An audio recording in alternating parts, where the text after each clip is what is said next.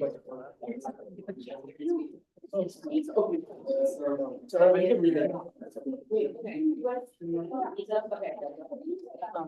lot of brown. I'll let you say that. I'm not too much. Oh. Oh, okay. No. Thank you. Yeah. It's sunny. Okay. Chloe, can you help me check it? I'm sure he's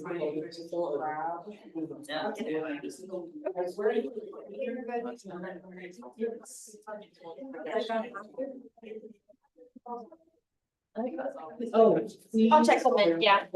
Yeah, can you guys stay here for? Do me a good tip. I'll go grab a tip. Yeah. Like the last meeting. It's probably good. What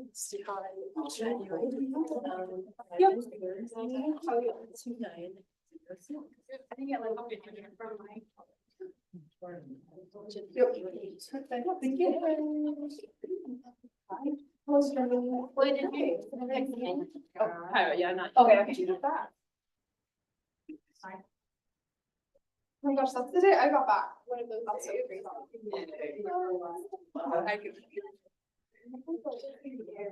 It's so weird.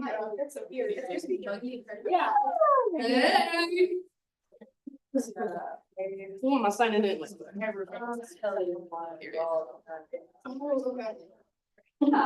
Oh, really? She was scripted? Like, really?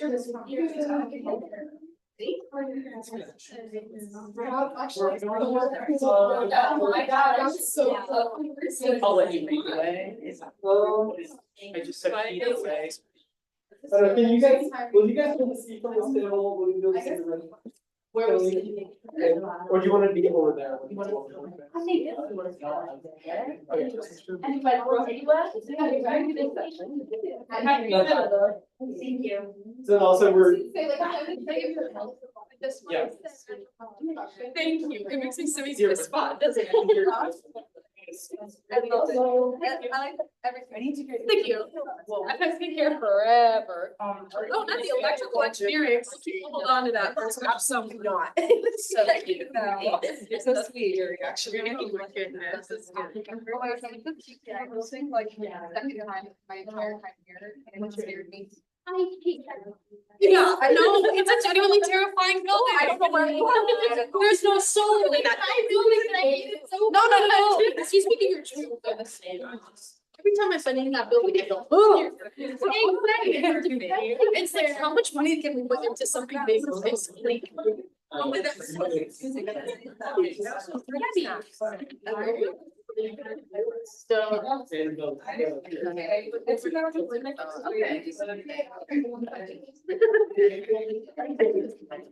Thank you. I was like emotionally my friend in this week. Are you for real? What?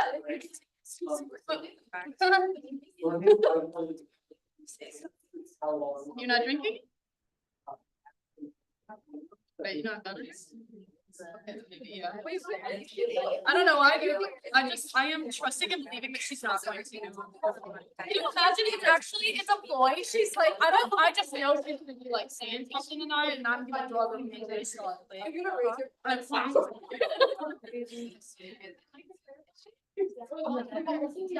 Okay. I'm trusting. What flavors? I have lemon right now, so I'm not gonna buy it yet. But oh, period. I have a protein bar that I'm willing to divvy into 16. I have a fat stuff that I'm willing each of us to take a sip. If we all catch something that's on us. This oh, he's got a little bag. There's a little backpack. It holds my hair. That's the sweetest thing I've ever seen, actually. Luckily, I have first. I have shoe. I have harness. I should bet that he has not stopped quoting. Luckily, I have first. Cause I kept saying that to him and he's like, what are you saying? And I was like, well, now you gotta watch the, well, now I was like, well, now you have to watch the whole video. And he goes, no, I don't think you do it. And I knew he has to.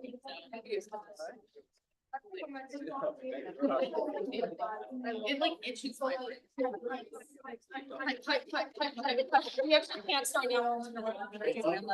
Oh my god, it's period. She was like, Yeah, otherwise.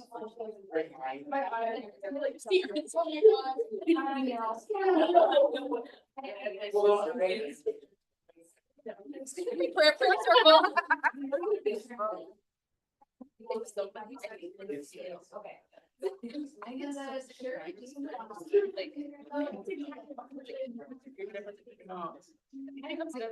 Actually, groovy.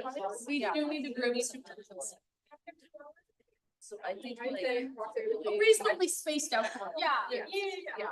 That way, like, big brain, one of us like does it, you know. Back of like is what we're saying. Women supporting. It's like that was something. Wow, we proved every time. We stay grooving, actually.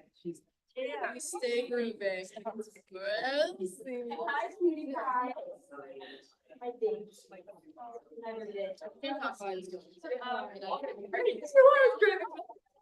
Thank you so much for being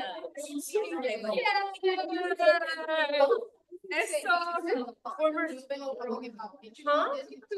Yeah. All right. Yeah. So like, I think Yeah, of course.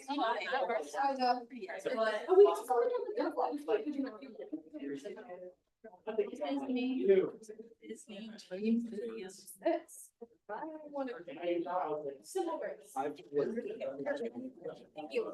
Yeah. Gotta go find a seat. Bye, Rosie.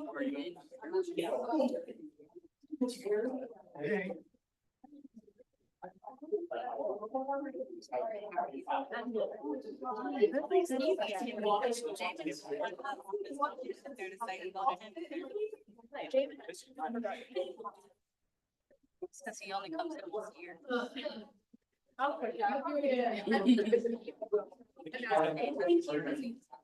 Senator, she was the policy about it.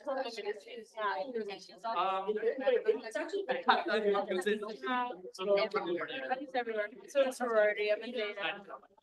And I just like them, I'm up to an RA, so I'm just busy with that. No, it's my fault. I screwed it up last year, and so now everybody else has to suffer. Actually, all day this morning, other than like stop.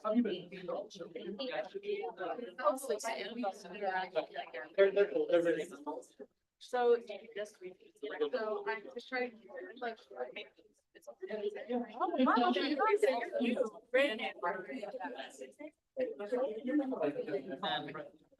Yeah. How was your shot?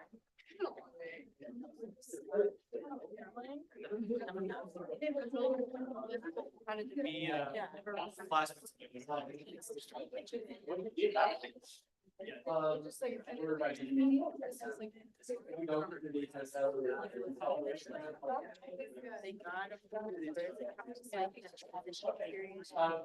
And that's all.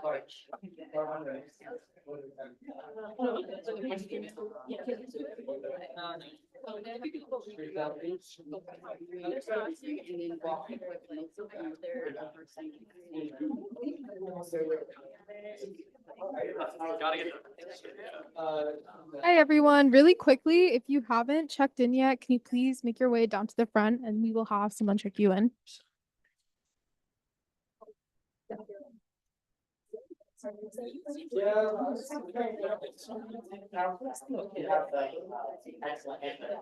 I do. I actually work.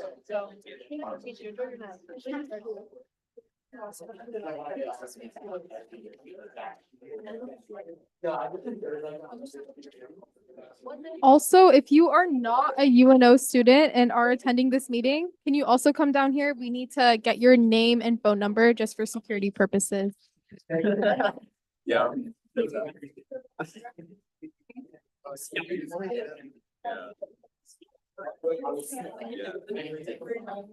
Alright, this is.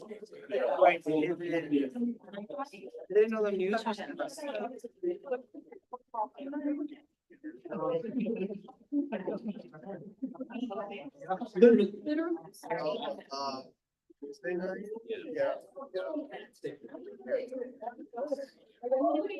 Yes, yes. Everyone needs to get time.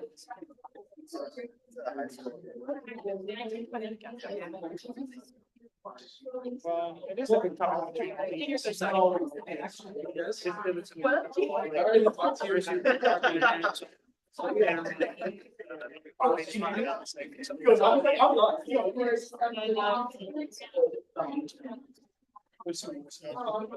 You're gonna get hopefully good for some salmon. And then better 4 years later.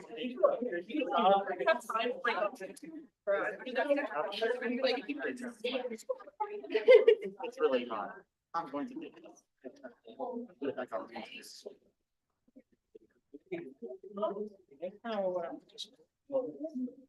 Yeah, I don't know.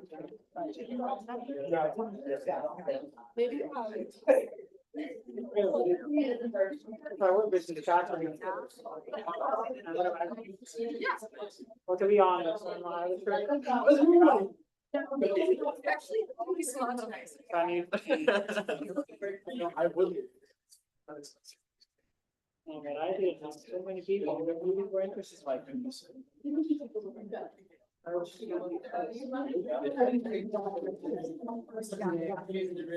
Yes. Red is a good luck color. And a lot of Yeah, colors that's- behind you. Not great. Oh, yeah. Look at me like that, Kyrie. Not that I. Oh. That's a good point. I'm good. They're like.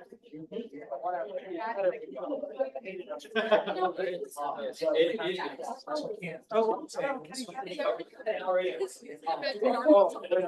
Hey, where are you gonna Yeah, stop it.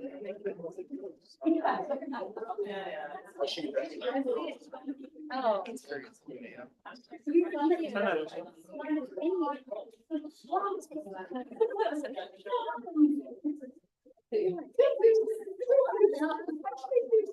Hey. Sorry. Okay. I'm doing good, but for some reason I'm nervous.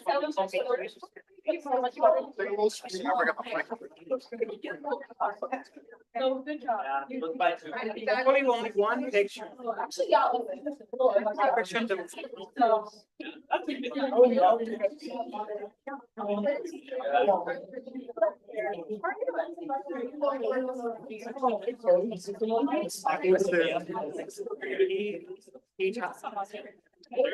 But he takes out to like.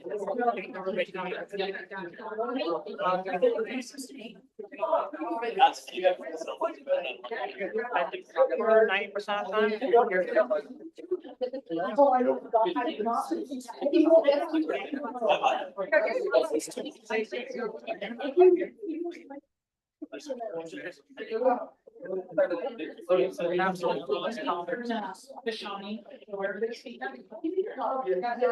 It's like a mix.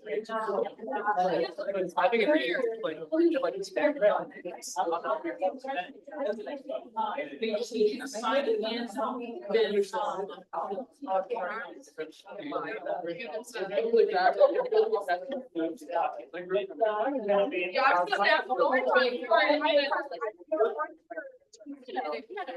My group is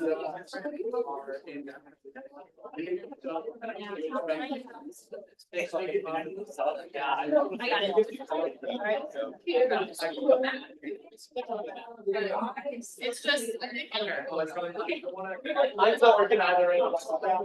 Okay. I got it. You're good. Thank you.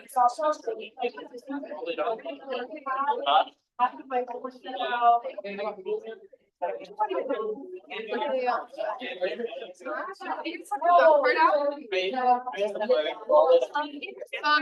you know what your ending is? Yes. Okay, sorry. We can sing.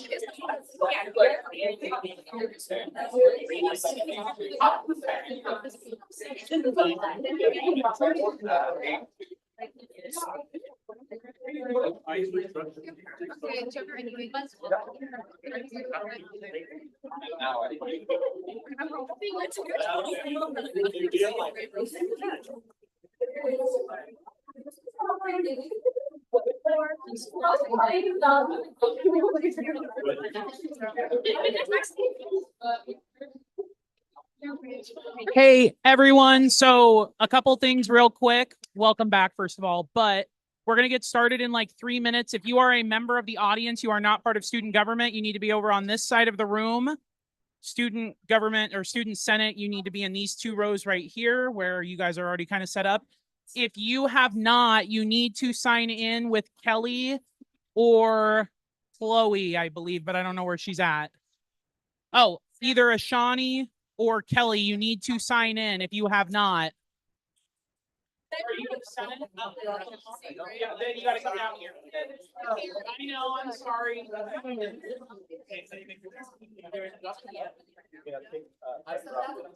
And then I hate to be a party pooper, but it is about time for you to be taking your seats so we can get started.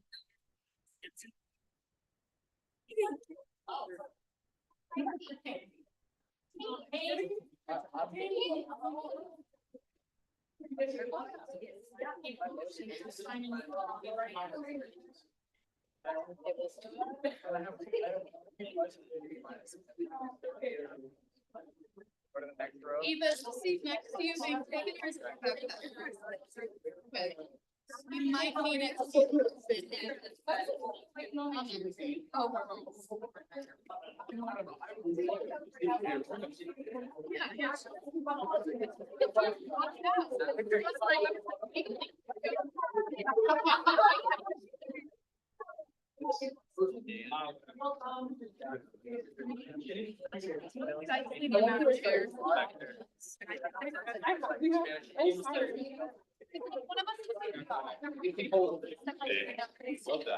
We start exactly at 7 because there's so many.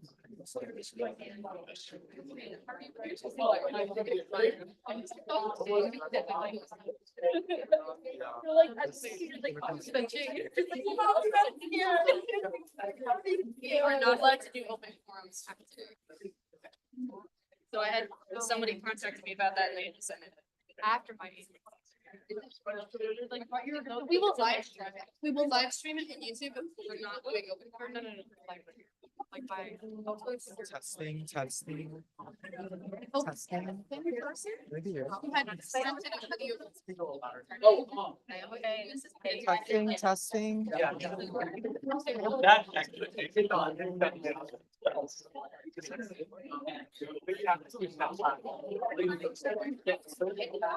Yeah, if she's interested in watching.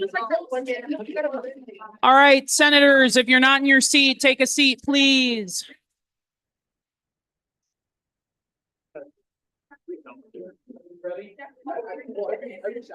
You want me to double check? All right, I'm going to say this one last time. Pretty please, if you have not signed in with either Kelly or Ashani, you need to do that. Whether you're a member of the audience, a member of student government, you need to sign in with them. So if you have not, please come do it real quick. Otherwise, we're going to get started here in just a second. So I accidentally responded to everyone. Well, everyone's gonna see. She has me sitting on. But at least we all know that I've done it, so she's not gonna get 17 emails. The meeting will call to order for Student Senate Business Meeting on August 29, 2024 at 7 p.m. Mammal Hall 113. Our Coordinator of Administration, Gonzalez, will be doing roll call. Student Regent Italian. Here. Vice President Ramirez. Here. Chief of Staff Onset. Here. Yay. Glenn. Here. Integrity Conley. Here. Development Lasso. Coordinator Marketing Mai. Coordinator Recruitment Hammond. Senator, forgive me if I butcher this, please correct me. Alorski. Alorski, okay. Senator Norby. Here. Senator Jimenez Avalos. Here. Senator Calderon Palacios. Here. Senator Dijon. Here. Senator Brady. Here. Senator Gomez. Here.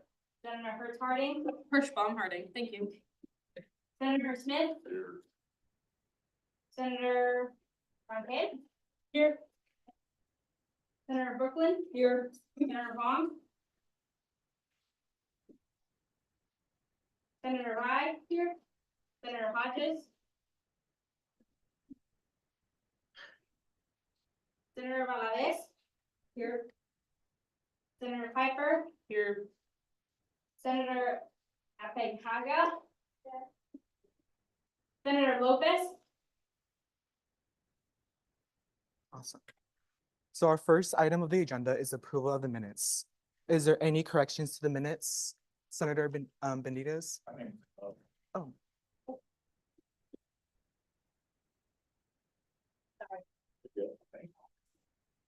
Is there any corrections to the minutes for May 8th, 2024 Student Senate Business Meeting?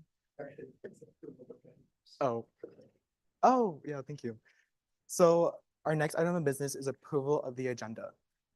For the agenda, I am seeking a motion to update the agenda to add guest speakers for number 6 after open forum, fix item's last name, and add current coordinator of student wellness, Iratsi Gums, Irisari Gums, as well as strike the guest speakers for number 11. And then for unfinished business, add SR 24-25005 and SGA bylaws amendments. And as well as the appointment of Director of Recruitment, Chloe Hammond, for number C under new business. Senator Hirschbaum Harding. I motion to make all such changes. Is there any other discussion? Oh, is there a second? Senator Brooklyn? Is there any discussion? Now we're seeking a period of voting. All those in favor, please say aye. All those opposed, please say nay. No. So the motions have been adopted.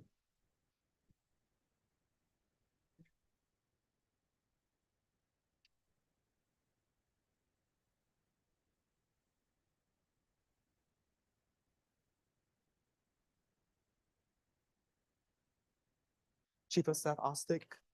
Yeah, I just want to do a quick little refresher. I know it's been a long summer since we've been in here, especially for you senators and everything on parliamentary procedures. Oftentimes what will end up happening is it'll be asking for a motion and then second and then voting. And if anything feels like it's sometimes either stalling out or you're like, hey, I feel like, something, don't be afraid to speak out and ask. It's a participatory process. So it demands active engagement, and the more of that we're able to get, the quicker we'll kind of move through the night and smoother everything will feel. Yeah, I had more of a feel, but let's. Is there any corrections to the approval of the agenda? If there's no such corrections, now we're on to a period of voting. All those in favor, please say aye. Aye. All those opposed, please say nay. The approval of the agenda has been approved. Our next item of business is reading and approval of old minutes. Is there any corrections to the previous minutes for May 8th, 2024? If there are no such corrections, now we're on to a period of voting. All those in favor, please say aye. Aye. All those opposed, please say nay. The reading and approval of the old minutes have been adopted. Now we're on to a period of open forum. Is there anyone here for open forum?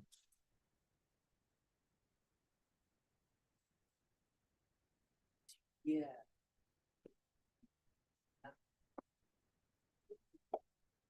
Who's here for open forum? Come on down.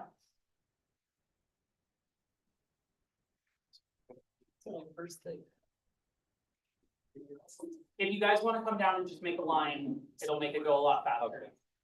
Thank you.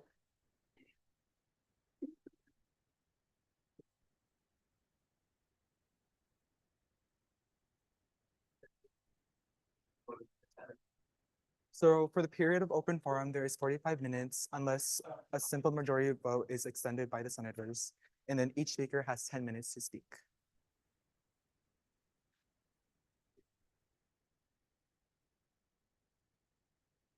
Thank you. Can we give him a microphone? And.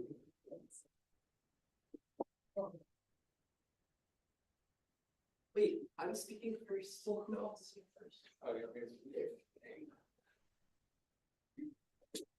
I don't have too long of a speech, but pretty much with the Gender and Sexuality Resource Center being sort of absorbed into a larger thing, a lot of queer and trans students may no longer feel that that represents a safe space for them, and as such, the actual efficacy of the services we provide to queer and trans people are a lot less likely to be accepted by those very queer and trans people that we're trying to protect.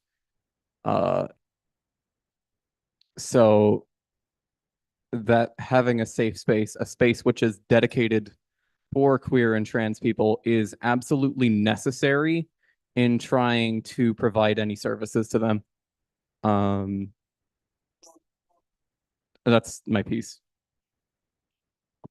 Hey, I'm Gabe. I'm only a freshman, so I wasn't here when the Gender and Sexuality Resource Center was here, but I was under the impression that it was kind of dissolved, and it came to a shock to a lot of the queer community here in the UNO campus. It was in the newspaper, the student-led newspaper, just on the offside, and I'm like, why did it just get dissolved out of nowhere? Was it preemptive? So it just came as an interesting thing to me, like, why did this happen? Where these resources, there's a need for these resources. Why did they just disappear? What's going to happen with them? Those are my thoughts as a freshman here. But yeah, that's all. Are you ready? Okay. When these sort of situations come up from year to year, as they always do, the culture war goes on. There's always something that our governor or our educational system is looking to change to appeal to the state, to make sure that, they're not going against any of the horrible ideas that Governor Pillen comes up with. We often get a bit of a focus in on who exactly did this. In this case, Kathy Pettit, there's petitions going around to get her to resign, and I agree entirely. But she was only, she was not the judge or jury, she was the executioner. But the fact of the matter is that all of this is because our education system has been dragged into the culture war to make sure that the very ideas that the GSRC was trying to, include people, be inclusive, we can talk all day about how the policy implications of this are, but the fact of the matter is, when right-wing politics get dragged into this sort of thing, when there's this initiative to crush anything that promotes inclusion or diversity, it ends up destroying people's lives in, you take away any aspect of support all over a completely pointless political agenda. It would be one thing if there were some actual reason for the GSRC to have been closed, but the state didn't even actually tell UNO that they needed to get rid of the GSRC. They were just shut down in advance because UNO wanted to sit politically well with our governor, who hates queer and trans people. So it's no surprise at all when, someone might, even if Kathy Pettit resigned, the fact of the matter is that the entire system was still willing to go along with something that they weren't even required to go along with. They were just suggested, hey, you should get rid of this because it's, woke or whatever. But the fact of the matter is that the entire UNO system just went along with this. And so I say to everyone who just rubber stamped this, initiative by our governor to crush any sort of diversity, equity, and inclusion, shame on you.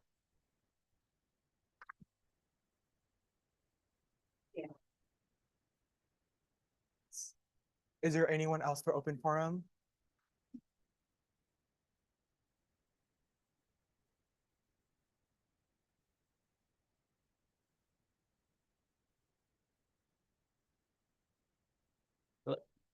Hello. Um,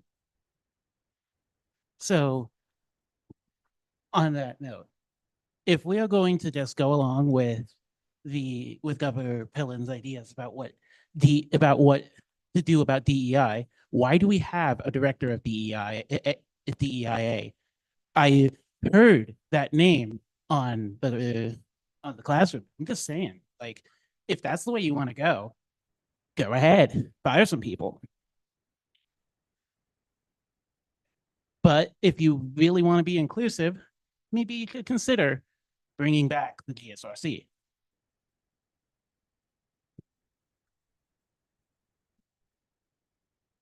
I just wanted to say that this move made me incredibly disappointed in my school.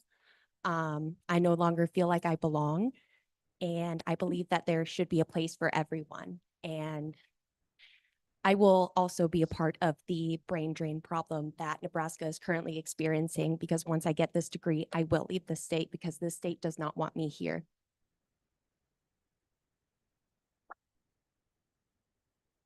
Is there anyone else here for open forum? No. I do have a video to share with you all. Oh, Director Wynn.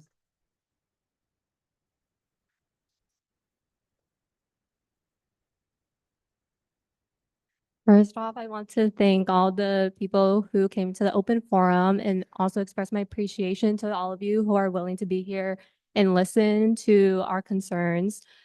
I want to say that I found it extremely disrespectful and a disservice to LGBTQ students here, especially with how the announcement of the GSRC went about with a simple post on Instagram, where GSRC said that their victim and survivor resources were going to be grouped with CAPS, and then the LGBTQ resources being grouped with SLII. And so for administration to not properly address this until a couple days later, where they published on the UNO website on July 2nd, which is just a few days after it was announced on Instagram, where the merging of those resources and the dissolution of GSRC was happening. And in that little article that I read, I found it disheartening to see that there was nothing said about the impact that the GSRC had on students. The only thing that I read was that the goal of the GSRC dissolution was to maximize the resources and staff available for the retention and graduation of students. From what I've seen from the outpouring support from other student agencies, and also like Out Nebraska writing an article about it, I wish that, and especially with GSRC being established 8 to 9 years ago, I'm sure there was a lot of things that they've done for students as well. And so I wish that it should have been announced properly, or at least give the respect that the GSRC deserves, and to the LGBTQ students and victims and survivors who utilize these resources as well, especially with also rumors speculating that it was going to close and then just having that sudden announcement. I found it very disappointing. Senator Brooklyn. Strong applause for me.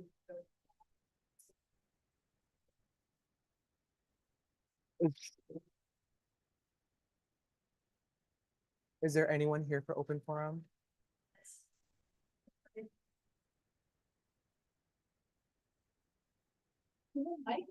Yeah, oh, this one up there, I put it back.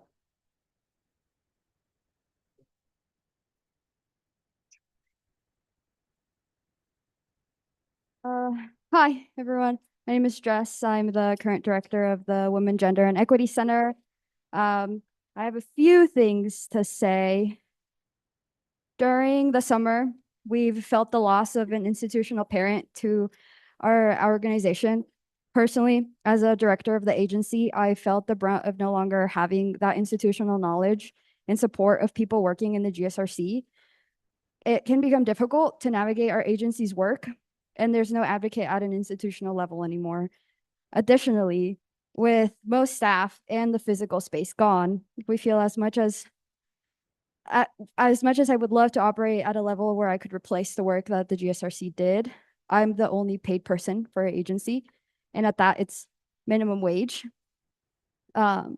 We operate with the gratitude of a board of volunteers that don't take a dime, and they volunteer their time and efforts to help us operate at an efficient level that we do. Students have felt disheartened by the loss on campus, despite administrators coming up here and painting that this is a good thing and that all resources are still there. As students, we have the power to demand clear answers. There shouldn't be this much confusion. We have to remember that administrators are not our friends. Although they should be taking a student-first approach, it does not always mean that they do so. Administrators know that turnover and transitions is high at universities because people graduate in 4 to 5 years, and university administrators use this in their favor. They know that they benefit from turnover, and they use these high turnover moments to strike and do what's convenient instead of what's best for students. Despite what administrators say today, I stand by the fact that dissolving the GSRC and redistributing its services has been a massive disservice to the student body.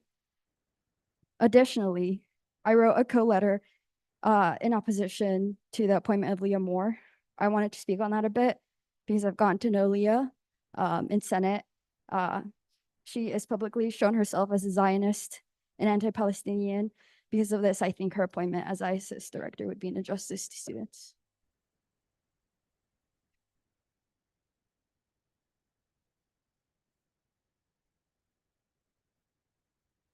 Hello. Is this on? Okay. So I graduated back in May from this university. The GSRC was a space that helps connect me to resources that I wouldn't have had otherwise. When I first came to Omaha, I was homeless. I didn't have access to the most basics of things. By getting enrolled at the university and having the GSRC there as a place that I could just come in and just talk about things was very, very helpful to me. I think that the university using the excuse as a budget cut to fracture and attempt to dissuade or dissolve the GSRC from existing, to erase all that work that those of us that have volunteered our times and whatnot, is a great disservice to everyone, including the non-queer students.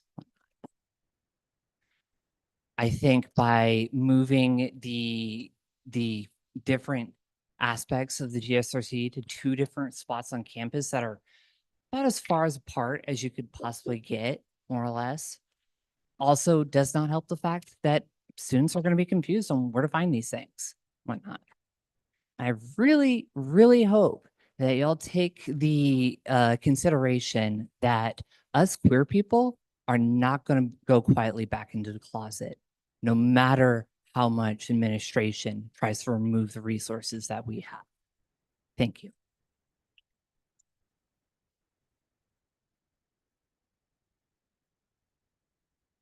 Is there anyone else here for open forum?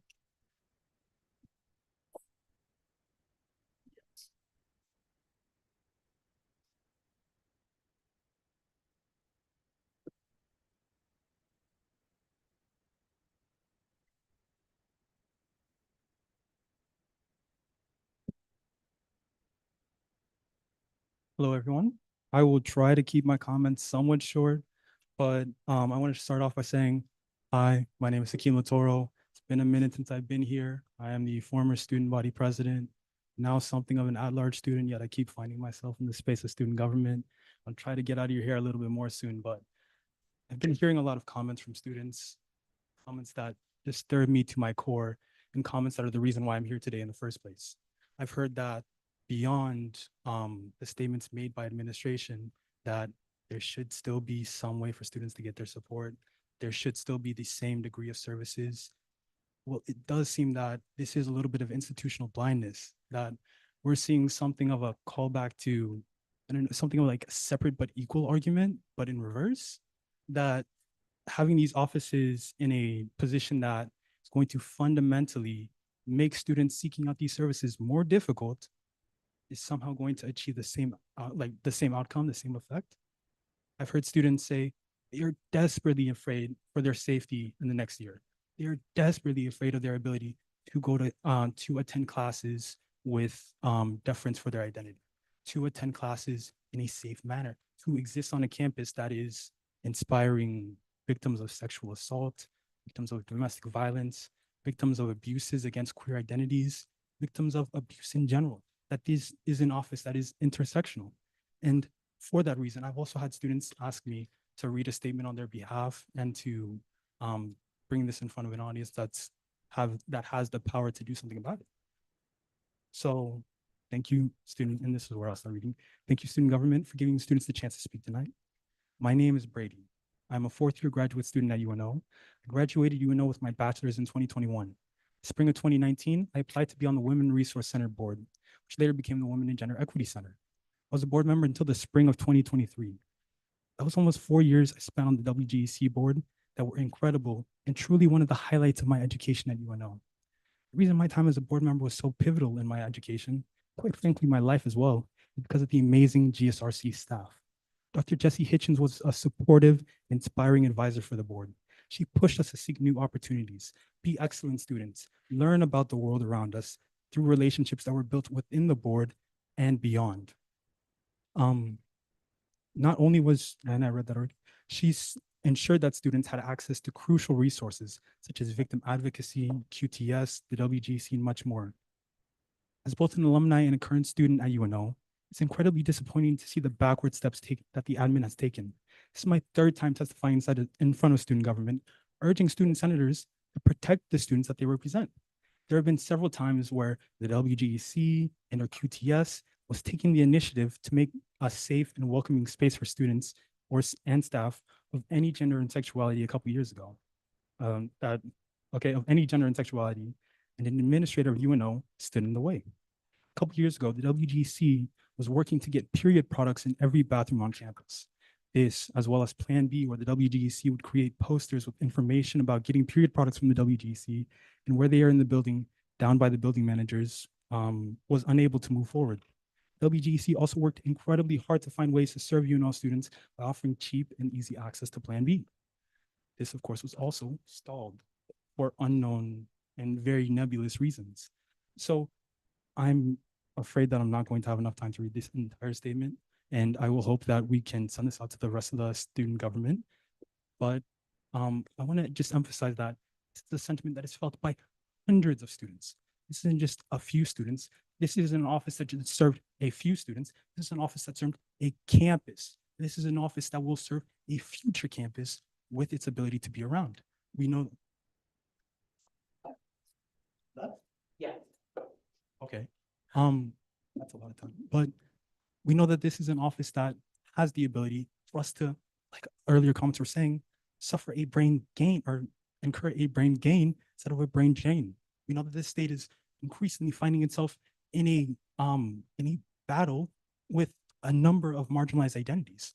The state is finding itself in a position where these identities are somehow seen as less valuable or somehow an issue in the face of the different kinds of resources that we're trying to put forward, an issue for us to be able to see the growth of the state at large, when all statistical evidence is saying the opposite. We're seeing that not only are DEI services attractive, but they work.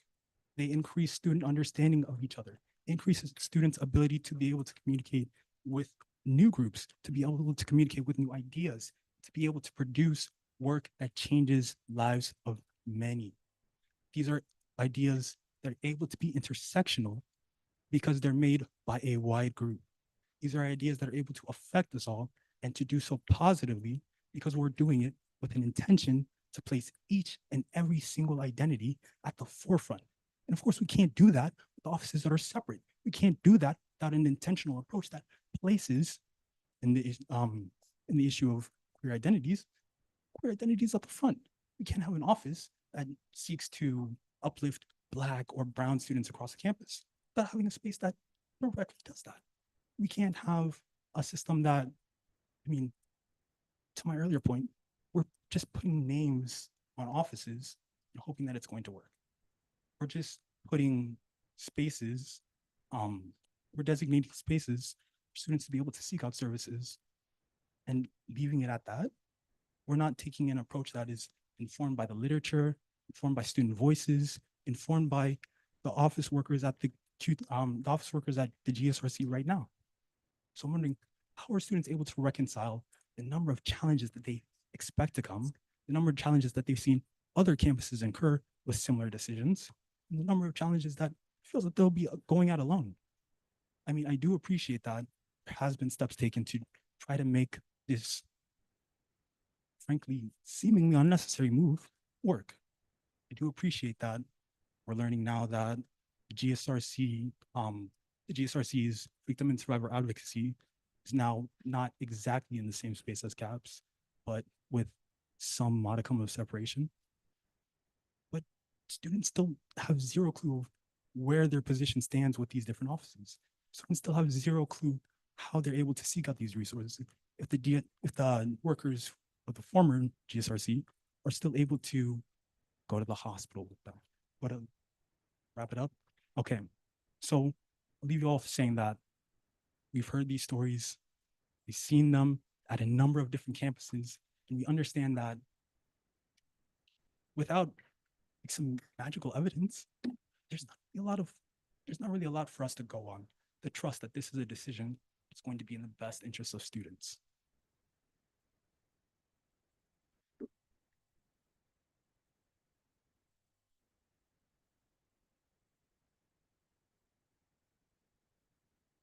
Is there anyone else here for open forum?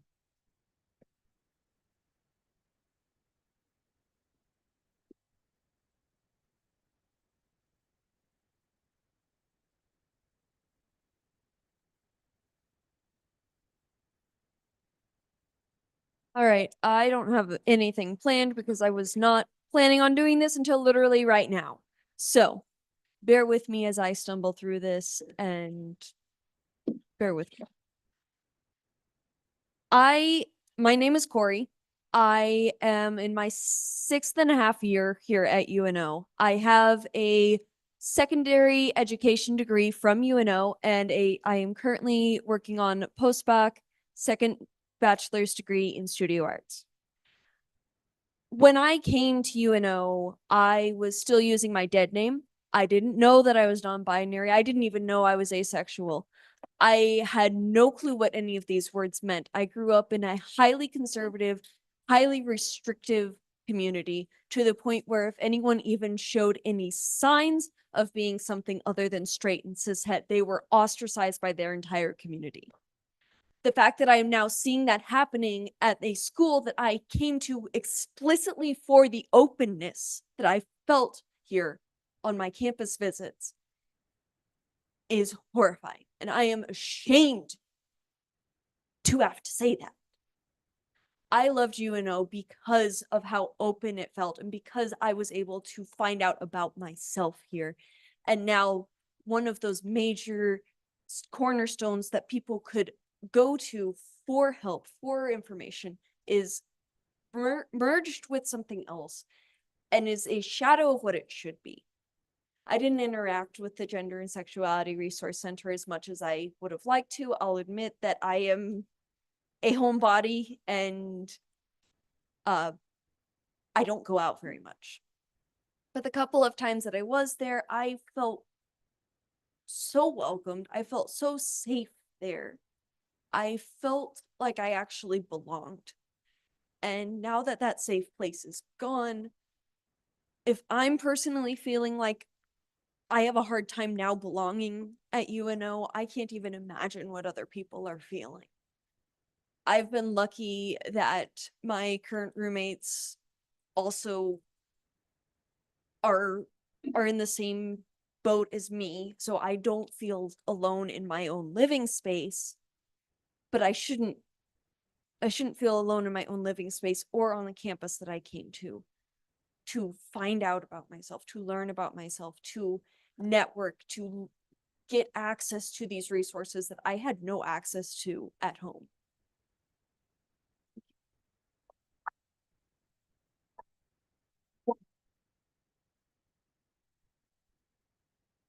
Is there anyone here for open forum? There is one video that I would like to show to the audience.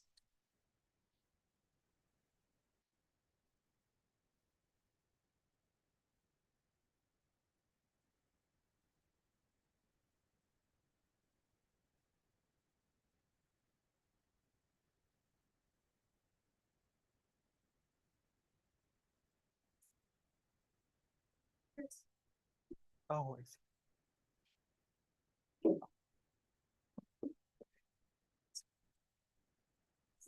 Bucky got a lot of, Is everyone ready? Okay.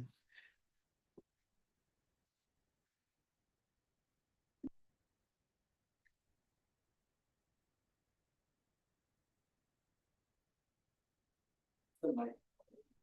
Oh, this is the microphone. So that's all I can go. Here.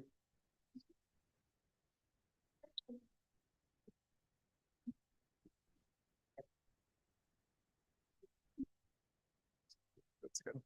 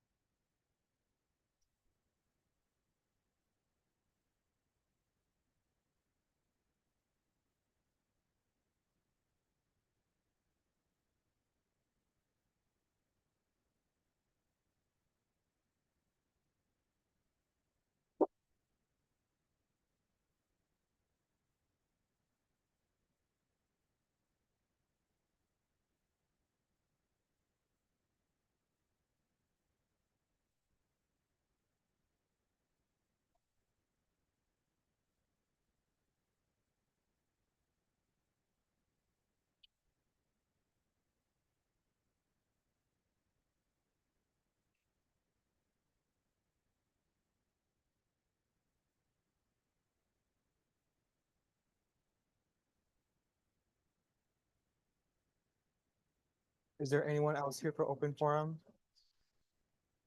I just have a Oh, question. Ambassador Yuling? There was an email sent by the AMS director for open forum. Is someone gonna read that, or is that just put on the record? I can read it if need be. Brian Benitez? You are allowed to read it.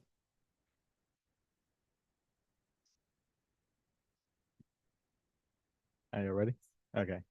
Dear SGA, please see the opposition below. To whom it may concern, we are writing to express our opposition to Leah Moore's appointment to the International Student Services Agency. As a student body member, our organizations have significant concerns regarding her ability to represent our community's diverse voices and perspectives.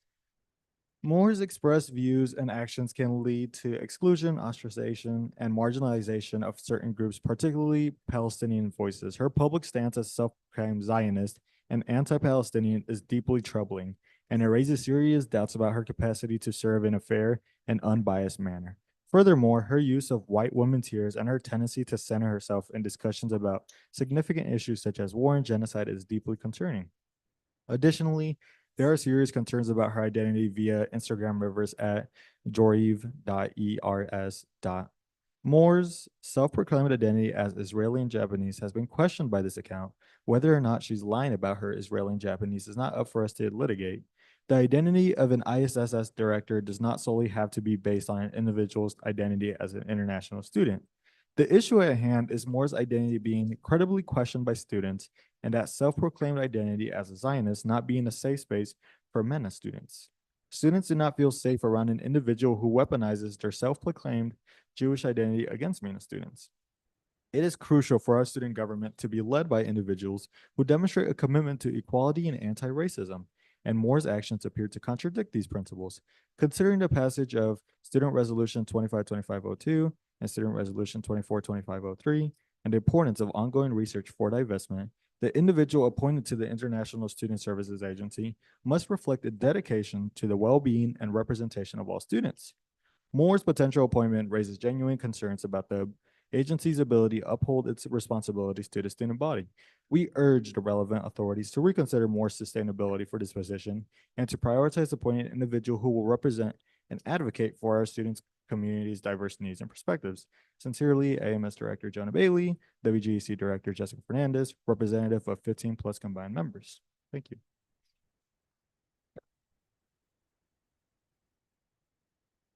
Is there anyone here for open forum?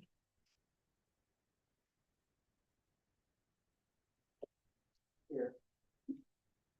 Chief of Staff Ostick. Yeah, wait, kind of microphone. Okay, so this is going out to all the people who have joined us online. I'm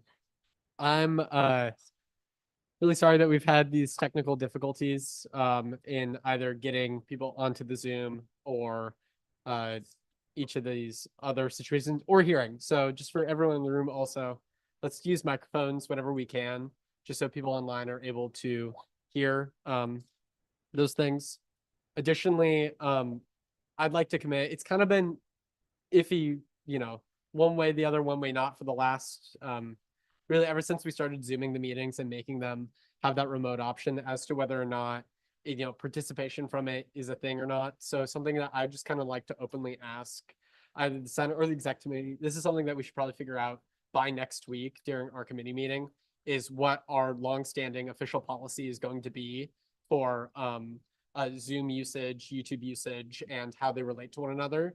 So for those of you who'll be on the rules committee, that's probably something to work out because it's something that we probably wanted to get included into our policy index.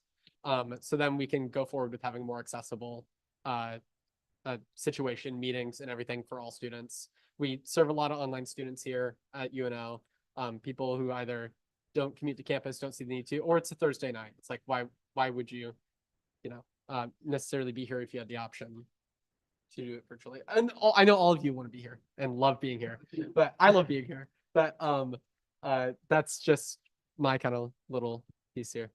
So yeah.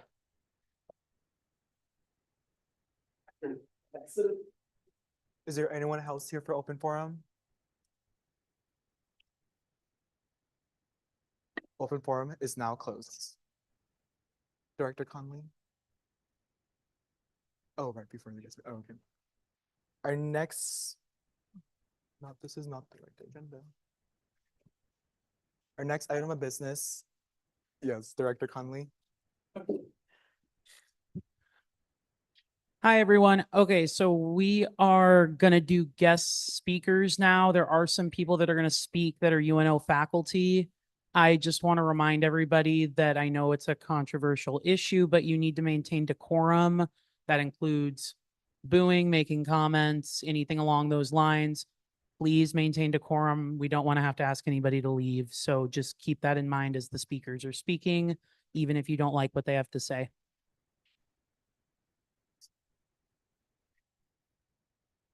Our next item of business is guest speakers. I would like to invite our Associate Vice Chancellor and Dean of Students, Kathy Pettit, our Assistant Dean of Students, Trent Frederickson, Executive Director of SLII, Tarika Burton, and the Director of CAPS, Nate Brock, to the audience. And then for guest speakers, you have 30 minutes to speak for guest speakers. Sure. Hi, good evening, everyone. I am Kathy Pettit, and the first thing I want to say is thank you. Thank you for having me here. And to our speakers, thank you for the courage to speak. I can't imagine the challenge that was, and I applaud you. I have said for the 26 years that I've worked here at the university that an engaged and passionate student body is reflective of a healthy campus. And Student Government Association in general, and the hard work that you do and the passionate voices that are here this evening are indicative of everything we are as a university. So thank you. My goal tonight is simply to do no harm and to make sure that we have some clarity about where resources are located, in recognition that many of you are strongly dissatisfied with where they're located. I do want to make sure there's some clarity about knowing where they are, and also the opportunity to clarify some miscommunications and perhaps misunderstanding about how things have been reestablished.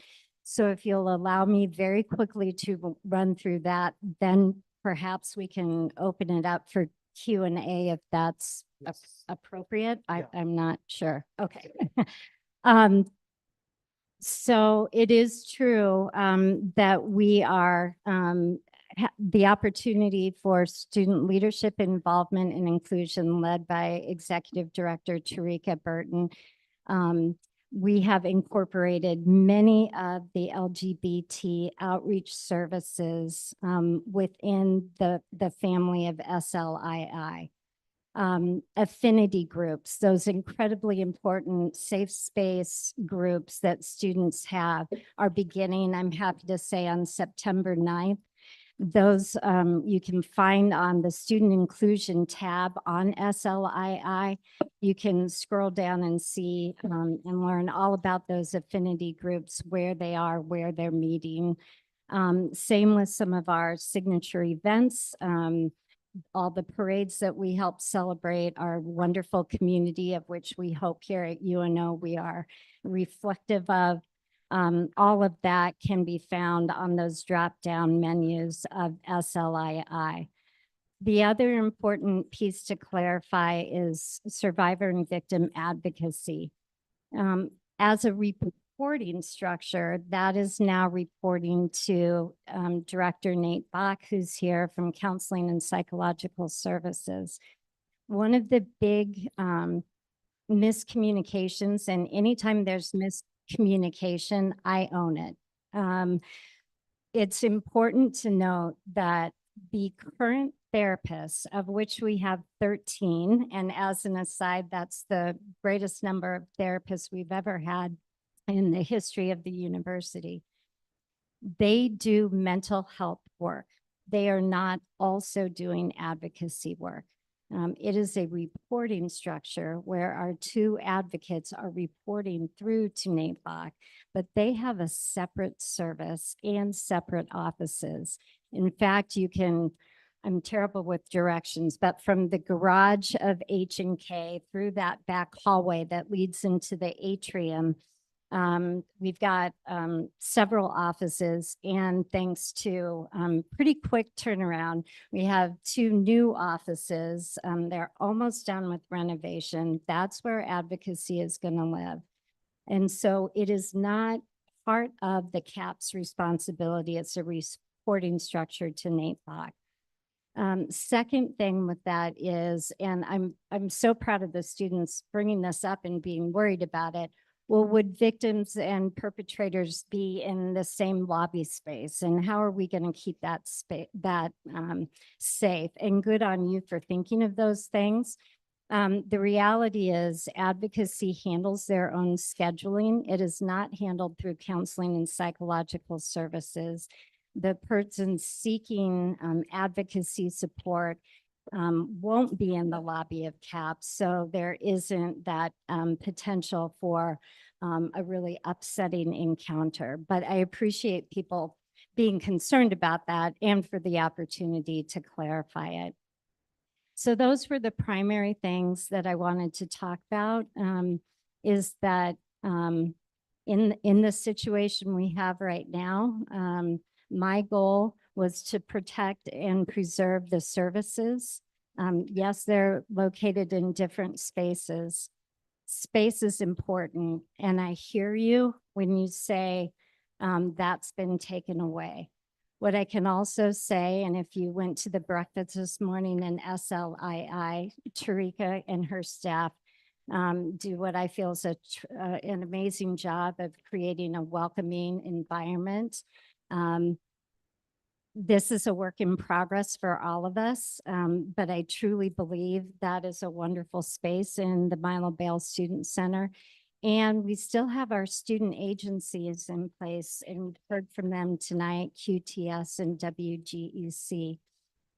Change is hard, and we don't always get it right, and there's sometimes bumps in the road, but I'm committed to working with all of you to try and make this the best situation it can be. So with that, if we want to open it up to questions, and maybe I can invite my colleagues up here to join me. If you have questions for any of us about this or anything else that we might be able to answer. Real quick, I'm going to remind everybody again, please keep everything respectful. Thank you. And we have 2 mics.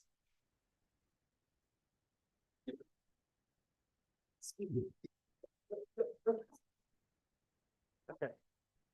Kind of a space mic, so.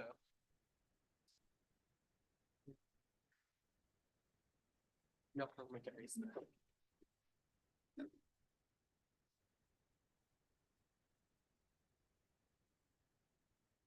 What was the motivation? Version to facilities. Yeah, thank you. You know, sometimes we're faced with unexpected situations, and what I can say when I make a decision, and I make that decision in conjunction with the leadership team that I have in the division. We try and talk about best fit, what works, maximizing resources, the personnel we have in place. And so for me, I was committed again to try and offer the safest place our students could have and preserve those services. So that's why didn't make sense, and we needed a confidential space for advocacy services, whereas before that was all together. My mind, as my background, I'm a clinical mental health practitioner. And I knew that 2 people or 2 roles on campus have confidentiality, and that is our therapists and our victim advocates. So for me, there was some sort of organic symmetry in combining those resources as well as the rest of the resources going to SLII.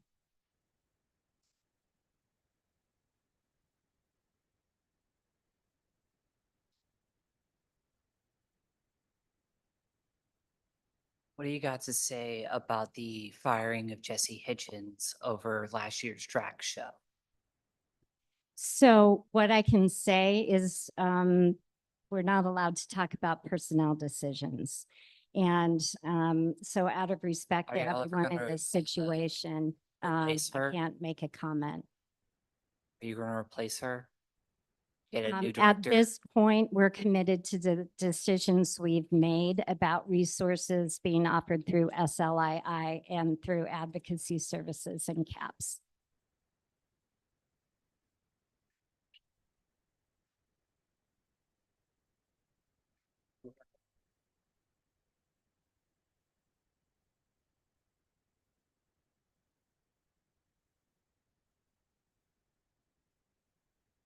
with the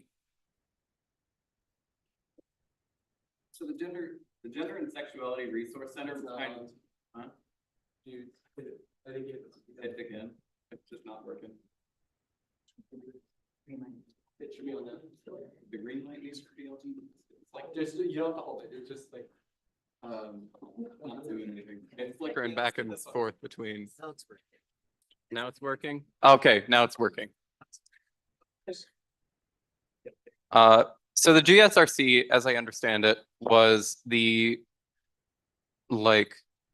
was a university organization, as in it wasn't a student-led organization.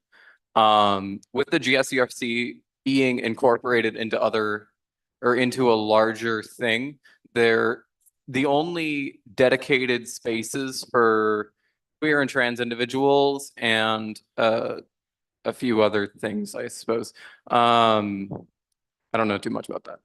But with the GSRC, sorry, this mic's having a lot of issues. Just switch mics. Yeah, let's switch mics. How is it going? Yeah, it works. Okay. With the GSRC. Press the let's go. Did I press the next like three? It's good. Okay. Just hold it up to my mouth. Okay, now it's working. Sorry. With the GSRC being closed, the only I guess pure queer and trans advocacy programs are student-led. This sort of implies that the university itself is sort of taking a backseat approach to queer and trans individuals, and that's just not the greatest. So what is the university planning on creating any queer and trans stuff that is university led to show that the university is trying their best to be inclusive of trans and queer people? What's the university doing in that stance? So I'm going to do my best to answer what I think is your question, and that is about the university participation in supporting all students, all people that we serve here at the university. And I can tell you that, again, thanks to Tarika and her staff, many of whom from GSRC did transition into SLII.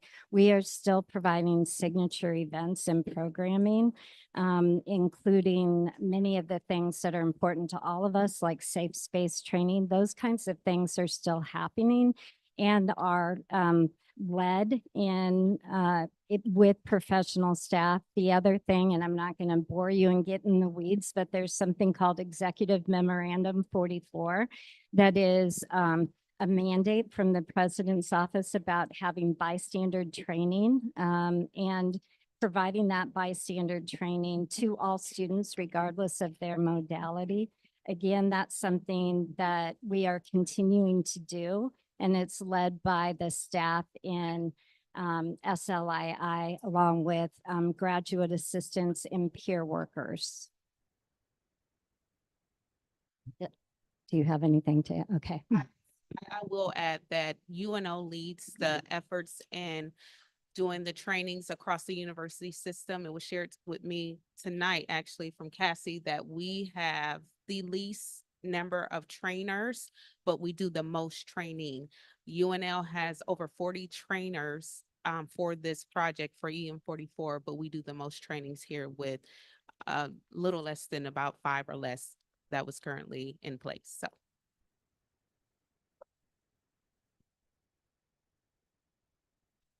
It's working? Okay. Do you or do you not condemn Governor Jim Pillen's anti-DEI legislative push? So I can tell you for myself personally, I'm not here to talk about politics, although I recognize we are here as an activist body. What I can tell you here is my mission tonight is to make sure that I've done the very best I can about explaining the services that we have at the university for all students.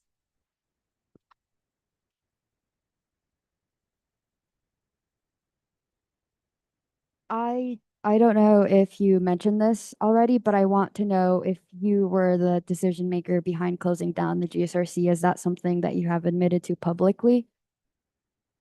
I'm sorry, I'm a bit hard of hearing. Were you Thank the you. decision maker behind closing the GSRC? Was that something that you decided to do personally?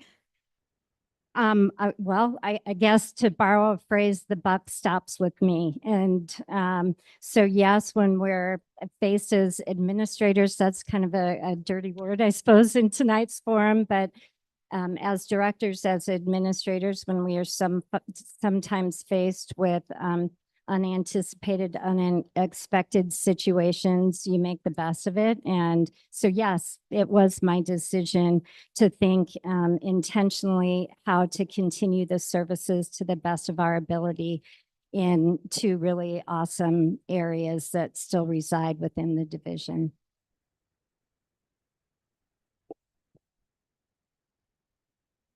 As to the budget cuts excuse, why target the GSRC, the multicultural office, the sustainability office? Why cut those programs instead of other programs that may or may not have an exorbitant amount of funding going towards them? Yeah. What was the decision to target these specific groups?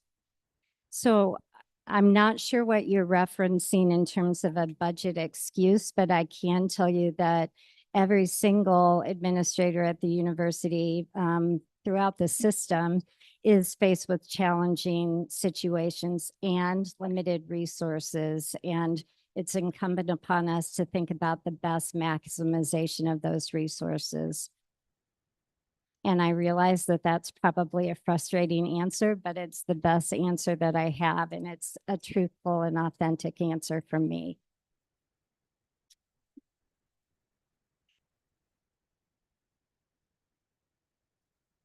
Hi. I have noticed a pattern here. I'm an alum. Will you speak up just a little bit? I'm speaking up. Is this good enough? Okay, cool. I'm an alum here. I've noticed a pattern from the past couple 6 years. Why do you make decisions for the student body and their resources privately and then beg for forgiveness later? Why not involve the Senate in your decision making? You know, fair statement. I will say that we do have a Dean of Students Forum.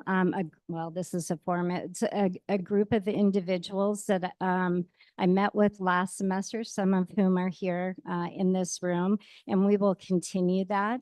And we do talk about important things that are happening at the university. But as I alluded to earlier, the reality is when it comes to talking about personnel decisions, et cetera.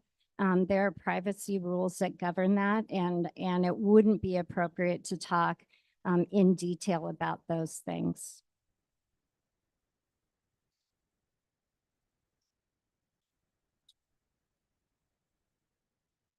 Hello.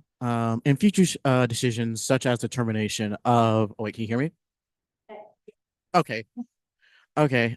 In future decisions such as the termination of the GSRC, will there be more clear communications with student-led organizations in a case of something like this happens again? Such as, the GSRC and was such a pillar for both QTS and WGEC, as the sudden termination did cause at least for QTS to stop functioning properly for the time, and we had to scramble to function as an organization because we were quite honestly left in the dark. Yeah, thank you. I can say every time you go through something difficult, there are important lessons learned. So I certainly hope we continue to get it better and right. And you have my pledge for that.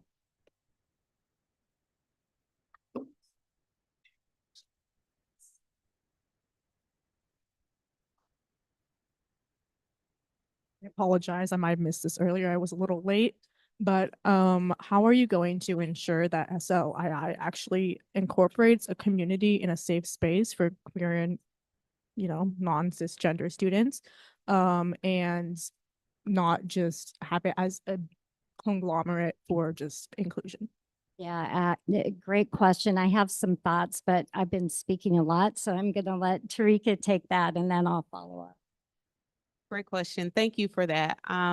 So what we do in the Office of Multicultural Affairs, we create a culture of care, and it's important for us to continue to identify ways to support our students and our student body. And so we won't do anything different than we've always done with supporting our students. If you were there this morning, you saw the massive amount of folks who were there to engage with us, engage with the office, and engage with their fellow peers.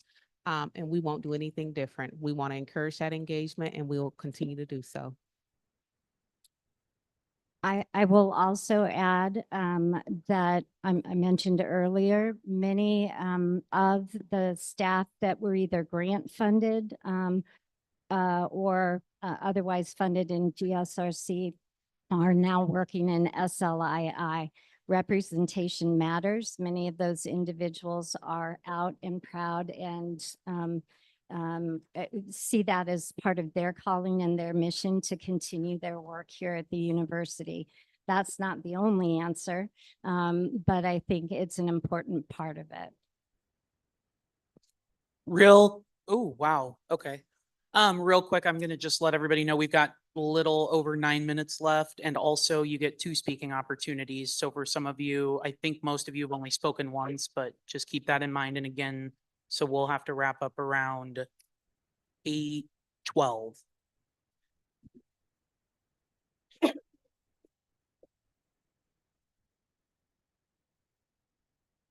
Okay, is the mic working? Okay, it is. Queer and trans students don't have the same accommodations that are necessary to make a safe space as multicultural students. Is there anybody on the staff that's going to be actively ensuring that the environment will be safe for queer and trans people?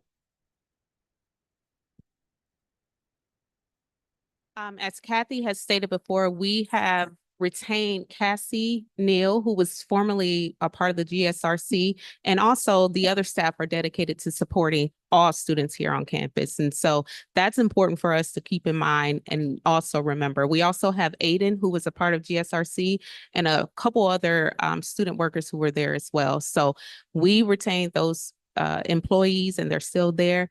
And it's important for me to make sure that all staffs are supporting that students abroad and as they enter into our space.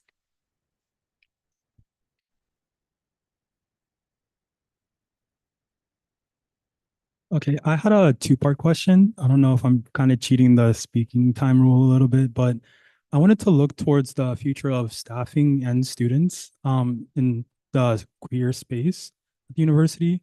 So as we look towards the future and as we try to recruit new VSAs, new programming directors, assistants, people in that space in general that are geared directly towards queer students, towards student survivors, towards the population that the GSRC used to attend to.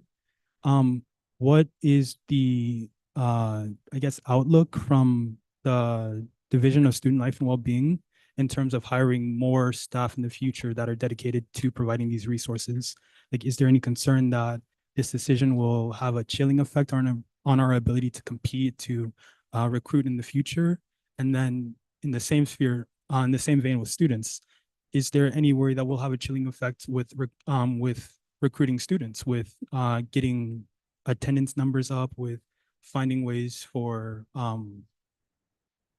these existing or these current resources now to be able to market to students? Yeah, and thanks, Hakeem, and it's good to see you. Your recruiting question is really important. And again, if I'm not capturing the essence, maybe we can take it offline. But I will tell you one of the key meetings that I had recently was with the undergraduate admissions staff to talk very much about what we're talking tonight, to make sure that they understood and could articulate where the services are found. With regard to hiring, I'm all for bringing as many people into the division as my budget will allow, but not to be too flippant. I will say, and I can say for every single one of my directors and the university in general, We are an urban institution of distinction, and we are reflective of our community. And those of us who work here and love this university and love the students that we serve want to be as representative as possible. And that is always our mission. If I may, we understand that a large part of that distinction, especially in terms of how we're perceived by at-large queer students or just the general queer population of Omaha, United States, we understand that it's largely connected to the performance of the GSRC, right? Like having that MLBGT, yes, having that conference in 2018, that was largely prompted by the work that was being done in the GSRC. So is there a concern that without that centralized location, that there isn't going to be the ability to spotlight any of these resources for students to understand what's happening, for people in general in the community to be able to relate with UNO on a more personal level to their identities? I can tell you that we're always concerned about being the very best we can be. And we all think strategically and intentionally about serving all students. And I think to be, again, totally authentic, of course, whenever there's change, you're concerned about how this will impact our students. And certainly my motto is always to do the least harm and the greatest good I possibly can when faced with difficult decisions.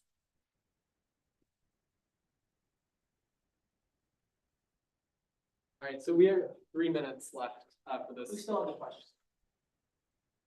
So after you three, we're gonna run around. A couple moments ago, I asked you if you made this decision and you said yes, that you were the decision maker behind this. Then you said that you, to one of the questions that someone in the audience asked you, that you learn as you go through these lessons. So just to get it clear, are you saying not supporting queer students is a mere lesson along the road? Shouldn't it be advocating at an institutional level for queer students be more than just a lesson that you're just learning along the road? I'm not sure I captured everything. I heard you. I heard you question whether I'd learned a lesson. If you could maybe, thank you. Yeah. So a couple moments ago, I asked you if you made this decision yourself. You said yes. Then I asked you if you, then someone asked you a question. You said you learn as you go through these lessons and as an administrator. So are you saying that not supporting queer students is a mere lesson that you're just learning along the road? I just want to get it right that that's what you're saying. At an institutional level, as an administrator, you're not supporting queer students. No, I'm not saying that. And we're all here doing our best to support all students, including our queer and trans students. So again, if I said something that triggered you or set you off, I'm always happy to take things offline. But we're taking this change to heart. We're every day looking at what can we do better? What do we need to do differently within the ability of us to make those decisions?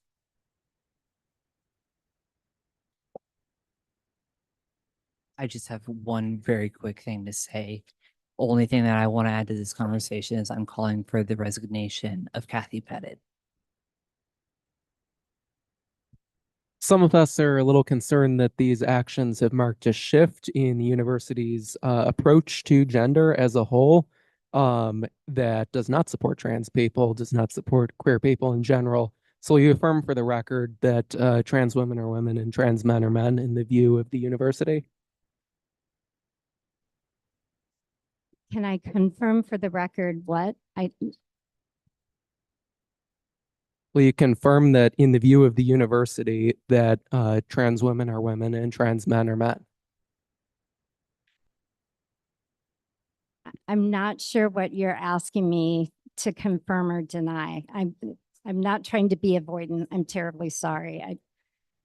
We're asking whether you recognize the identity of transgender individuals is what they identify with at a formal university level.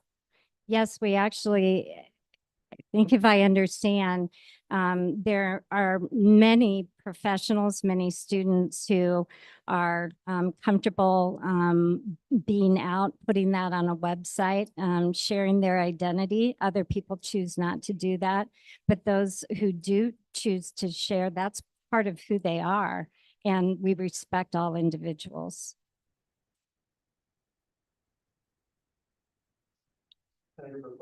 Hello. Okay, thank you. I have a point of information. I apologize. I don't know if I was under the wrong impression, but are members of the public allowed to speak during a meeting outside of open forum without a senator or somebody giving them their time?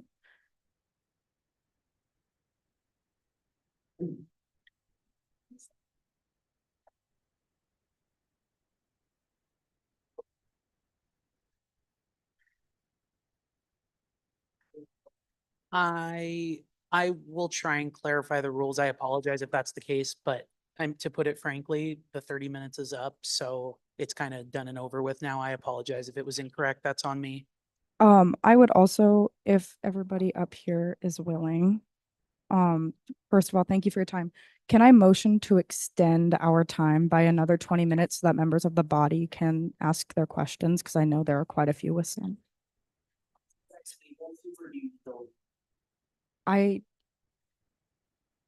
can only speak for myself. I'm willing to stay for another 15 minutes or so, if that's appropriate with the execs. Some of the other directors may need to leave, and just please respect that if they do. And if you have a question specifically for Nate Buck or Trent Frederickson, I'd ask you to maybe ask that first.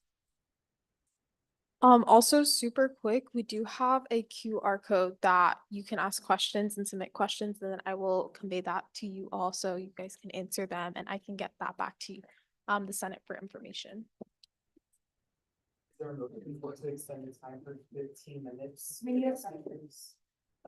Kevin. Senator. Senator. Vice President Ramirez, we need a second. Please. Voice, Senator Richmond Harding. I second the motion.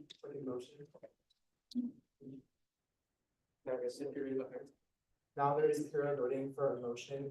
A motion and a second for extending the time for 15 minutes. All please raise your placards.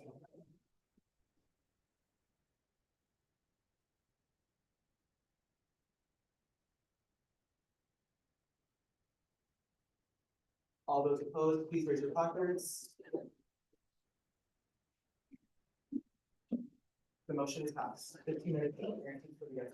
Okay, real quick, to be respectful of everybody's time, just keep in mind 8:15 or 8:30 is going to be the cutoff for 15 minutes of questioning, okay? Point of order, only office members should be talking during the Q&A. Yes, Just so- double check, so we actually can't have outside members speak again unless time is yielded to them. Sorry again, everybody. Now the voting student body. Senator Brooklyn. Hello, thank you guys for coming here to student government. I know it's late. I know it's a Thursday, so thank you for answering our questions and taking the time to be here. I'll just ask 2 questions to try to keep in time. So I want to first preface this question with something I remember from the summer. I remember the decision to close the GRC was announced in June, which is Pride Month. And so with that and a few other things, what would you say to students who are concerned that the school doesn't value its LGBTQ members? And what would you say when it comes to recruitment and retention of LGBT people to the school who are worried that the school does not value them? Yeah, communication is always an inexact science, and I am not here to defend myself. I will say that we started sharing information about changes actually in March. And in March in Math Daily, which I realize not everyone reads, but we had information about Cassie Neal transitioning to SLII in her new permanently funded role. She had previously been on a grant. We announced then the promotion of Nick Ugama to Director of Accessibility Services. And we had some other stories about this on our different departmental websites. Was it enough? We're here tonight. No, I think we certainly could have done things better. It was not, I can say from my point, trying to hide it, to change it. We literally thought we were doing enough to communicate, and lesson learned. I'll go back to in terms of how we recruit our students, how we care about our students. These services are still incredibly important. The individuals that provide the services are highly valued.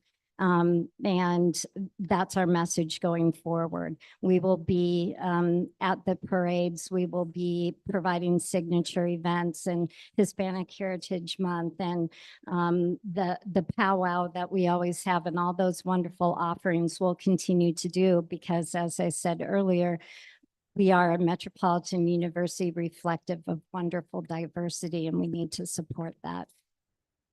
So that segues into my second question. You talk a lot about the mistakes you've made during this process, and I remember talks about other processes where students have been upset about the outcome and felt maybe not included. What are specific ways that you think this process has failed students in terms of communication and including students? And where do you think we can do better moving forward? So I think the gist of your question is how we can work better with students in terms of communication and decision-making when it's appropriate. Is that right? Okay. And again, you know, we've done some things, many of which is at the suggestion of Associate Dean Trent Frederickson, but the Dean of Students Forum, we had a larger forum of Q&A, much like this in the ballroom, and I think we need to do more of that. We've instituted student leadership dinners. We had one every month last semester for different groups. Many of you came to the one where we celebrated our student government leaders, and we will continue to do that because those opportunities for gathering are also opportunities for dialogue. I don't know. Well, the only thing I would add is anytime that there's questions or concerns, I mean, I hope that you feel comfortable reaching out. We're happy to come to a student government meeting anytime and answer questions. We're happy to meet with students one-on-one at any time to answer questions. I also give a shout out to your execs. That we've had a couple meetings with the three of them, and I hope that those continue. I think that they're productive, and it's a good chance to just communicate back and forth and answer questions and hear from their perspective as well. Thank you for your time.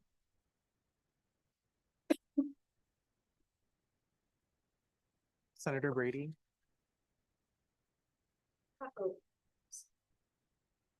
Hi, I just want to say thank you for your time for this evening. As Senator Berkman did say, that it is late. Yeah, I understand it's late evening, but I just wanted to preface that this felt relatively swept under the rug, and I am ashamed to say that I was even aware of this, which goes to show the lack of media coverage on this and the lack of the student knowledge on this as well. In terms of the resources for the students who were a part of GSRC, how are you going to approach this to make sure that these resources are readily apparent to these students who are in need of these resources in order to feel as if they're seen?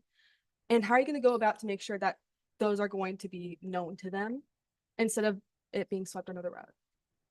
Yeah, that can, thank you.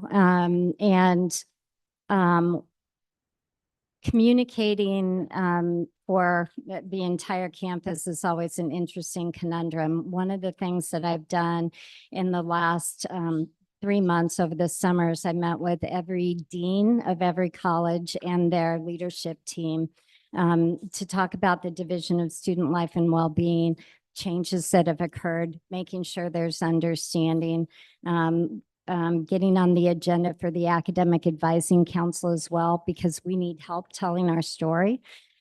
So yes, it's good communication with our students, but it's also looking at other entities on campus that can help us with that communication. Senator Hirschbaum Harding. Hi. Did it turn back off? Probably. No. Okay. Hi. So some of the concerns that I've heard from other students too is in light of what has happened with Lincoln completely removing DEIA as a sector, there is some fear that if a decision making process similar to that one was happening at UNO, that we would not know until it was too late. Just looking at some of the errors in communication that occurred, whether or not they were intentional or just the fact that whatever means of communication were being used were not the ones that maybe students are accustomed to checking for news like that. Is there any ideas on like if a future decision such as that or a consideration is being made where else information could be put, such as like gateway, pardon me, like the gateway, or even coming to us so that we can start getting that information to students? Are there distinct ideas on where information could also be being shared with big decisions like that or considerations, just to ensure that if students aren't aware that they need to be looking in a certain direction, they're still receiving news or at least being told that there is somewhere where that news is being told, just because clearly communication was happening and we just were not particularly aware that that's where we needed to be checking, which means that, you know, how good is the communication if we don't know that it's happening? And that might not be purposeful, but it just is a fact of the matter that if we don't know information is being put somewhere or we don't know where it's being put, it's not as accessible to us. So are there distinct ideas on other places that we can start putting this information just so it's more accessible to students in the future? Well, I'm a huge proponent of sharing news and facts in as many spaces as possible. I'll address one aspect of your question, and just reflecting on my own journey at your age. I didn't know that you could go to the Board of Regents meeting. I didn't know you could watch it. You've got a phenomenal student regent in the room. And I think staying plugged in to her experiences and what, now she's bound by some confidentiality, but staying plugged into her experiences and what she's hearing, going to a Board of Regents meeting yourself or watching it online will help, I think, all of you better understand the dynamics of what's happening, not only in our system, but potentially larger in the state. I just add too, if you have suggestions, I mean, we're open to that. There was a Map Daily article, there was a Bullseye article. I did an interview with the Gateway in July that just posted this week. So I mean, we were trying to get the word out. I think we met with the execs in July. But if you have suggestions on better ways to communicate with this body, with the general students, Marcom is definitely open to hearing those. We're open to hearing those, and we'd appreciate that feedback. Hi, okay. I really loved your last answer to that last question, and I was wondering how you want to, or how you plan to in the future incorporate more of a democratic structure to choosing leadership, like the dean of students, things like that, where candidates would actually have to like run and be elected by students and staff as well. I was wondering about like maybe your opinion on that, or if you would ever plan on incorporating that like into the university structure. Yeah, I love your out of box thinking. I'm going to be a bit of a wet blanket. HR would not let that happen. But what we do strongly believe in our division, and I know that my three fellow colleagues, when we're making actually any level of hire, the student voice is critical. And we have independent breakout sessions with our candidates, with students, without us there. And their feedback is incredibly important because we're not, we certainly don't want to hire someone who doesn't resonate with the student voice. And I'll even, you haven't heard much from my good friend Nate Bach, Director of Counseling and Psychological Services. But I just want to emphasize this extends to everyone, including our therapists. And maybe Nate, you could talk just real briefly about also, you know, what your staff does in terms of staying honest and authentic about diversity in the counseling process. Well, to address the question about involving students in hiring process. We've done that in the past where we've had students part of the interview process and giving us feedback. We run into a little bit of issue with that sometimes because the students we know best, it's not always appropriate to reach out for them, to have them come in because of the confidentiality that we have. We definitely have done that in the past, finding other students that are outside of that too. I lose time after or before COVID, and I don't know if you all have that issue too.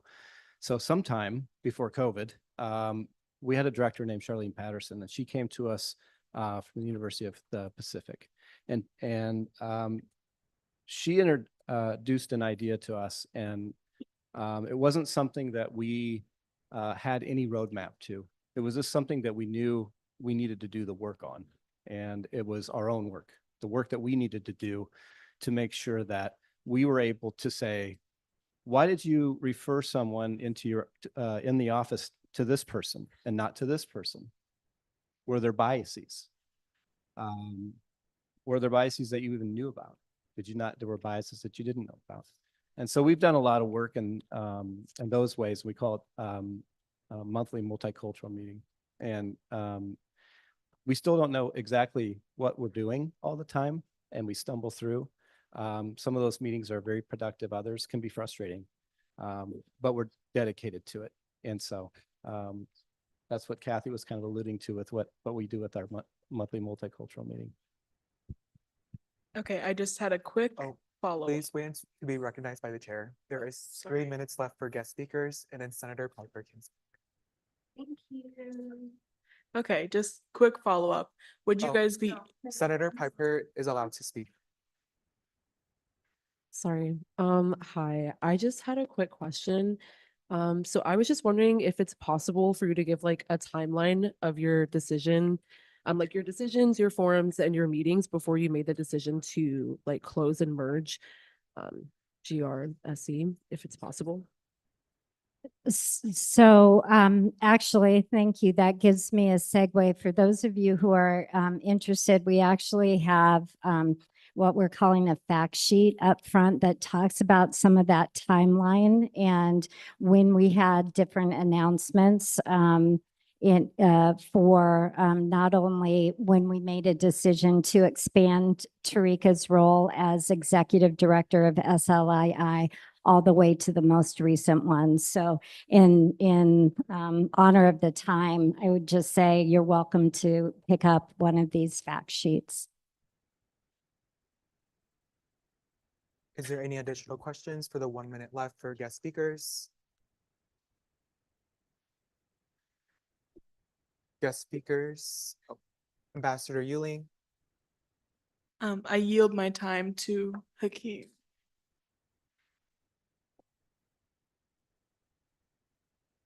So be respectful.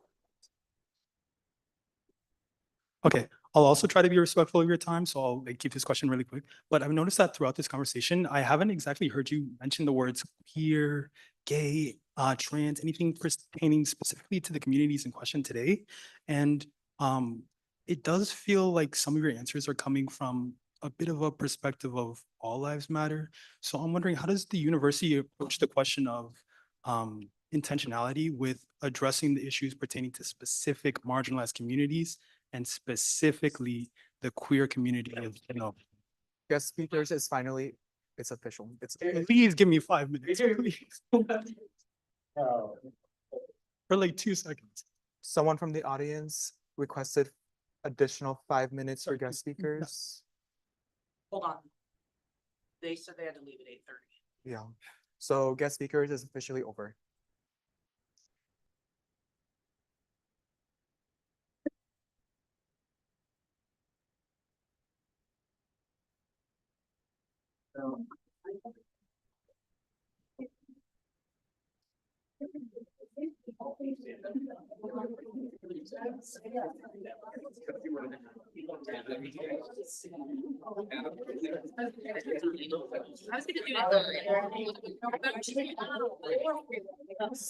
Senator Piper. Hey guys, I motion to move to groove Recognized by the chair. for 5 minutes. There is a motion to. 7 minutes, 7 minutes. There is a motion to move in group for 7 minutes. Is there a second? Senator Smith? There is a move to group for 7 minutes. No, we gotta vote. Oh. Is there, All those in favor? all those in favor, please raise your placards. 2, 3, 7. All those opposed, please raise your placards. It is motion is second to move through group for 7 minutes. You back at 8:39. Okay, 8:39. The second one was Senator Smith.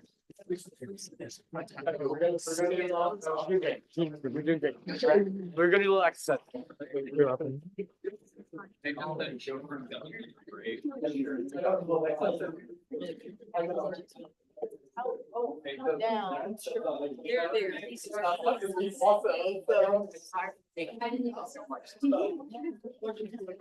Yeah, we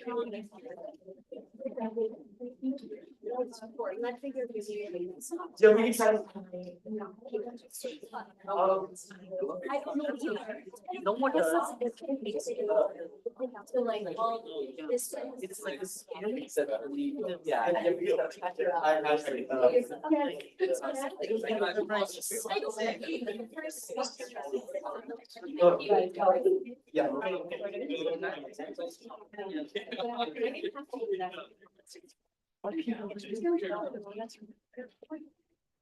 She refused.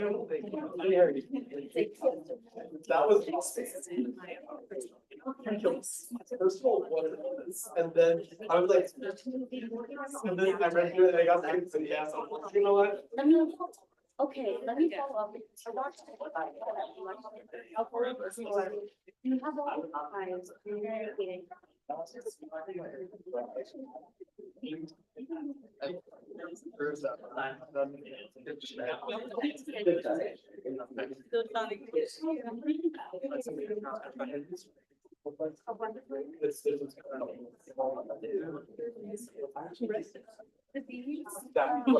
No, I haven't.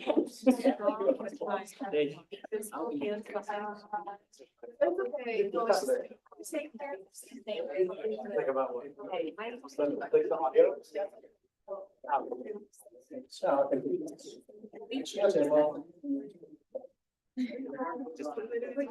That was so crazy. The last one literally I saw some emotions. So I really don't think that there's lots of I think happy. Okay,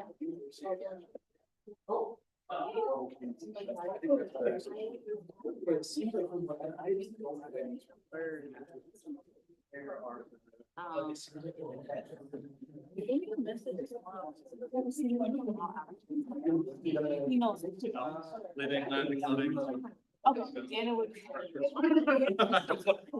No, my mistake with the rules last year and bringing it.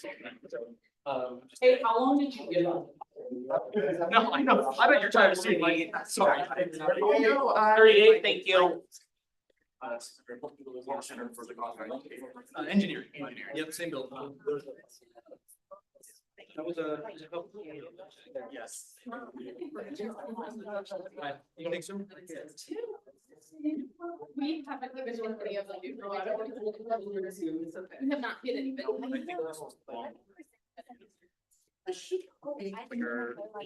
As everything else is just. What we found.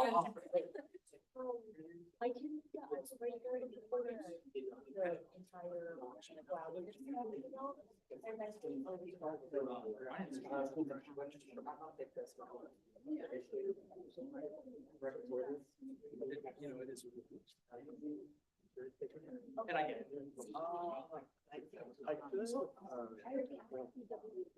Okay. Oh, okay.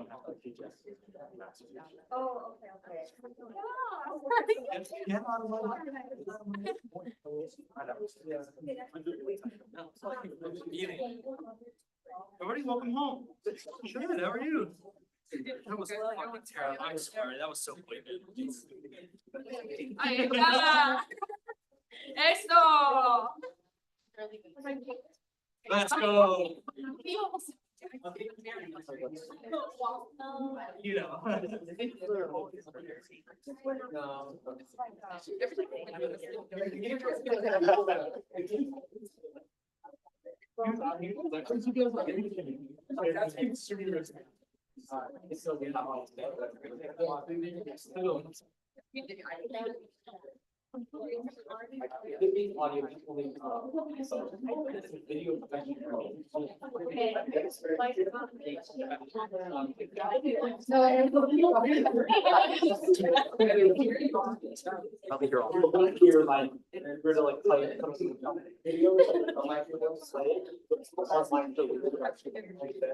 He's a master's student. They don't like them very much. Yeah, no, we've actually got the right idea. They've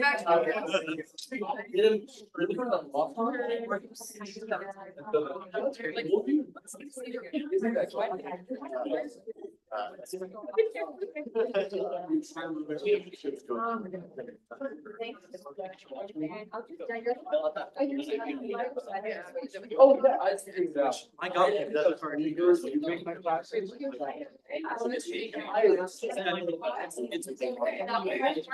better that it's.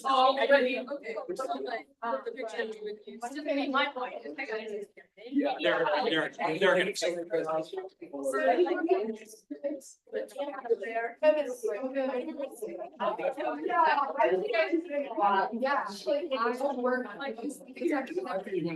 By the end of the meeting, theoretically, you'll have to.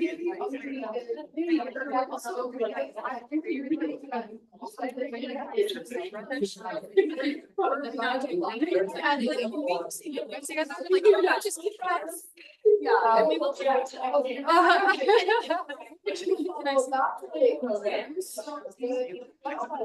Oh, I saw that.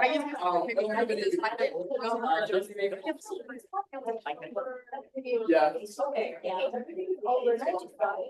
Hey, it is 8:38. If everybody wants to start getting settled again, please, so we can get moving. Let's not make this a long night like in May. Yeah, I put a really silly one and he said it wasn't professional enough. You want to see the incredibly cute picture that Anthony said no to? Because I don't have good pictures of myself. And my profession is child, so this is the most professional picture. But All right, everyone, let's go. Let's get this started. Come on. it's me, literally, it's me rubbing a balloon on a kid's head. That's.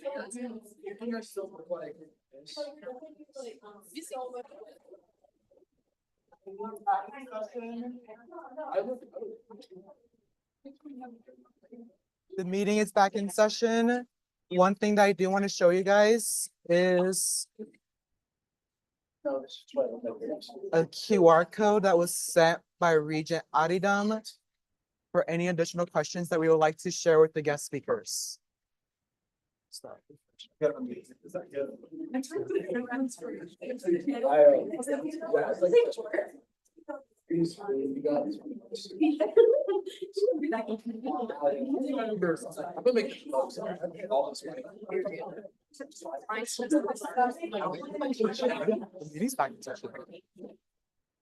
meeting is back in session.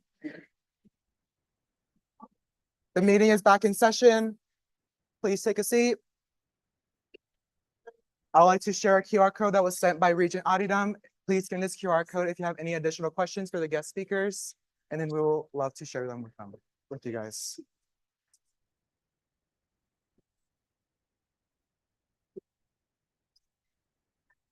Okay. Our next item of the agenda is reports from officers. May we have student body president and student Regent Adidam's report. Hey, guys, we have started back up. Let's be respectful and listen, please. Microphone. Anyone have a mic? What Oh, happened? here, please. I'll throw it. Oh, please, I'm not. Okay, hi everyone. Thank you all so much for being here tonight. I understand with the storm that it was quite difficult for me to get here, so I appreciate you all for being here as well. There are a couple things I want to talk about in my report. The first one is if you have any outstanding questions for members in SGA, but also members outside of SGA, Kevin, if you could pull that up. Yes. Are you asking the QR code? Yeah. Yeah. Could you please scan this QR code and ask any questions you may have? I will be relaying these to our 4 guest speakers later today or tomorrow when I get the time, and share those responses with our student senate. And then I also wanted to talk about initiatives that I've been doing over the summer. The first one is this academic resource survey initiative. So after meeting with Senior Vice Chancellor Huh, who oversees academic affairs, he mentioned that one thing he would like to do with student government is deploy more academic resources based on a need assessment. So I've been creating this survey that essentially analyzes different needs around campus in regards to academic resources, which will be deployed later in September. And I want to get this on your radar right now so that when deployment happens, you guys can all promote it to your college constituents and also spread the word so that we can get as many responses as possible. The second thing I want to talk about is if you don't know already, the NU system got a new president over the summer, Dr. Gold. He is going to be sworn in at his investiture on September 5th next week. If you're able to tune into that live stream, it's a pretty big historic moment for the NU system, and I encourage you all to just stay engaged with NU level politics, or not politics, but NU level system stuff. And then, sorry, could you put my report back up? I don't have the agenda pulled up. Okay, yes. And today we have a very heavy appointment agenda, and I was asked to read this quick spiel about Title IX and discrimination when it comes to appointment processes and how deliberation should look like. So, when making decisions as a governing body, especially regarding appointments, it is important to ensure that the discussion does not encompass a person's race, ethnicity, sex, religion, or nationality. One question that should be guiding our appointment deliberations is, can this person do the essential functions of the role? For an example, I am a member of Indian Student Association, and a member of, and a member of Indian Student Association does not need to be of Indian origin or nationality to join. Subsequently, it is considered discrimination if an ISA member who chooses to apply for an executive role gets rejected because they were not of Indian origin and nationality. So in summation, please deliberate over appointees' character versus any physical characteristics. Does that make sense to our senators? Perfect. And then, yeah, that's basically my report. So for my report over the summer, I participated in a request for proposal to determine which beverage company will be here at UNO. And then after the proposal, we have decided that Chesterman Co. will be the official beverage for the University of Nebraska at Omaha, as well as the Maverick Athletics. I was been reaching out to going to the involvement fairs, going to Math Fest, and a lot of students seem like quite satisfied with Chesterman Co. So I'm like really happy to see that the students are taking well with this decision. And then afterwards, over the summer, I just been studying the SGA government documents as well as Robert's Rule of Orders. There's still things that I still need to learn more, but I'm excited to continue on with the studying. And then also recently, I've been just helping the coordinator of recruitment Hammond for SGA tabling and attending the UNO Alumni Association board meeting on behalf of the student body president and student region IDM. At this meeting, I delivered an executive official report about SGA and represented the student body during deliberations. And then as a reminder, please read all of my emails because they contain important information about SGA, and I would love for everyone to participate in the emails. And then I also wanted to thank Senator Califon Palacios and Senator Rye for hosting the Messages of Love on August 26th. It was a really amazing event, and it was really amazing. And then lastly, Sierra, Paige, and I met on August 23rd to appoint senators to the 5 SGA standing committees. And then for the budget committee, I would like to announce Senator Calderon Palacios for budget committee, Senator Wong, Senator Gomez, Senator Akap-Hagog. And then for Civic Engagement Committee, Senator Piper, Senator Brooklyn, Senator El Roxy. And then for DEIA Committee, Senator Norby, Senator Rangel, Senator Lopez, and Senator Valadares. And then for Outreach Committee, Senator Hodges, Senator Hirschbaum Harding, Senator Benitez, Senator Smith. And then for Rules Committee, it's going to be Senator John, Senator Brady, Senator Hyman Avalos, and Senator Rye. Those are the 5 standing committees. So that is my report. May we have Chief of Staff report, please? Hi, so I guess I got a couple of things. So I'm happy to announce that the MAV Bike program has now gone live. So there are $5 annual Heartland Bike Share passes available for anybody with an @unomaha.edu email. So if you sign and create your account using that email and then use promo code MAV Bike, all caps 24 during checkout, it'll reduce the price of an annual pass from $156 a year to $5. So I'm really happy that we got that done. I met with then I guess this is Monday. I met with the executive director that morning, and we were talking about perhaps doing a site visit in February. So any senators or thinking about bringing along members of student government as well as perhaps administration to go visit the Heartland Bike Share and see just how can we work closer together and just kind of see the operation that they have going on. Next, we're kind of looking at hosting sometime in October. We're looking at doing perhaps a Bacon Vargas either debate for the congressional candidates hosted by student government, or perhaps some other candidates, either that or candidate forum. And so we've been talking some with WGC and AMS who have been planning a similar sort of candidate forum event to see what we can kind of collaborate on that, and have begun reaching out to candidates about getting them here. So that's something that we're kind of looking for support in arranging that, perhaps from either Civic Engagement Committee or any other senators or individuals who'd be interested. And so I guess talk to me and or Garrett, were you interested? Talk to me. Talk to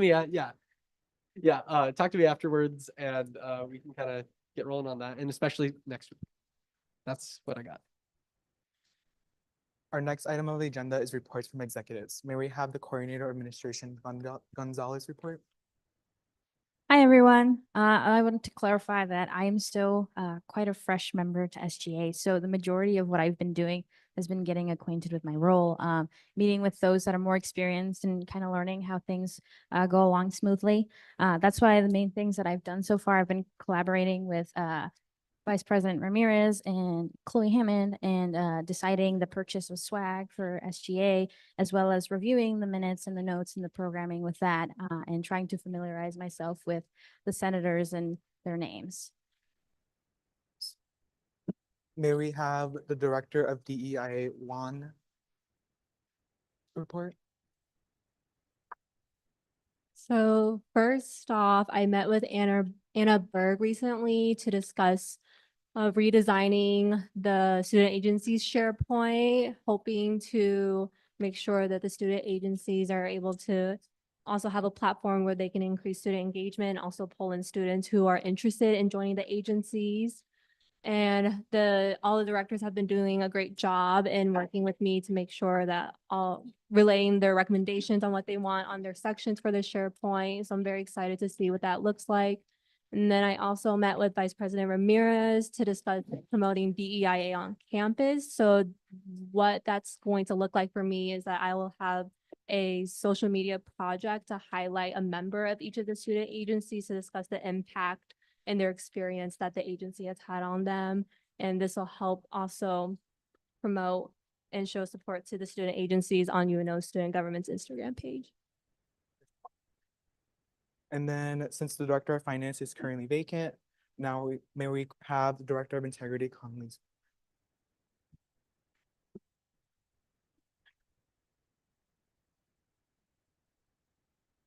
Hi, everyone. Okay, so much like Kelly, I've been doing a lot of getting acquainted with my role as you witnessed tonight with my slight mistake. But yeah, so trying to get the Roberts rules down and help as best as I can. I've been talking with Nate a little bit about the candidate forum, what we can do, and helping communicate with some of the candidates. And I'm also, this is separate from Director of Integrity, but I've been working with Jonna Bailey on a possible resolution for the next Senate meeting. We're trying to finish it up, but it would be about classes on election day. And so anyway, yes, so we're working on that. So hopefully at the next Senate meeting, we'll have something for you guys to vote on for that. And then since the Director of Leadership Development, Lasso, is not here, her report is included on the screen.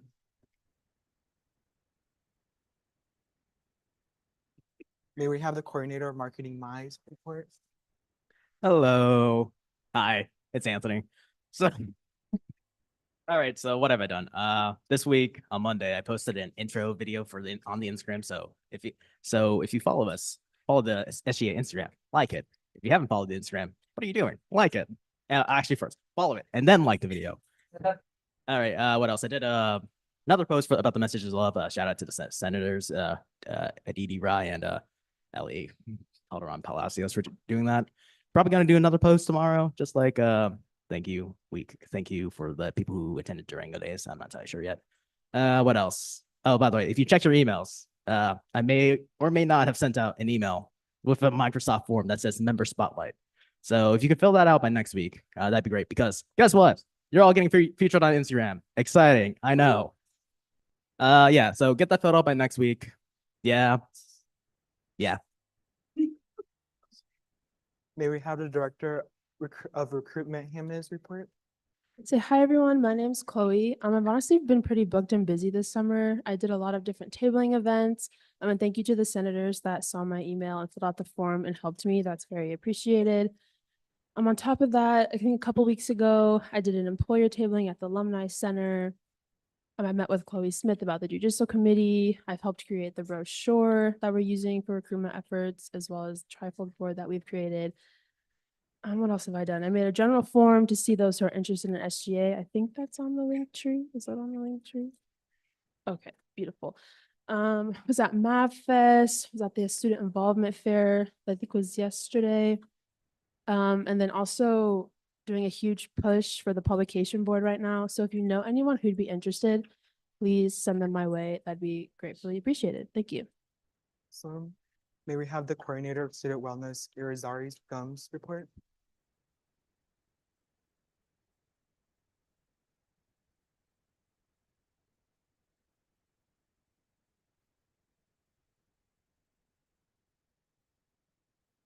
You have clicker. No, I wonder if this is.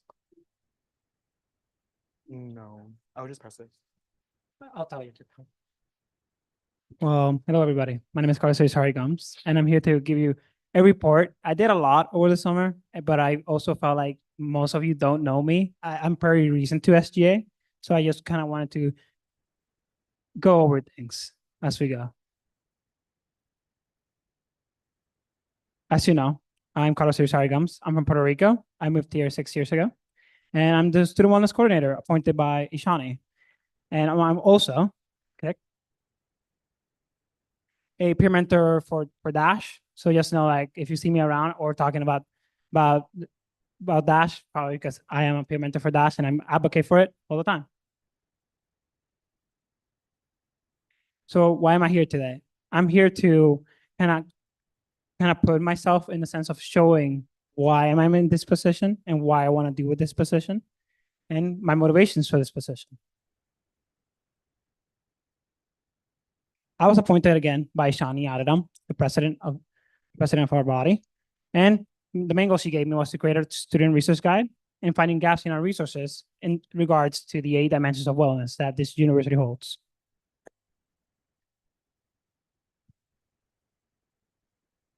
I got to work. I interviewed many students, student leaders, staff, alumni, faculty to find gaps in wellness in our resources and completed the first information student resource guide draft 1.0 with the feedback of alumna Anna Homeyer, that some of you might know as Anna Catherine, that graduated last May. I went to, well, she'll get into this, but basically our previous advisor, Sierra Roseby, and she already said everything looked great. Everything was great. She loved it. But let's click. Not bad. Oh. Forward. Oh. It was great. What were my goals for the position? In the end, we had a conversation, and this was really like impacting to me. And it's more like I've been all summer working, of course, on the goals that were given to me.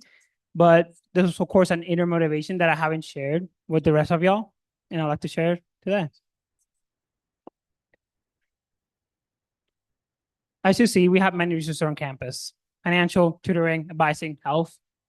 But what I saw while I interviewed many students around campus and many faculty around campus, it's just community always comes back to the center of all of these.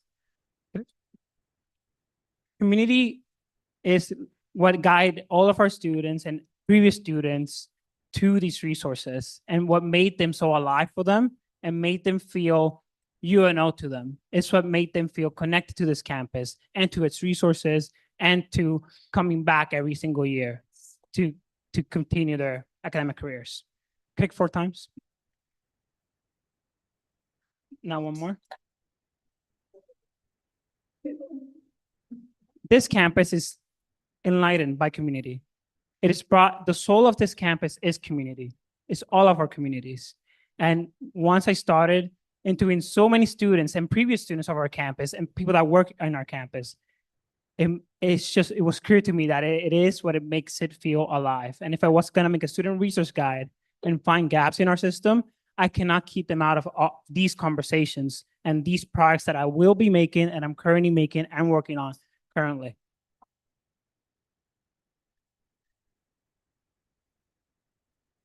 I was part of a community when I started my journey here in college. It was called Success Academy, now rebranded to be Dash. It connected me to campus. It gave me a community that brought life to me in campus, but also saved me from a very dark place in my life when I came to UNO. Not only when I came to UNO that I felt like I just didn't want to be here, I didn't feel like I wanted to be in this role at all. Success Academy brought me back. It brought me to life, and it brought my motivation back, and it kept me not only in UNO, but in the lives of many. And I'm here 4 years later talking about improving student wellness for many more on this campus. My goals. Of course, primary goal is to improve student wellness for here students at UNO. It's my primary goal, and it will be in my heart for the rest of this year. Of course, my second goal is, of course, to fulfill the roles given to me by the president, and I'll keep those throughout the year, and I will never back down from them. I will always fulfill the promises that I made to the people that appointed me in this position. Of course, one of my core goals is to unite, uplift, and invest in our UNO communities. When I'm making my projects, I'll keep our communities in mind, and throughout this year, I'll be connecting with the UNO community as a whole. Also, my core goal of this year is to connect our students and our student communities to SGA. I'll be making active projects to connect students, not only to senators, but to the whole student body, and to make sure their voice is heard in all the executive decisions, Senate decisions, and things that are brought up here at SGA. And I'll make an active effort to make this happen.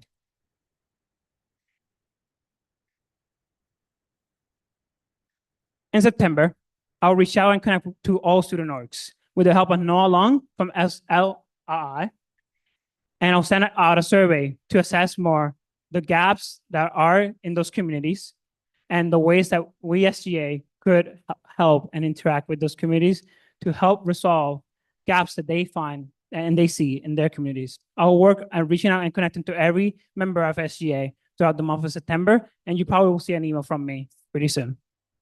I will continue to reach out to students and student leaders and staff and faculty to find gaps in wellness. I'm actively doing this. I'm collaborating with a lot of student offices, to make this happen. I'm also actively trying to recruit more students to help me with my student wellness coordinator position. I'm not only doing this, of course, as people that will come as members of SGA, but also with officers here on campus. Also, this month I'll finish the Student Research Guide Draft 2.0 that I will send to all of you so you can give me your feedback on it.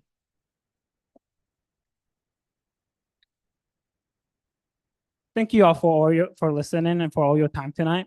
I hope all of you have a wonderful night of this meeting. And if you ever do want to contact me on any topic regarding student wellness here at UNO, feel free to email me or text me at my phone number. Thank you so much for listening, and I appreciate all of you being here.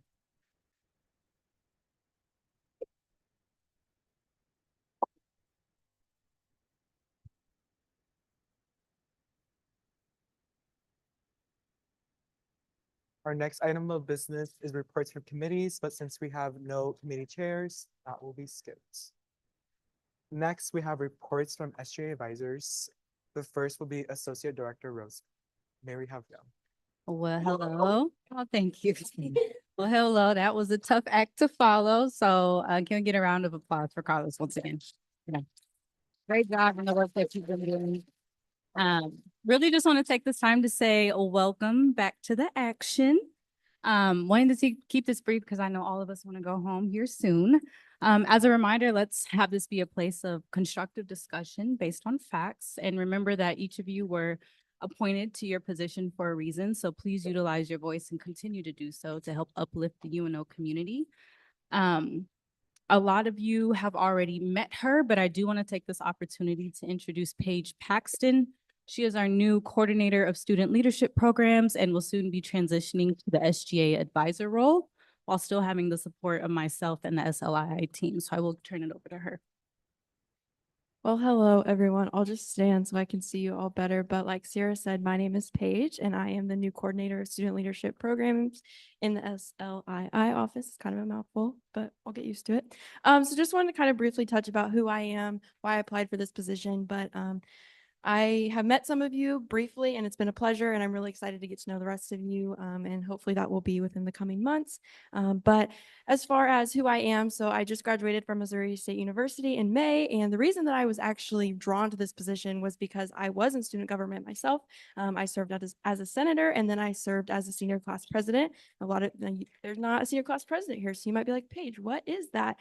So basically, I was the third highest ranking official, so under the student body president and vice president. I dealt a lot with philanthropy and things like that with the Alumni Association, but I also did a lot of managing conflict and personalities with our cabinet, which is what your guys' executive committee is, and Senate as well. So I'm just really excited for this opportunity and to be here tonight.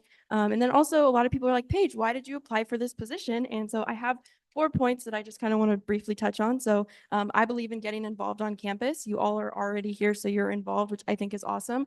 It made my time here, or my time at Missouri State, so much better. So I'm just really here to help support that. I understand the importance of student voices. I think we all saw here tonight that you all are passionate, and I love that so much. So I just want to continue to be here to be an advocate for you all, to use your voice and use it respectfully. And then also it's a great opportunity for myself to help develop you all as leaders.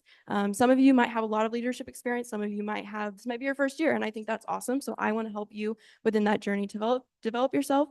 And then something that I just want to say is when I started the interview process and until today, I've heard that this was such a passionate Senate, and I think that is so important. So I continue to just commend you all and hope that you stay passionate about anything that comes across the Senate agenda this year. But of course, stay respectful, and I'm big on respect. But until I get to meet you all more on a personal level, it was a pleasure tonight. And sorry I talked too much, but I'm a yapper, so what can I say?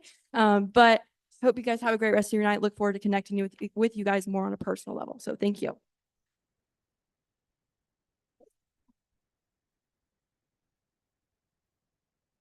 Our next item of business is unfinished business.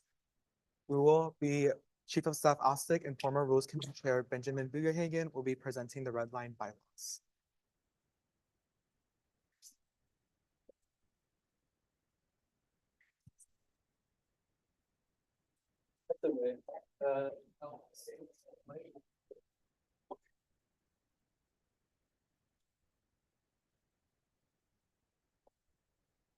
Okay, hi y'all.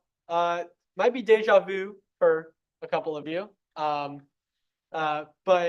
here we're presenting kind of the bylaws amendments that, if you remember, were actually passed back in what was that? April, late April? Early May of 2024.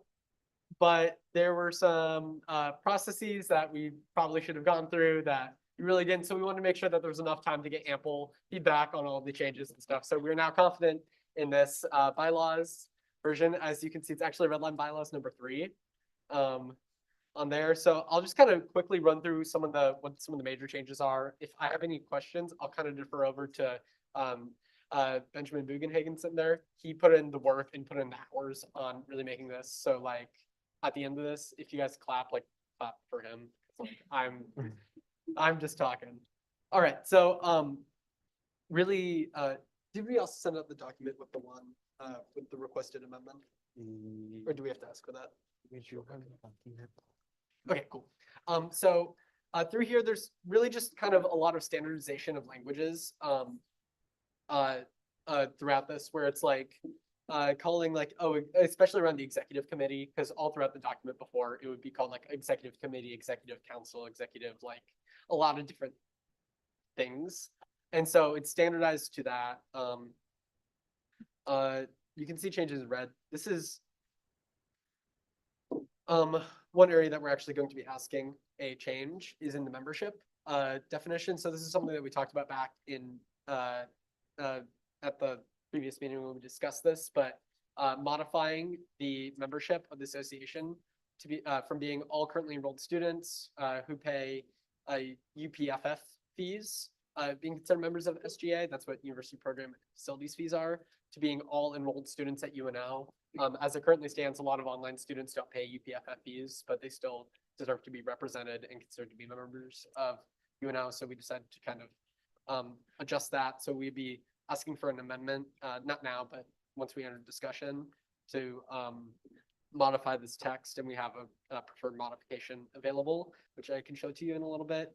We also updated the discrimination statement on here to accurately reflect the university's current policy. We were asked to do this by the it was by the SLII office, and so we updated that. So that's one of the major changes from the, I believe the only major change from the April version or May version.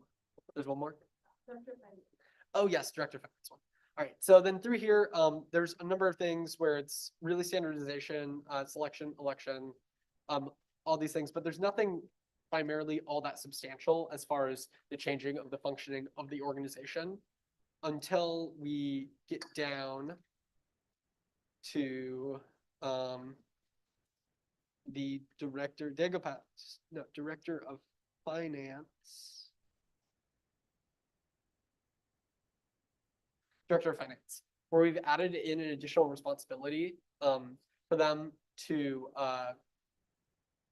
deliver a state of the budget presentation during the SGA addresses. So that's kind of in the middle of the semester. Is it middle end of the semester? Some point during the semester, there'll be a state of SGA delivered by the president, and there will additionally be a state of the budget delivered by the director of finance. To really just kind of overview the budget, like where are we at, and to provide high level information. Additionally, they're to be responsible for approving SGA funded student worker hours on a weekly basis.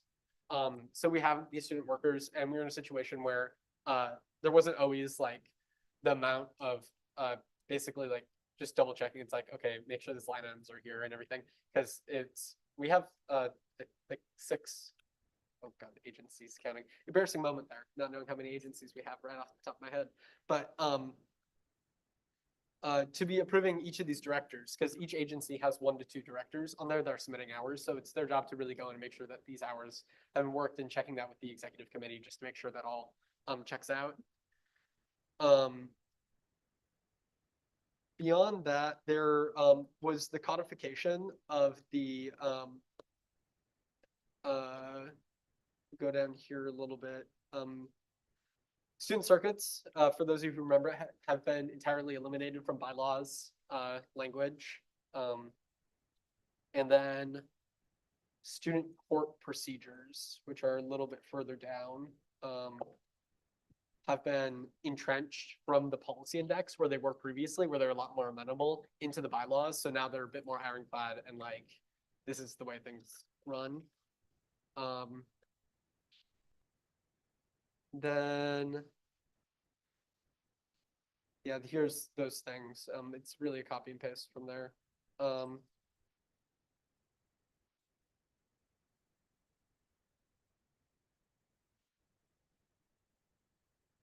Then, unless Ben or Shani, if you remember, if there are any other substantial changes that you believe are pertinent to the goals of this meeting. I would say like the macro ambassador and gateway ambassador are gonna be new roles, so they now have representation in SGA through an ambassadorship. Yeah, and that's up in the ambassador section. Thanks for catching that. Yeah, so that's really kind of expanded that. So now in some ways, now that the same way that the agencies are able to have a representation through ambassadors, these other UPFFA funded organizations can as well. And then I guess that's really the main presentation. I'm happy to take questions. And if there are none, that is also all right. Okay.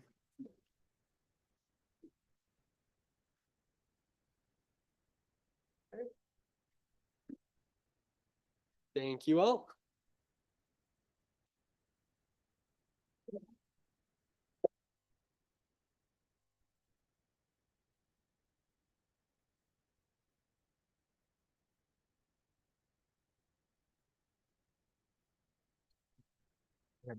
Now we're entering a period of discussion about the red line bylaws. Senator Hirschbaum Harding. Hi all, I'll try to make this as brief as possible. This was something that we debated for an incredibly long time last year.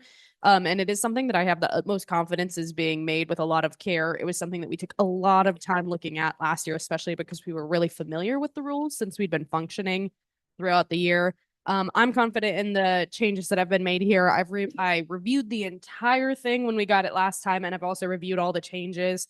I think that they're being made soundly. Most of the newest things that have been implemented into this compared to last year are just things that had to change. So like, Title IX definitions and things like that just needed to be updated. It all is stuff that I think makes pretty clear sense. It's being done in good faith. And a lot of work was done by the Rules Committee last year to make sure that everything was both sensical, equitable, and then it was debated pretty heavily and edited on the Senate floor. So a lot of care was put into the changes that have been made here. I think it was just misunderstanding that is causing it to now have to be re-voted on, not that there was any particular error with what was passed previously. Is there any further discussion? Chief of Staff Ostick. Yeah, I would like to request a motion to modify the language in this is in part 3, chapter 1 of membership. From what's currently listed under, what's currently listed under that little section there to change to all currently enrolled students of University of Nebraska at Omaha and University of Nebraska. Of all currently enrolled students of the University of Nebraska. To basically strike the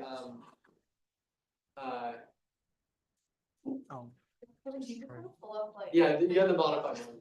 Yeah, I do I'm requesting. I have your email.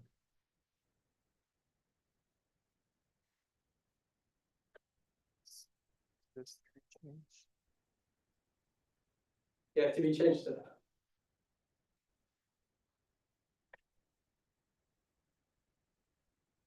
Is there a motion to change part 3, chapter 1 membership and strike 1 to all currently enrolled students at the University of Nebraska Omaha should be members of SGA? Senator Hirschbaum Harding. Motion to make such changes. Is there a second? Senator Piper. Now we're on to a period of discussion. Yeah, now we're on to a period of discussion for the motion and for the motion. If there's no further discussion, Oh, Senator John? Just to.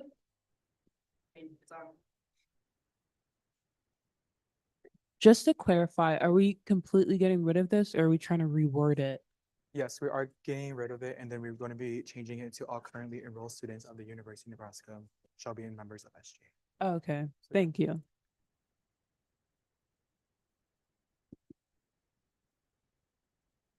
Is there any further discussion on the motion? Now we're on to a period of voting. All those in favor, please raise your placards.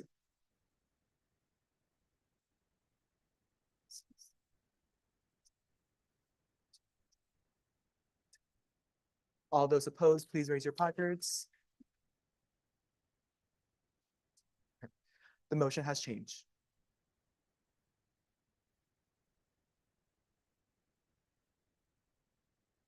Is there any further discussion on the red line bylaws? You're reviewing that. I am. There it is.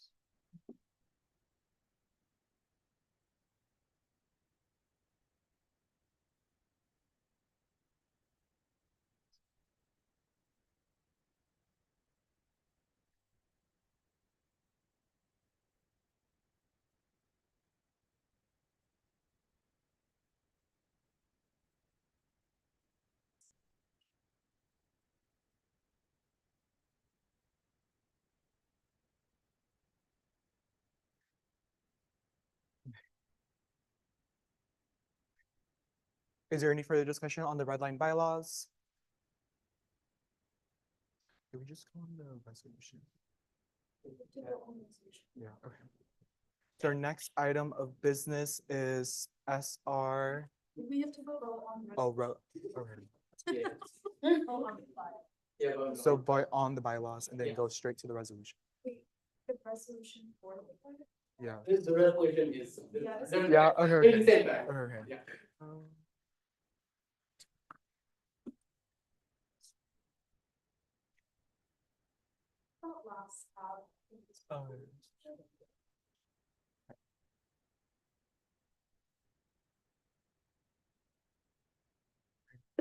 Chief of Staff Ostick.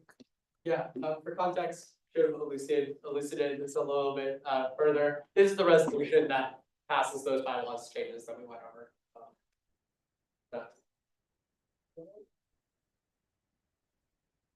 Is there any further discussion before we go to a period of voting? And the period of voting requires a 2/3 majority between student senate. Now we're on to a period of voting. All those in favor, please raise your placards.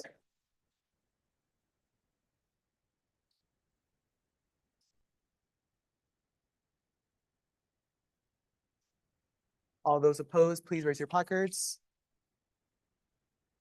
And then all those abstain.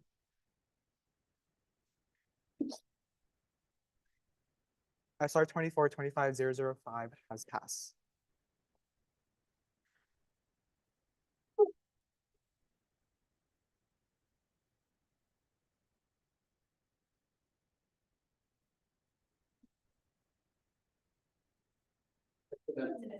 Oh, it is. All right. Our next item of business is unfinished business for the appointment of Careers and Trans Services Agency Director Lawrence Wilson. Is there a proponent speech? Of course. Yeah.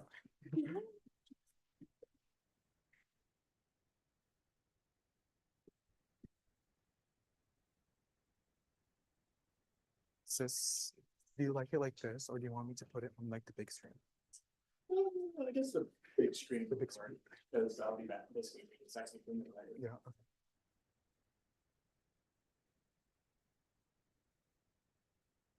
And then you can. Get a microphone? Oh, yeah, of course.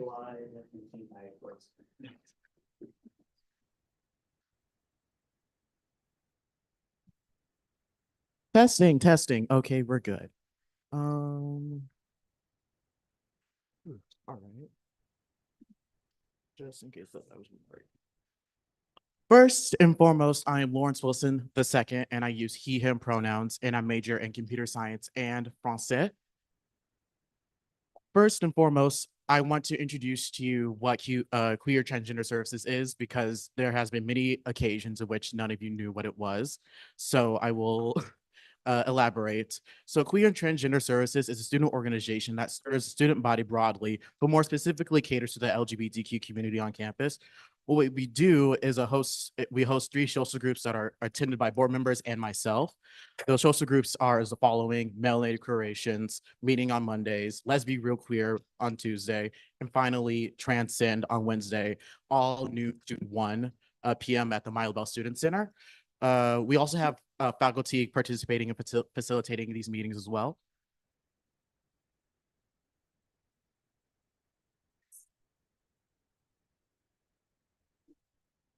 Oh, right.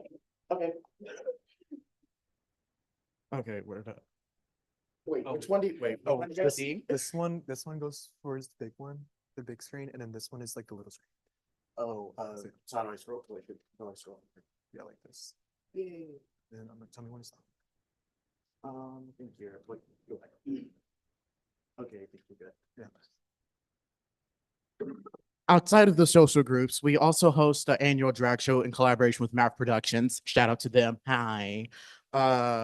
We also collaborate with Durango Outfitters for gender affirming clothing. QTS also has a working relationship with the WGEC, and we work with them time to time for collaborations. And finally, we have an annual queer prom that was started by our previous director, Lewis Kirk, that I will continue until, I don't know, I die, I guess. I feel most qualified for this position for the Queer Transgender Services due to me already shadowing 2 other previous directors, Lewis Kirk and Emily Kramer, which entailed me getting familiar with the back end of planning and organizing events for the student body, but especially for the LGBTQ community on campus. I also understand the details of budgeting out for the rest of the school year, as I have participated myself last year in SABC in the past, then becoming co-director with Emily Kramer about a year ago. Do you all have any questions for me?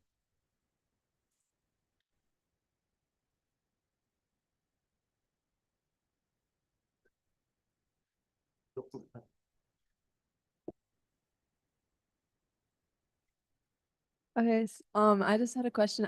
So what's your like goal? I don't know if that was clarified or you said that already mentioned, but like for this next year, like why do you want this position? Well, outside of what I've already stated, I already have a dedicated. My goal is to basically foster a queer-friendly environment for all students on campus. As I think you mentioned, like really early before, a student mentioned that they come from a conservative town, and in which they were the only queer person, and I want to make sure that queer people like that have a special safe space on campus. So that's what the social groups that I mentioned earlier would do.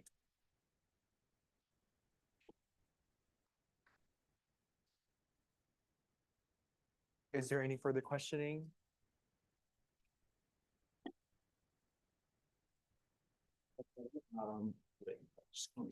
Because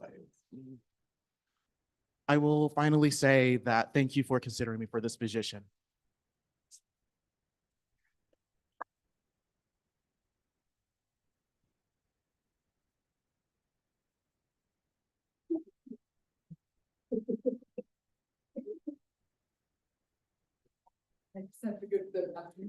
Now there is a period of discussion for the appointment of Lawrence Wilson, Regent Adidam. I'd like to yield my time to our advisors. I don't know if you have a mic back there, or I can get you a mic.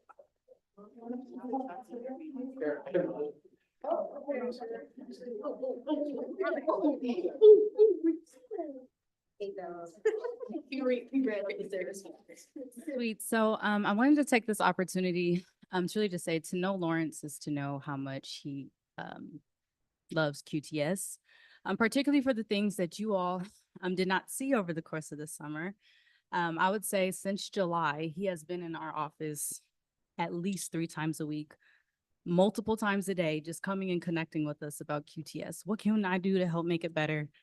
Making incredible headway for the drag show in terms of already getting contracts laid out, identifying performers, getting lighting. I know today he executed a successful ice cream social for the queer and trans community.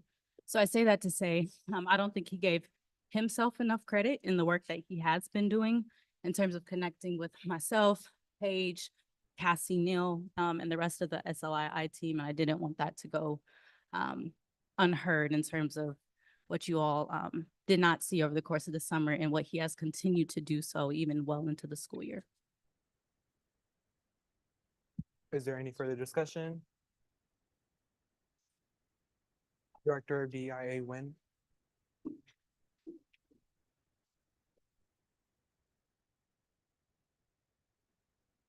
I can attest to what Sierra is saying. I know last time I did have some concerns with Lawrence being appointed as QTS director, but working with him over the summer, he's done such a great job. And I've seen his passion for QTS, the way he gets so excited talking about the drag show, how it's going to be the Paint the Town Red theme, or how him being excited about the queer prom. I can tell that I know he'd be a great person to lead QTS and that he has such great visions on how he wants QTS to be for this upcoming school year. Is there any other further discussion? If there's no further discussion, now we're on to a period of voting. And then for agency directors, it requires a 2/3 majority vote to pass. All those in favor, please raise your placards.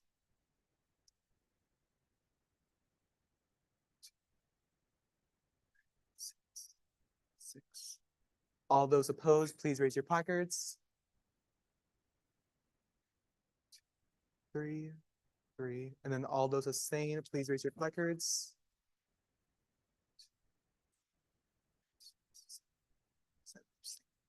So.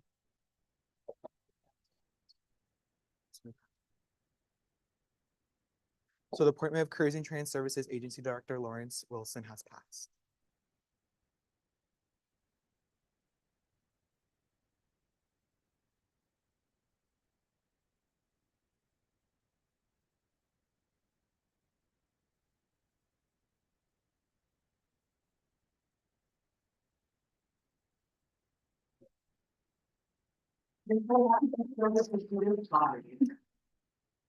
Thank you so much.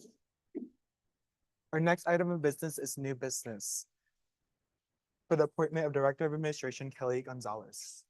Do you have a proponent speech?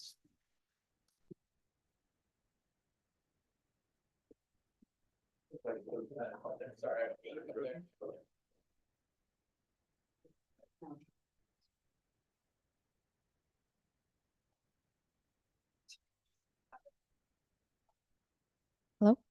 Okay. You can hear me, right? Okay. On that sheet, Kevin mentioned he wanted to do block coding. Is that something you wanted? Oh, thank you for pulling that, mentioning that. Yes.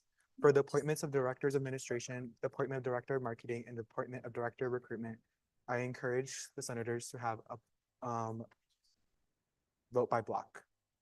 Senator Brooklyn, To vote by block for appointment of Director of Administration, Director of Marketing, and Director of Recruitment.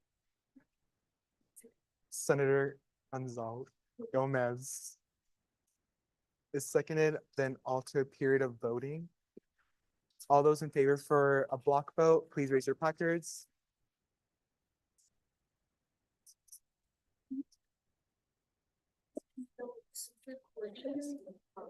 And then all those opposed, please raise your placards.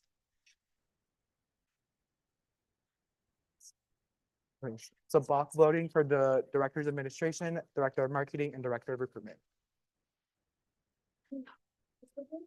16-0.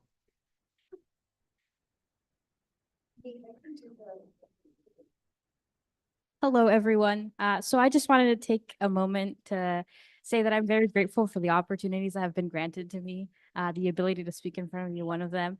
Admittedly, I am very nervous, but I've always been told that being nervous means that something matters to you. So perhaps that's a good thing.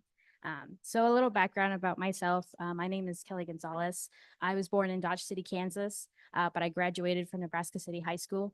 I am a molecular and biomedical biology major with a minor in chemistry and medical humanities. I'm a second year here at UNO. So for as long as I can remember, I've always had a passion for involvement and leadership. I spent many years contributing to my community back at home, and I wanted to do so even when I became a student here at UNO.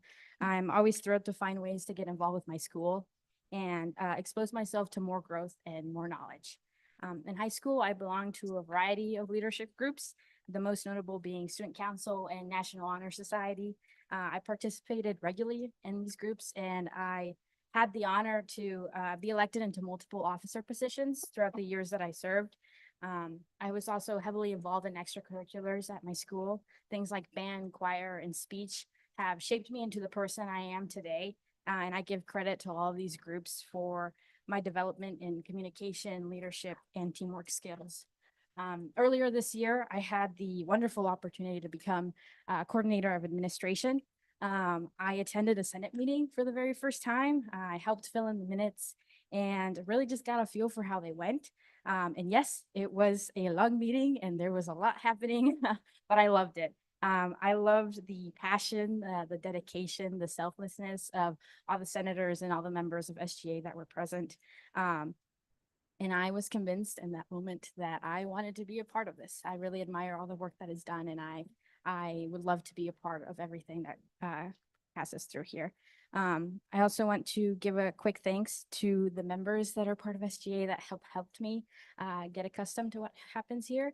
I owe them the knowledge of not only my role, but also of SGA as a whole to their kindness. So thank you very much. I want to be director of administration for a variety of reasons. For one, I want to give back to the community that I belong to. I want to be a voice and a representative. I also want to build friendships with people I know will share similar values and commitments to UNO and SGA. I value being a member of student government a lot, and I'm also motivated by the people that I will meet, the ideas, passions, and views that they will expose me to. I love the idea of continuing to grow as a person, and the skills that I develop throughout this journey will mean a lot to me, whether that be different forms of leadership, service, integrity, or dedication. I know that they will serve me well. I know that this can expand my horizons on SGA for future years to come. And my goal is to contribute positively to this association, as well as be a voice of change to those that I may represent.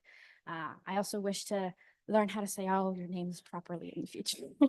Again, this is an honor to me, and I am very eager to see what the future will bring. Thank you.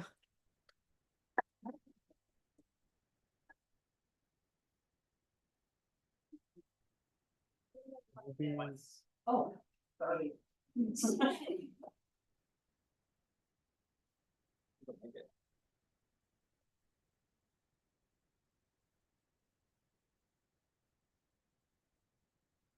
Hey, good speech. You said you were MBB. I'm assuming you're pre-med? Yeah. Okay. Well, my question is, how do you plan on juggling like other pre-med responsibilities and stuff like that with this role together? Yeah, good question. Thank you. I will say being a pre-med is very hectic. There's always a lot going on.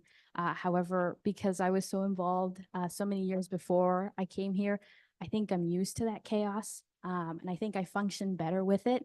I'm very organized. I try to keep everything on top. I have a lot of schedules and calendars that I fill out as I go. I try to be as thorough as possible. And if I ever struggle with anything, I'm always sure to reach out.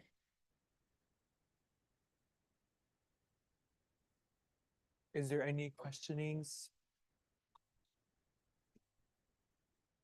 No.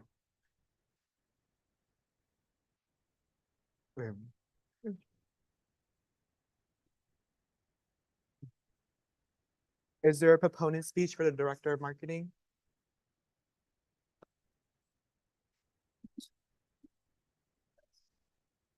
I'm gonna try to keep this like brief at least. All right. Hi, I'm Anthony. I'm currently a senior studying education history, and I'm also the coordinator of social media for SGA. Yeah, I'm running for director of marketing. My qualifications are that I was a senator for the College of Education last year, so I kind of know how SGA works. What else? I was the social media chairman for the Delta Chi fraternity when I was still in that fraternity, so I did that for a few months. And also, again, I'm the coordinator of social media, so I feel like I'd be a good fit. Along with that, I've always been sort of interested in the visual arts, and I feel pretty good about my usage thing of Canva. Yeah. Oh yeah, potential plans for being director of marketing. T-shirts. Think about t-shirts. We all need a t-shirt in our lives. Also, work as well as do the member spotlight. Also, seriously, fill out that email form I sent you guys. Longer term goals. Just also long-term goals is working on the SGA newsletter. Trying to figure that out right now, and just be in service to make sure that people know he exists on campus. That's basically it. Yeah, that's my proposed speech.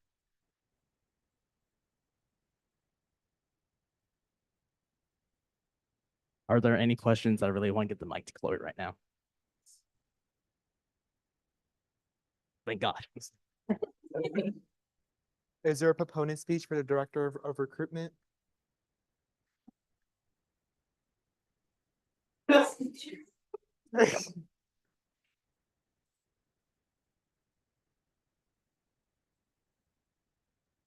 All right, hi everyone. I thought this was short and then I showed people it was 2 pages and they said that wasn't. So I apologize in advance, but I hope you all had a wonderful summer and that your first week back is going well. My name is Chloe Hammond and I'm up for the appointment for the director of recruitment position. A little bit about me. I was born and raised here in Omaha, Nebraska. I'm the eldest of 3. I graduated from Millard South High School in 2020 and am pursuing a degree in multidisciplinary studies with a concentration in computer science. Some random things about me: I love to read, bike, hike, watch shows, nothing too crazy, pretty average. And then a little bit about who I am. I would consider myself to be a very personable person. You'd have to ask the people in my life, but I would consider myself to be quite approachable. People feel comfortable coming to me and talking to me. I have strangers come up to me all the time and tell me their life story. And, I love that for them. I'm glad they can do that. Because they clearly just need someone to talk to. I think this is a strength of mine. That is a great skill to have for the director of recruitment position. The entire job is centered around talking to people. So if I couldn't do that, that'd be a problem, but I can. So that's great.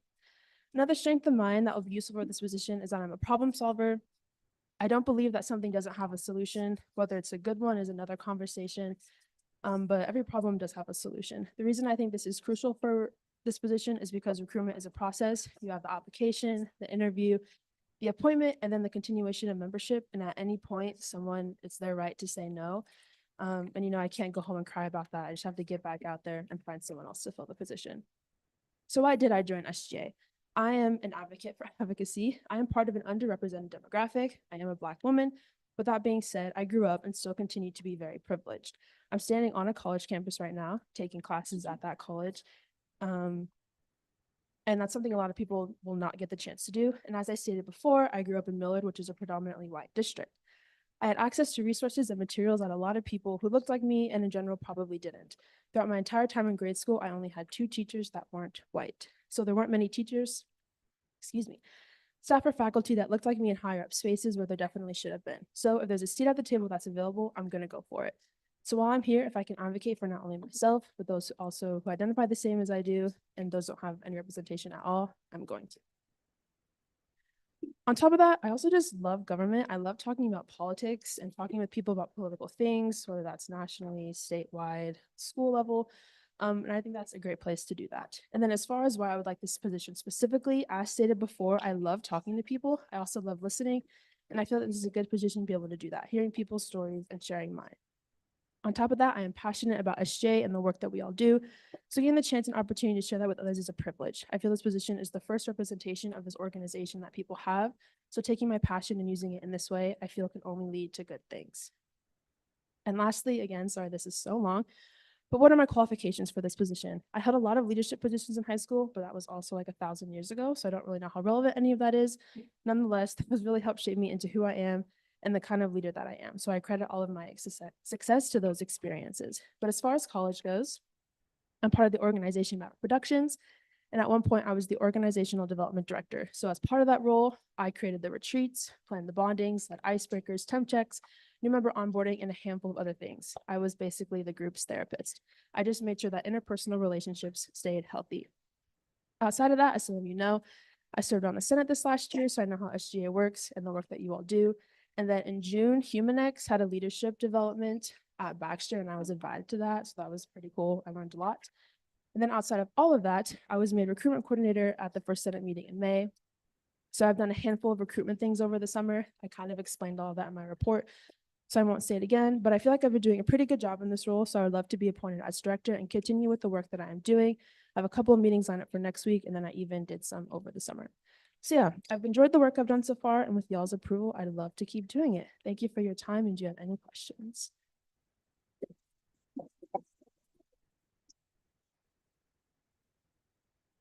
Senator Gomez. What new and innovative ideas do you have to? I don't know if it's new or innovative, but over the summer, as I mentioned in my report, we created a brochure. And that was actually a lot of work, but it's pretty cool. I should have brought one, so I apologize, but I have that. And then also just like within the recruitment process in general, I feel like a lot of the time it's more focused on like what we're doing, which I do think is important, like creating resolutions and talking about them. But I think the why of what we're doing is also just as important. So using that to recruit people rather than like, oh, we write resolutions and talk about them for like 3 hours. Any other questions? Beautiful. Okay.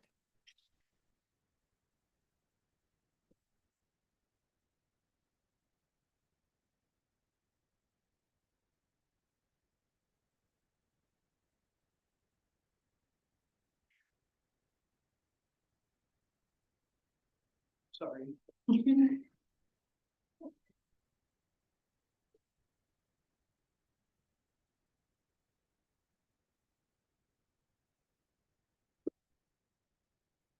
Is there any discussion for the appointments of directors for the directors?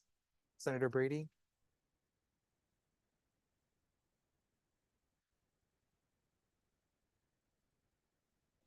So I was able to speak with Anthony a little bit, and truly he is like probably one of the most personable people I have ever met.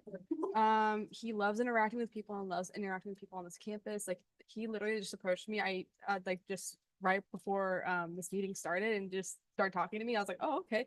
And so like he knows how to interact with people, and I feel like him being in the role of director of marketing is just like perfectly fit for him. And it's just it like perfectly works around who he is as a person and like his morals and values and how he will properly associate himself within student government. And I truly do think that he is the perfect person for this role. Senator Califon Palacios?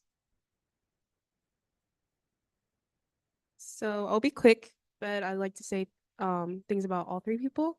First, I'll mention Anthony. So when we were talking to him about messages of love, he was very nice, worked with our schedules because both me and Aditi were really busy over this summer. And yeah, I think that's really important when it comes to marketing and marketing SGA, doing Instagram post. And he was very willing to work with us, as I mentioned. And then Chloe, I know all of you guys got the emails about recruitment during the summer. Email very easy to find. And then I did 2 tabling events, I believe, over the summer. She's very approachable, very personable, and she will communicate with you anything that you need, any questions. And then Kelly, I've had 2 classes with her. She's very sweet, and from her speech, she sounds very passionate about SGA, even if she is new, and that's exactly what we need in SGA. So yeah. Is there any further discussion? Senator Rai? I just want to say what Kelly said, but I've known Kelly since last year, and she has definitely a passion for SGA. And I understand that while she may be new to this role, while she is new to SGA, and this will be her first year, she is very eager and she does have some plans already set in mind. And so I think she'll be perfect for this position. Regent Adidam? Yeah, I just wanted to speak more about them all.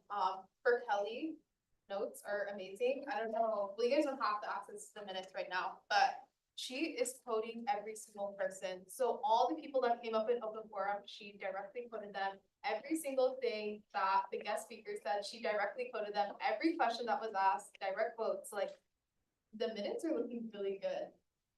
For Anthony, just his ability to like, if I ask him to like post on social media, make a very specific statement, he's able to do it in a very clear timeline, which I really appreciate. And then also this newsletter initiative that me and him have been working on. He's very open to new ideas, very involved in that brainstorming process. And then for Chloe, once again, communication is definitely her strong suit. Just email etiquette. I was in Dallas all summer and she consistently communicated with me on all recruitment events. I told her specific things to recruit for. I know she mentioned publications board and she was on it. And because of her, I guess, determination, we now have all this new interest in SGA. I don't know if you guys went to the involvement fair on Wednesday, but our table was looking really good. And it was just thanks to her and her determination to make SGA as appealing as possible. Is there any further discussion? Now we're on to a period of voting for the 3 directors. All those in favor, please raise your placards.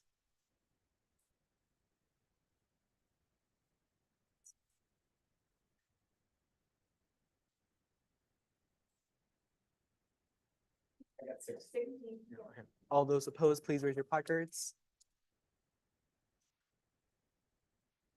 The appointments have been approved.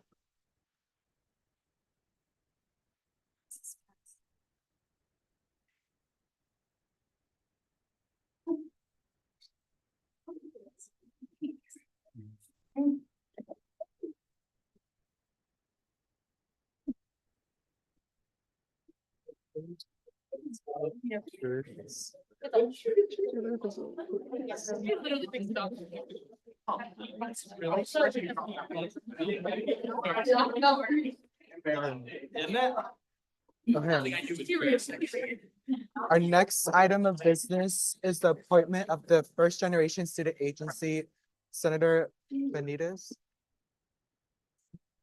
Yes.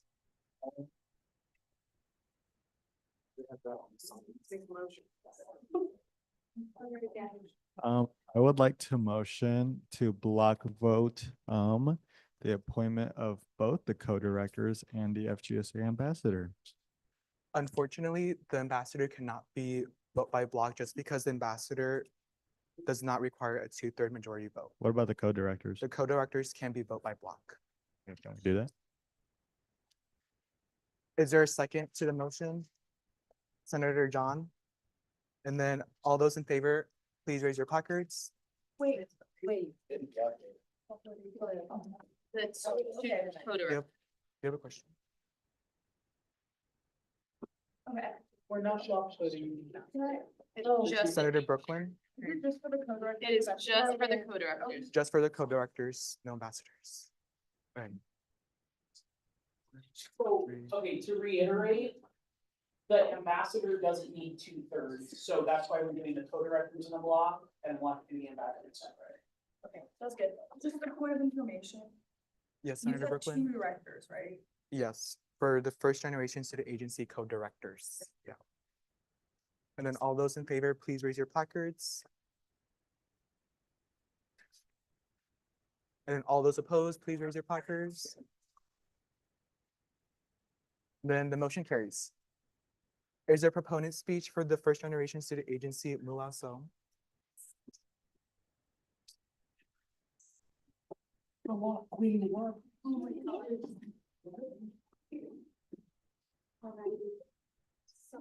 Okay. I really hate using mics because I've been told I have a naturally loud voice, but it's great seeing everyone's faces in the front. Before I officially introduce myself, I just want to show of hand, how many of you in here are first generation students? Okay, look around the room and give yourself a round of applause. Give your peers a round of applause for being in this space tonight. Awesome. Okay, well, my name is Mula Eso. Please call me Mula E. I'm a first generation Karen immigrant, and I am doing a dual degree, a Bachelor of Science in Molecular and Biomedical Biology, and a Bachelor of English, a Bachelor of Arts in English concentrated in creative nonfiction with minors in chemistry and medical humanities. That was a mouthful.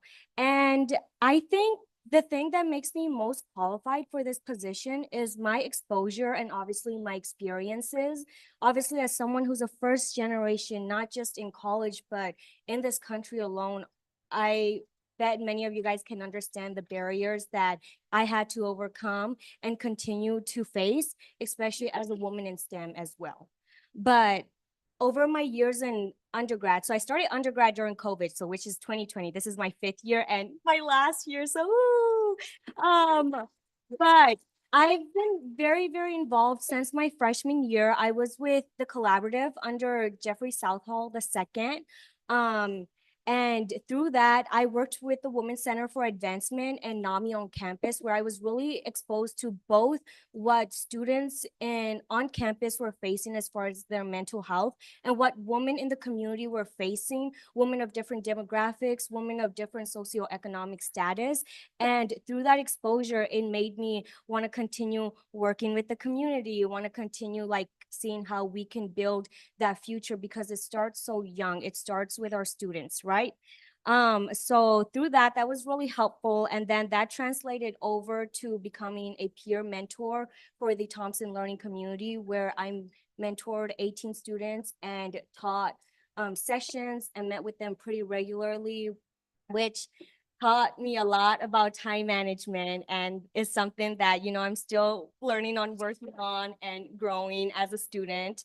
So that was the Thompson Learning Community. Once again, being exposed to the young students that are coming into college, the different barriers they were facing, and what they had to overcome before coming to college, during college, and even the insecurities and barriers they're facing as they're getting ready to step into the real world. So I think I know SGSA can be that resource and that community to continue to support them. Other things are that, you know, as someone who is pursuing healthcare, I do research with a physician at UNMC, and through that, we work with trans.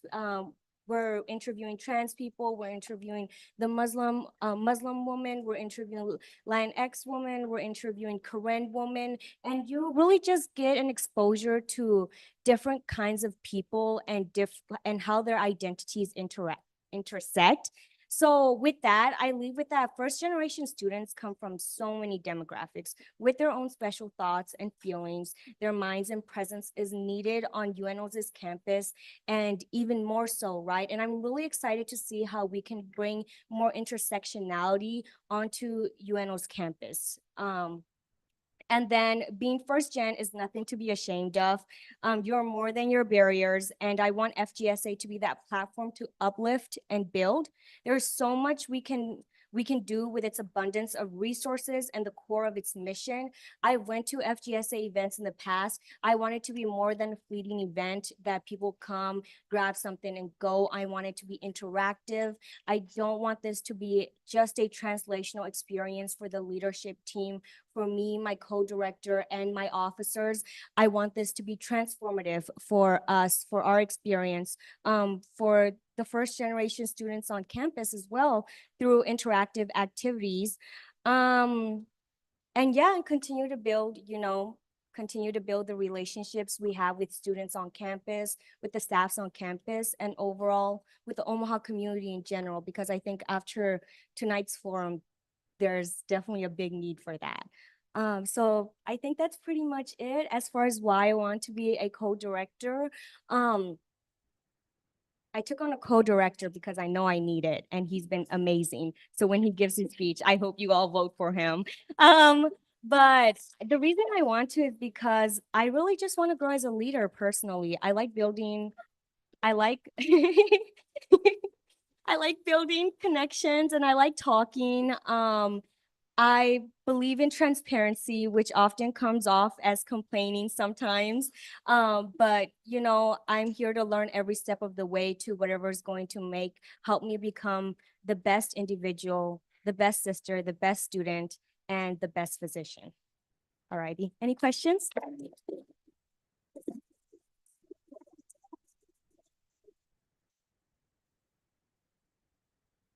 Yep.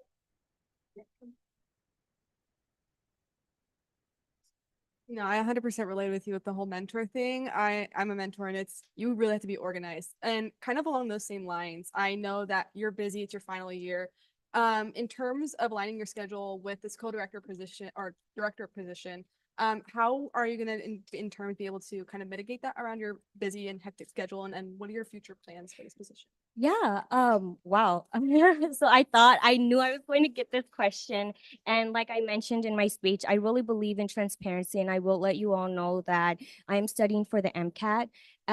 Many of the people in here knows that that takes up a lot of time, and I'm not going to lie, that is the forefront of my priority, but I've done everything. I am taking the steps to make sure that I'm still prioritizing FGSA.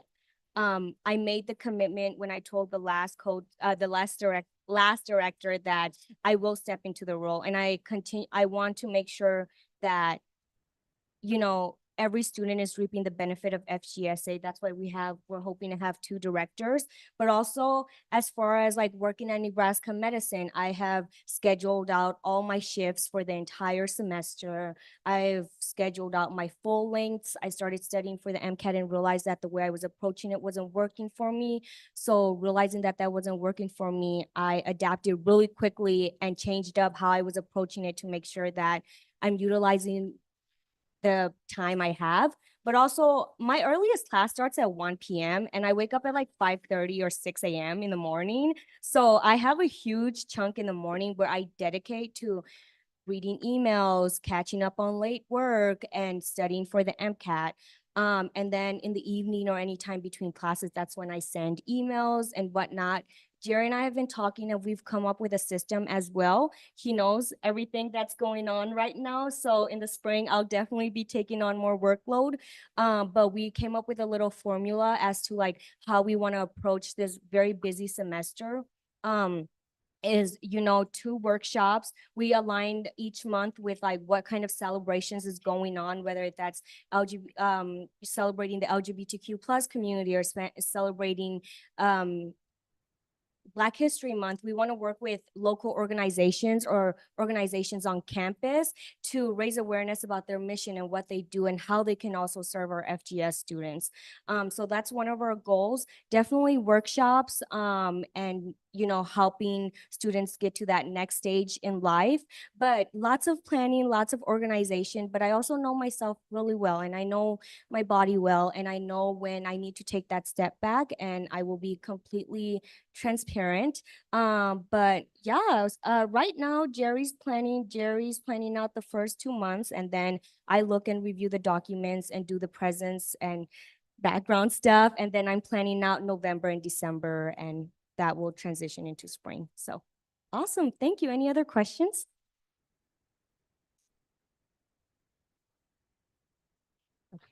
Okay. Yep. Okay, so I know you're busy. And as a first generation student of being busy is kind of like our thing. Like we're always on the go, especially because we're trying to take up all opportunities to do the best that we can. If our parentals or any guardians didn't go to college. But with that also comes with self-care, and prioritizing self-care. So I want to know, what is your personal goals for self-care? Because I know you wake up early and you have really early mornings, but I also know you might have late nights as well. How do you plan to take care of yourself as a leader? Yeah. So I think self-care is so important. That's why I know, like I said, I know myself well. And I know that if my grade starts to slip or anything starts to slip, then I'm going to slip as an individual as a whole, right? But I have a very strong support system. Sierra knows I go to her a lot about some of the things I'm going through. But I have a very strong relationship with my 3 younger siblings who are relying on me, and I have a very strong relationship with my parents. So I go to them, I cry to them. They make me warm food, typical immigrant families, right?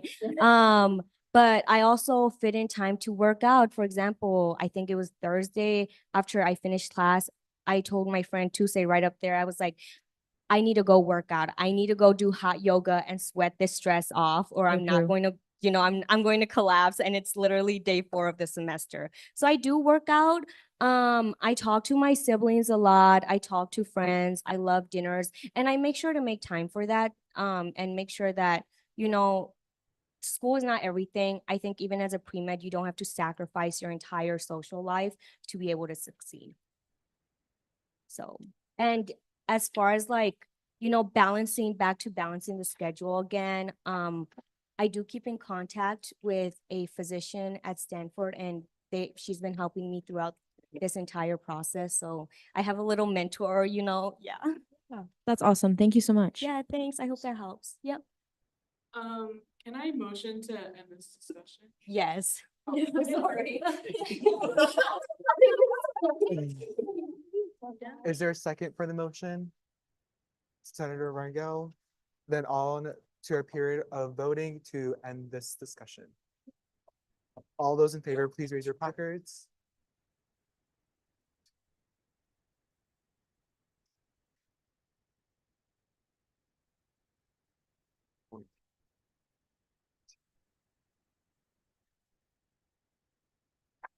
All those opposed, please raise your placards. And then all those abstained, please raise your placards. All right, the motion passes. Our next item of business is, oh, to end the discussion. Oh, yeah, to end the discussion. And then next, it's going to be Jerry Brito Mendoza for a proponent. Is there a proponent speech? Yeah. Okay.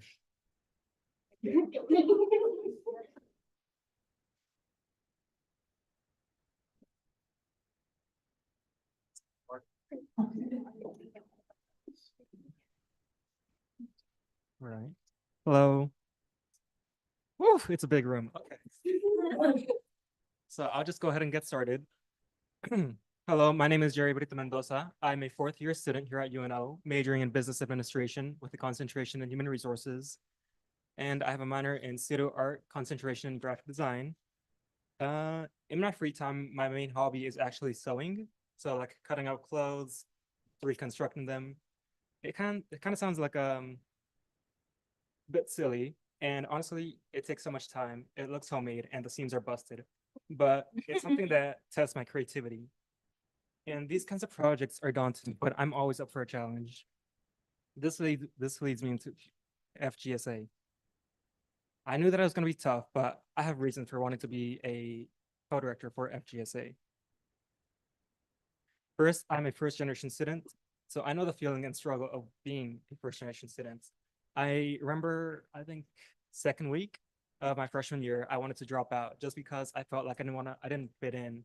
I didn't really have a place here. I didn't belong here. And you know what? I'm still surviving because I felt like I had to get back up on my feet. I had to keep going. And you know what? I'm happy that I'm still here because I dealt with that imposter syndrome, and I'm so much better as a person. I'm honestly so much prouder of who I am. And now that I'm so close to graduating, I feel like I'm in a good spot to help other people out. So like I said, I went through all the struggles, and I really want to be able to help other students sort of navigate those struggles, be able to navigate their college life and all that. Could you stay closer to the mic, please? For sure, I'll try. And I'm confident that I can bring this new change because of my qualifications. So I've been involved in other student organizations such as HRA, Goodrich, LSTEM, and LS. So I really do know what it takes to be involved on campus and really trying to be a leader for other students that may see me as a leader. I've also had an internship here at Blue Cross Blue Shield as an HR intern. And with this internship, I was hosting focus groups and researching better ways to find solutions to a hybrid workplace. I also was creating intern-led events such as a ping pong tournament, sand volleyball tournaments, and other outings that we had. I was also creating leadership training videos based on topics deemed necessary by the HR department and the other employees that I surveyed. And so far, I want to mention what I've done exactly with FGSA so far. So we have taken initiative to recruit through applications our board members, and we created a fair interview outline as well as a fair grading rubric so that all of our members that were chosen to be on the leadership board were going to be appropriate for the position, but more than anything, they were going to have leadership potential so that we can all grow as leaders. We also made sure to plan our board retreat for the Saturday, not just to introduce each other to us. What? Not just to introduce each other to the rest of the board members, but to actually help see our vision for FGSA. We want all of our board members to be on board with, what me and Mula have in store for the agency. And like Mula mentioned, I've also been organizing September's meetings and workshops while planning for future events so that we can all sort of contribute to this sort of agency. And in terms of the future with FGSA, we really do plan on creating a welcoming and safe environment while providing support for first generation students and setting up FGSA with the connections for the future after we graduate. And for the last part of my speech, I do want to mention Mula. Our teamwork has allowed us to keep each other, in check, or just honestly, just having mental checks with each other, because we're both humans. So this friendship really has helped us both for this position together. Other than that, thank you so much.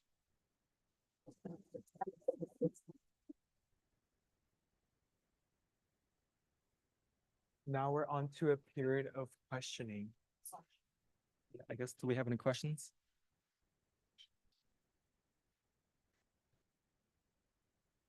All right.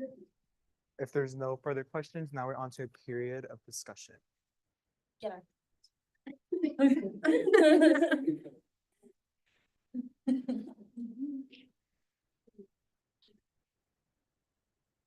Ambassador Ewing, I motion to end this discussion. is there a second to the motion? Seconded by Jimenez Avalos. Now we're on to a period of voting. All those that want to end the discussion, please, all those in favor, please raise your placards. And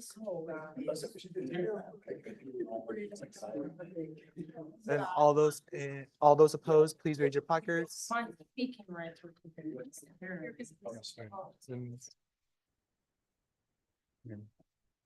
Motion has been adopted and the discussion has closed. Now we're on to a period of block voting for the first generation agency co-directors. All those in favor, please raise your placards. We're voting.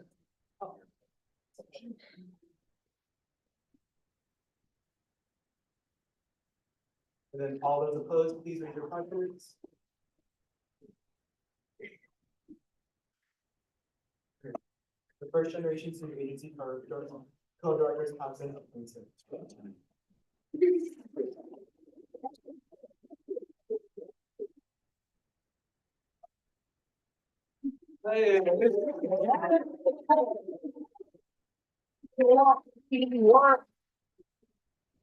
Whatever. You think that the whole way on eight might come from? Oh,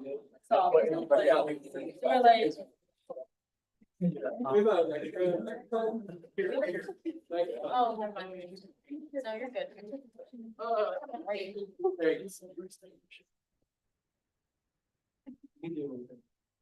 Okay. I motion to table this, all of the discussion and adjourn the meeting. Is there a second to the motion to adjourn the meeting and table The remaining. FG and then H for next business meeting? If we table it, We still would have to do it all, and there's no guarantee that our next meeting would not be just as long, and now with the addition of old business. Okay. It's essentially what it We'll is. just make it next meeting. is there a second to the motion? Now we're, no. So the motion fails. Okay. Our next item of the agenda is the appointment of FGSA Ambassador Wilhelmina Dodenoff. Is there a proponent speech?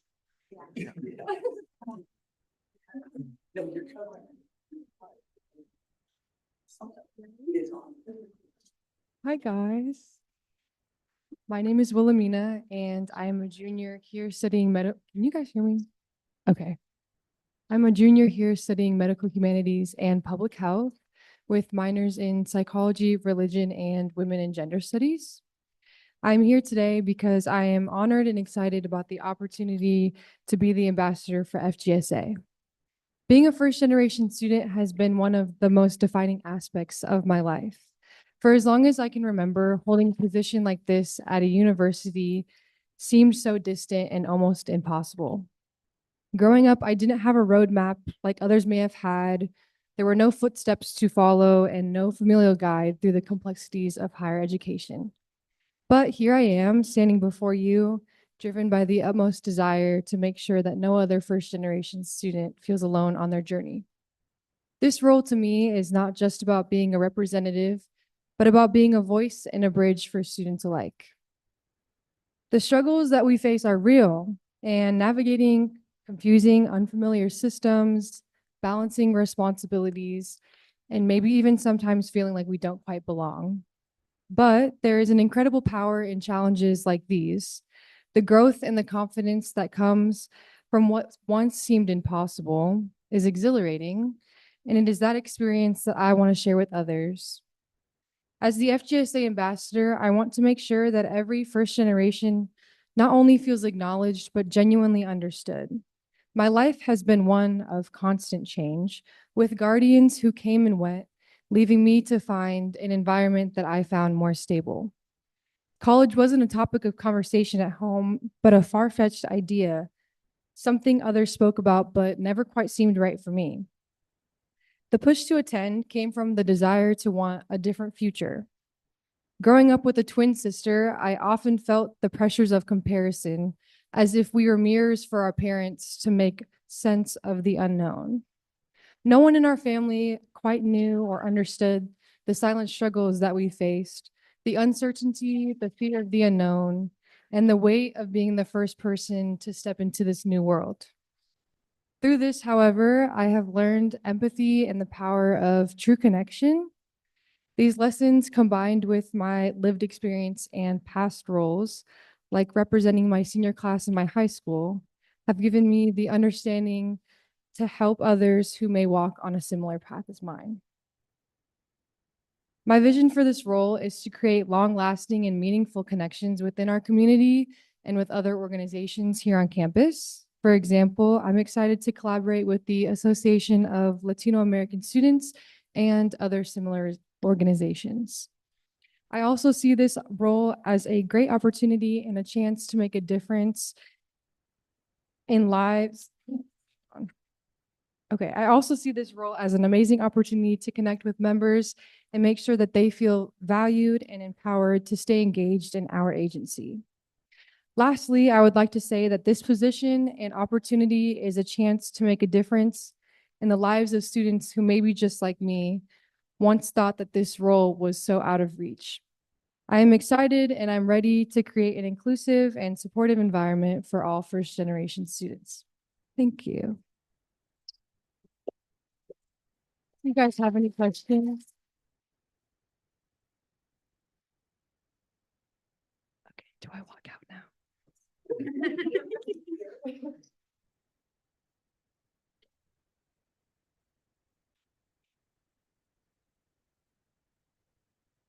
Now we're on to a period of discussion for the FGSA ambassador.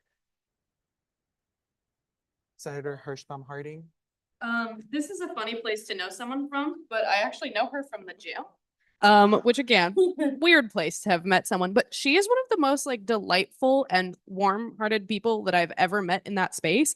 I've asked her to like spot me on bench. Again, weird way to meet somebody, but she is always so willing to help and always so kind about it and always so upfront about it. And I ran into her at H&K yesterday and she was telling me about all the research that she was doing to be prepared for this and how excited she was to be here at this meeting and how like she was nervous and excited to get here. And I think there was just such a level of preparedness and passion there. And it was just really nice to see that somebody was incredibly excited for this process. And I ran into her outside and she's like, I don't mind if it's going to take a while. I'm really excited to be here and I'm really excited to, you know, wait and get to do this. And so I think that that's the kind of attitude that we would hope for any kind of ambassador or representative. But it's especially nice because I think she's spoken to the experiences she's had and how some of them were not so positive. And so I think the fact that she still exudes that positivity in the spaces that she's in is really impressive. And I think it's a testament to the fact that she would be a good fit here. Is there any other discussion? If there's no further discussion, now we're on to a period of voting. All those in favor, please raise your placards.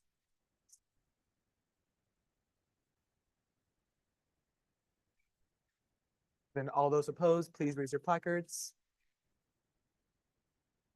Okay. FJSA ambassador has been appointed.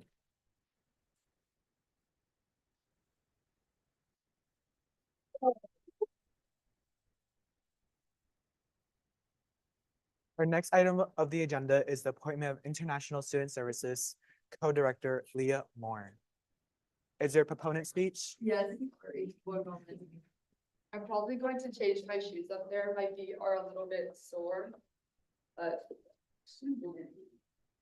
And I also want to say, like, if I don't hear your question, please repeat it. I had a really bad sinus infection. Thank you. I had a pretty bad sinus infection and I have a huge ear blockage right now. So pretty unfortunate. Hello, everyone. My name is Leah Moore, and I stand before you tonight to express my interest in an appointment for the ISS co-directorship position alongside Soko Takahara, who couldn't make it tonight, unfortunately. I am in my 4th year studying business administration with concentrations in international business and marketing, and probably sales, just because I have already met a lot of the requirements. I'm a former CPA senator for the 2023-2024 academic year, as well as an active planning committee member and performer for the ISS International Banquet for the last 2 years. I've also had probably the biggest pleasure to serve as a global diplomat, which is someone who just helps the students when they first come to Omaha, show them around Omaha, go to those shopping trips with them, show them around the zoo, help with those orientations. I had that pleasure alongside Sogo also for the last 2 years. I can just speak to him quickly. He's an amazing teammate, and I feel like we both really encourage each other to grow and make that change for ISS that we both see is fit. I've had the pleasure of all of these relative commitments, and I do believe I would be a good candidate for this position. Experiences within the Senate have taught me a lot of the more administrative type pieces, such as the budget presentations, the expectations regarding those presentations, SGA agencies, and how we should best serve our constituents as an agency rather than as the college level. Yes, I've been on the planning committee, but I've also been a worker in international programs for about 3 years now. I've had various positions within that, mostly working with exchange students coming here for 1 or 2 semesters, as well as our outbound students who want to go abroad. It's been a great pleasure, but I've also helped with the international advising team pretty closely this last year. I would love to further the commitment that I already have for international programs to ISS in the visions that I have for it, but more directly with ISS. I have a lot of admiration for ISS, but I also have a lot of goals and visions that I would love to see in action for subsequent years. The main event that ISS hosts, is the International Banquet, and this year is our 52nd, which is really exciting. It draws over 370 attendees per year. It's typically the Scott Conference Center, but we've been experimenting with Milo Bale Student Center as well. And it is my goal to host more events than the International Banquet that demonstrate what ISS will and can do for students, as well as provide students the comfort of cultural appreciation and acceptance. It would not be on that large of a scale. That takes most of our budget, but it could be anything like the welcome picnics that are held in fall with international programs, whether we chip in some of our budget for that, cultural exhibitions, more tabling events, and collaborations with student organizations and other agencies here. There are a lot of visions that I have that I hope to be made into a reality to boost knowledge of ISS. And I would love to be a part of it. I believe that establishing a board would also be a great choice for ISS. We haven't traditionally done that, but I think as ISS continues to grow, it is also good to have a board of people who also want to grow to the position of ISS co-director come that time for election. I lost my place. I realized that there are a lot of reservations about my appointment tonight, and I think they're deserved. I not only fell really short in Senate for CBA a lot of times, but also as a peer and as a leader. And it took a lot of self-realization and a lot of people saying, Leah, that's not okay. Leah, I don't want to be your friend anymore, to realize that what I did was completely wrong in a lot of different ways for how I treated a lot of different people. And no matter how much I apologize to you during my speech, I understand your reservations and have to honor that that doesn't amend what has already happened. I am really honored that the advisor of my not only office, but also ISS has trusted me to do a good job. And I really do hope I can do well by actually 3 advisors. The great Lao Tzu once said, "The best fighter is never angry." And a lot of you have Senate experiences with me, and I was really angry. And I shouldn't have been. I often felt a lot of things that were going on in my personal life, and I didn't ask for help the way I needed to. And when people would say, Leah, you should seek help, I didn't get it, and that's completely my bad. But this last summer, I took a really big time to reflect.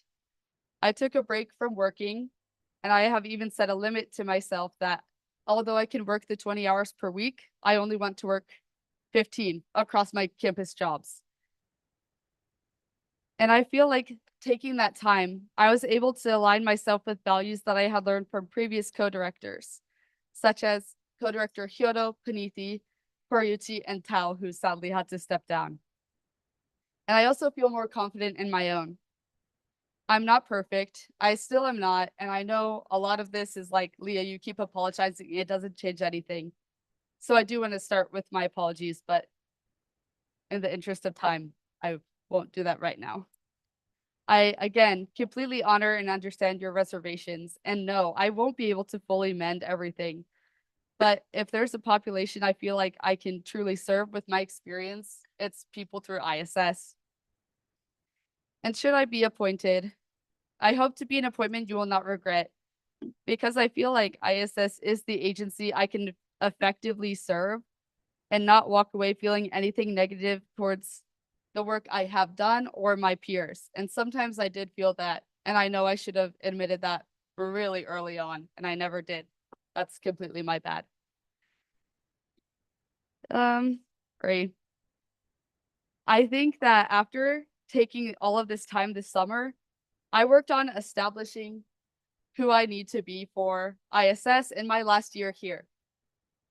And I had a talk with Miss Roseby up there, and we had a couple of deep talks over the summer. And she said to me, you fight for the title, but you don't have to fight to serve. And yes, right now, I'm metaphorically fighting for the title. But I do hope you all know, whether I am appointed or not, completely understood, but I will always be a proud person who helps ISS for the planning committee or the board if it is established by whoever may be elected. I am willing to serve ISS beyond the title, whether I get it or not. And I appreciate your time tonight, and thank you, everyone. Any questions? Let me put on my glasses. They kept falling. You guys still have a mic up there, don't Mhm. you? Okay. Oh, gosh.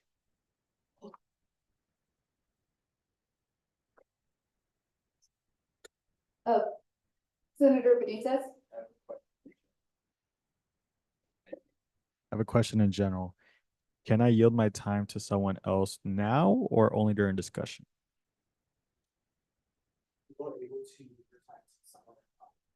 Okay. I would like to yield my time to Elahi Pearson. Hello, is this working? Hey Leah, a year ago, I thought I knew you pretty well. You came to my house for Thanksgiving. We played a ton of ping pong, and you talked to me about all aspects of your life. Since then, you've gotten into a fight with one of our members in ASU, insulted my friends, asked me to help you silence a student leader, and insulted my choice of scarf. And kind of like the apologies you gave just now, in May, you gave me an apology for hurting ASU, but you never took responsibility for anything specific or promised to do anything better. And still, even when truths are being told in this big space, you refuse to budge on untruths that you've told. My question is, are you capable of admitting fault and making a full apology with specific promises to do better? Thank you, Elahi. And yes, everyone, he did so kindly welcome me to his home for Thanksgiving, in which thank you very much. It was really lovely to go there. And you're right. I did insult. I know I apologize to you for other things outside of that, but I should have taken accountability really early on, and I didn't. And to be honest, that is my fault. And I do think that I approach things like, oh, they need space.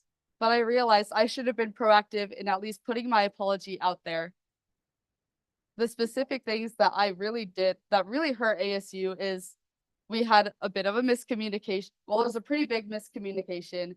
And instead of trying to work things out and put my peers, I think at the time it was co-presidents and other people in the exec board, instead of trying to work it out, trying to understand the meanings on both sides, I immediately was very angry, and that's how I reacted. I shouldn't have reacted that way. And it's been really difficult for Asian Student Union, I think, to see, wow, this is someone we trusted, and this is someone we trusted with the elected position of vice president to hurt us like this. And I did realize not pretty early on in my actions, but in my actions, that people that I really cared about or care about still, like Elahi and his family who did so much for me, were really hurt. And so was the current co-president. I think she's now treasurer. I really hurt her, and I really hurt a lot of people who trusted me. And I do need to apologize for that. And I think an apology to you, you deserve it a lot. I think an apology to Danica, I'm sorry to name drop, and all the people who were severely affected and even somewhat affected by whatever I said and did, that is certainly due. And I thank you for calling me out on it. I really do know I need to. And the things that I have been trying to do better is I actually have been going to therapy, and I know that's not great to publicize, but for the first time, I felt like I needed to talk to someone about something like about my life. Yeah, because I do bottle up a lot of stuff, and then it just gets pushed onto people who just try to care about me. So I have been talking it out with the therapist, and I have been making sure I'm not overworking, so I am bottling it up even when I do go back to my tendencies. I have tried to be a little bit more amicable with those around me, and I realize I've still fallen short. But I hope you can see on behalf of ASU, or at least yourself, that I will be making this effort, because this is my last year at UNO. I need to be making more positive impressions. And whether that starts with a big apology or a small apology, I'm willing to take that step. Yours is upside down, sorry. Can we get a mic?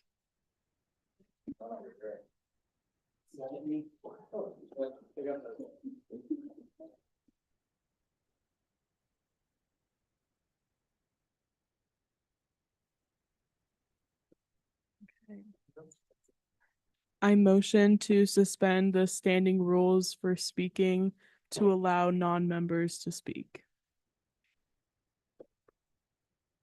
Rule, it requires a 2/3 majority vote. Is there a second? Senator Benitez, is that a second? Yeah. So now it's motion and seconded. Now we're on to a period of voting. Now we're on to a period of discussion. No, it's not debatable. Oh, sorry. Yeah. Yeah, not debatable. Now we're on to a period of voting. All those in favor, please raise your placards.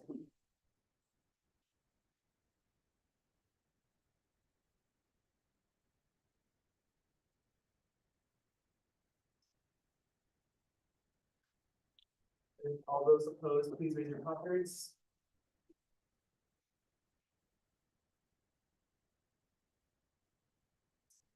Then the motion fails. Now we're on to a period of questions. Oh, Aditi? Sorry, Senator Rai, sorry. There have been some allegations that have been made. I don't know if you are aware, but through the Instagram. Can you speak a little louder? Yeah, so there have been some allegations that have been made on Instagram, and I'm not gonna force you to answer those, but could you just please shed some light on what has been said through that account? To be honest, I blocked the Instagram account the night it followed me, or not followed me, but my work at Jewish Studies. I was already really stressed at that point, and I'm briefly aware of the allegations, but not fully aware of them. I will shed some light on them, but to be honest, I don't feel like now is necessarily the time.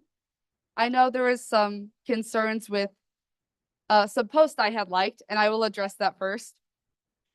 Sorry, I'm gonna breathe through this. I liked some pretty harmful posts towards I guess I don't know if I should say it broadly, but like mostly Palestinian people. And if there were other Muslim groups that were offended, ethnicity within the Muslim group, then I also need to take accountability for that. I do realize those posts were hurtful, and I do also realize I have a horrible habit, which is no excuse, of whatever account I follow and it's in my stream, I just like everything. And that's not a great thing to do. And I have been really conscious of that. I did like some things out of my personal feelings, and there were people that were hurt by that. Those people that were hurt by that, I understand why they didn't want to message me. I wasn't super approachable back then. Hopefully I am a bit now. But I liked things out of my own personal pain, and I was not thinking there would be a lot of consequences, but there were. And I do need to own up to those kinds of people were hurt by the things I liked. Things I had reposted were also probably pretty hard to look at, seeing, well, Leah's my friend. I trusted her, and she knows I'm feeling this pain, but she still reposted it. Still completely insensitive of me. I don't think I'm the most sensitive person, and I do know I need to work on that. And so I'm trying to keep my post not political at all, and mostly about my favorite soccer player. So if anyone's on my close friend story, I'm sorry, you're probably annoyed by that by now. As for other allegations that I had defamed organizations, I had not defamed other organizations that were listed. I did have a miscommunication with MSA that was, to my knowledge, cleared up. If it wasn't, I still should have taken initiative to address that, and I didn't. The people I did really hurt, which I did mention, was ASU. And I see representatives here tonight, and all I can really say is I am sorry, and what I did, still not okay, no matter how many times I say sorry. I do hope we can all talk about this later or be cordial about future collaborations should there be any, and should I be appointed. As for the other allegations, I don't feel right now is the safest place to talk about them.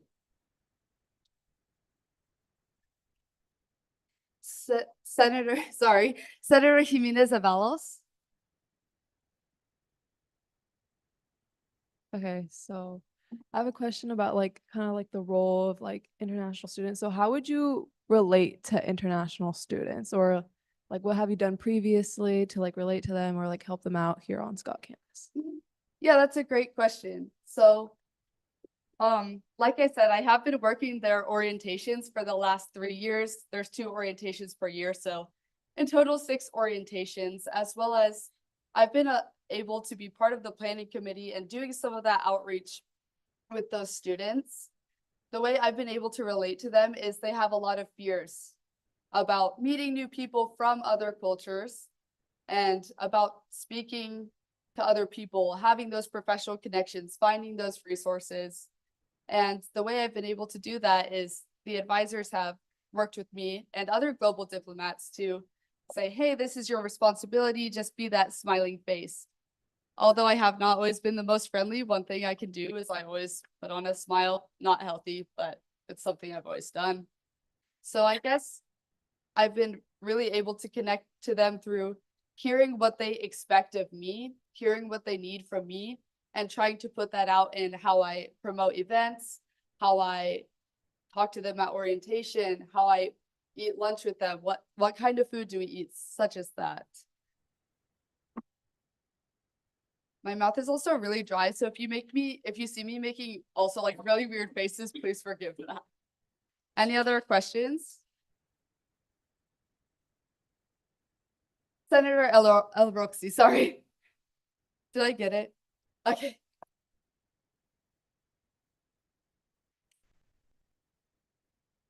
Are you able to expand on the miscommunication that you had with MSA? Yes, I am.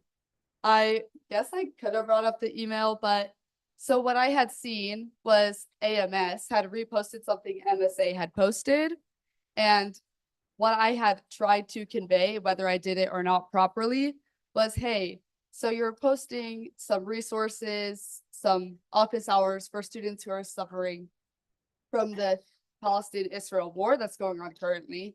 And this was, I think, like early November, if not late October. So I was wondering, since I worked on behalf of Jewish Studies, if I made a post, could that also be reposted? That was the communication that I had with, I believe it was AMS, since they had reposted it. And I didn't really know MSA well enough. And my question wasn't if MSA would repost it, rather if AMS would also repost kind of like a resource guide.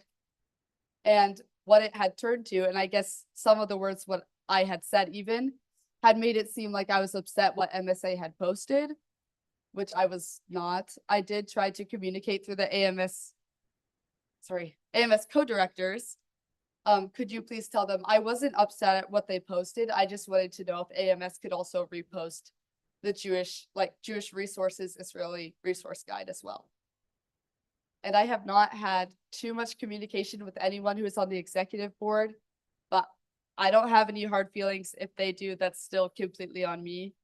But that is the miscommunication. Okay, thank you. Senator Brady.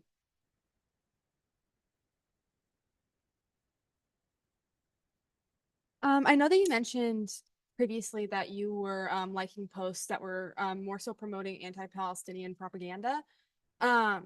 I had some concerns and wanted to address that, considering that a majority of these students under ISS were affected by what was going on over in the Middle East and those events that were occurring. With that being said, do you think that, do you believe that your, I'm trying to find my words, your bias may or may not deter you from properly representing the students, or do you think that you're able to set that aside to properly represent ISS? That's a great question. And I feel like, honestly, the first thing I've been trying to get away from was cutting my hours at Jewish Studies, because I felt like it was causing me to act more on my bias than I needed to. And I have tried to put that aside. And I'd say I've done a pretty good job putting that aside, just because some matters were more administrative and needed to be taken care of immediately, such as the room reservation for ISS, the international banquet. I did already make that room reservation. So I did kind of already start some duties, just they needed to be done urgently. So I feel like at that moment, the moment I was told, Leah, please make this room reservation, whatever opinions I have of another country or its people, which I have to admit, sometimes I've been really harsh on them. And I do want to also say that I don't like that Palestinian people are dying. I don't like Israeli people are dying. Neither people should be dying. The minute I had to start doing things for ISS is the minute all I think of is international programs, ISS, planning for the international banquet, Sodexo cater tracks, putting in that menu. Ambassador Euling, sorry. I motion to end this discussion. Is there a second to the motion? Senator Rangel? And then now we're on to a period of voting, Information, we're ending questioning, not discussion, right? ending discussion, yes, Questioning or discussion. If it's discussion, we don't get to talk after. yes.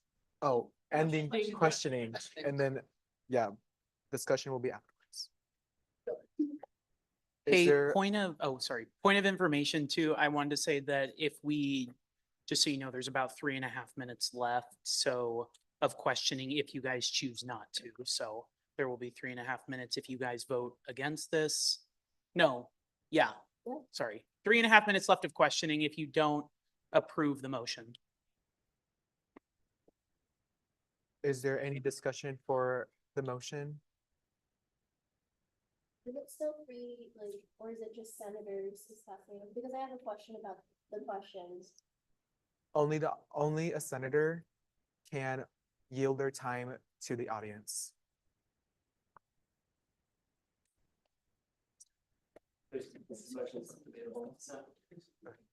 Since this motion is not debatable, now we're on to a period of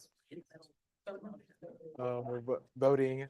All those in favor, please raise your, Senator Oladeras. It's not a debatable motion. We're voting on whether or not we're ending this questioning. Oh, questioning. Now, since we're on to a period of voting, all those in favor, please raise your placards.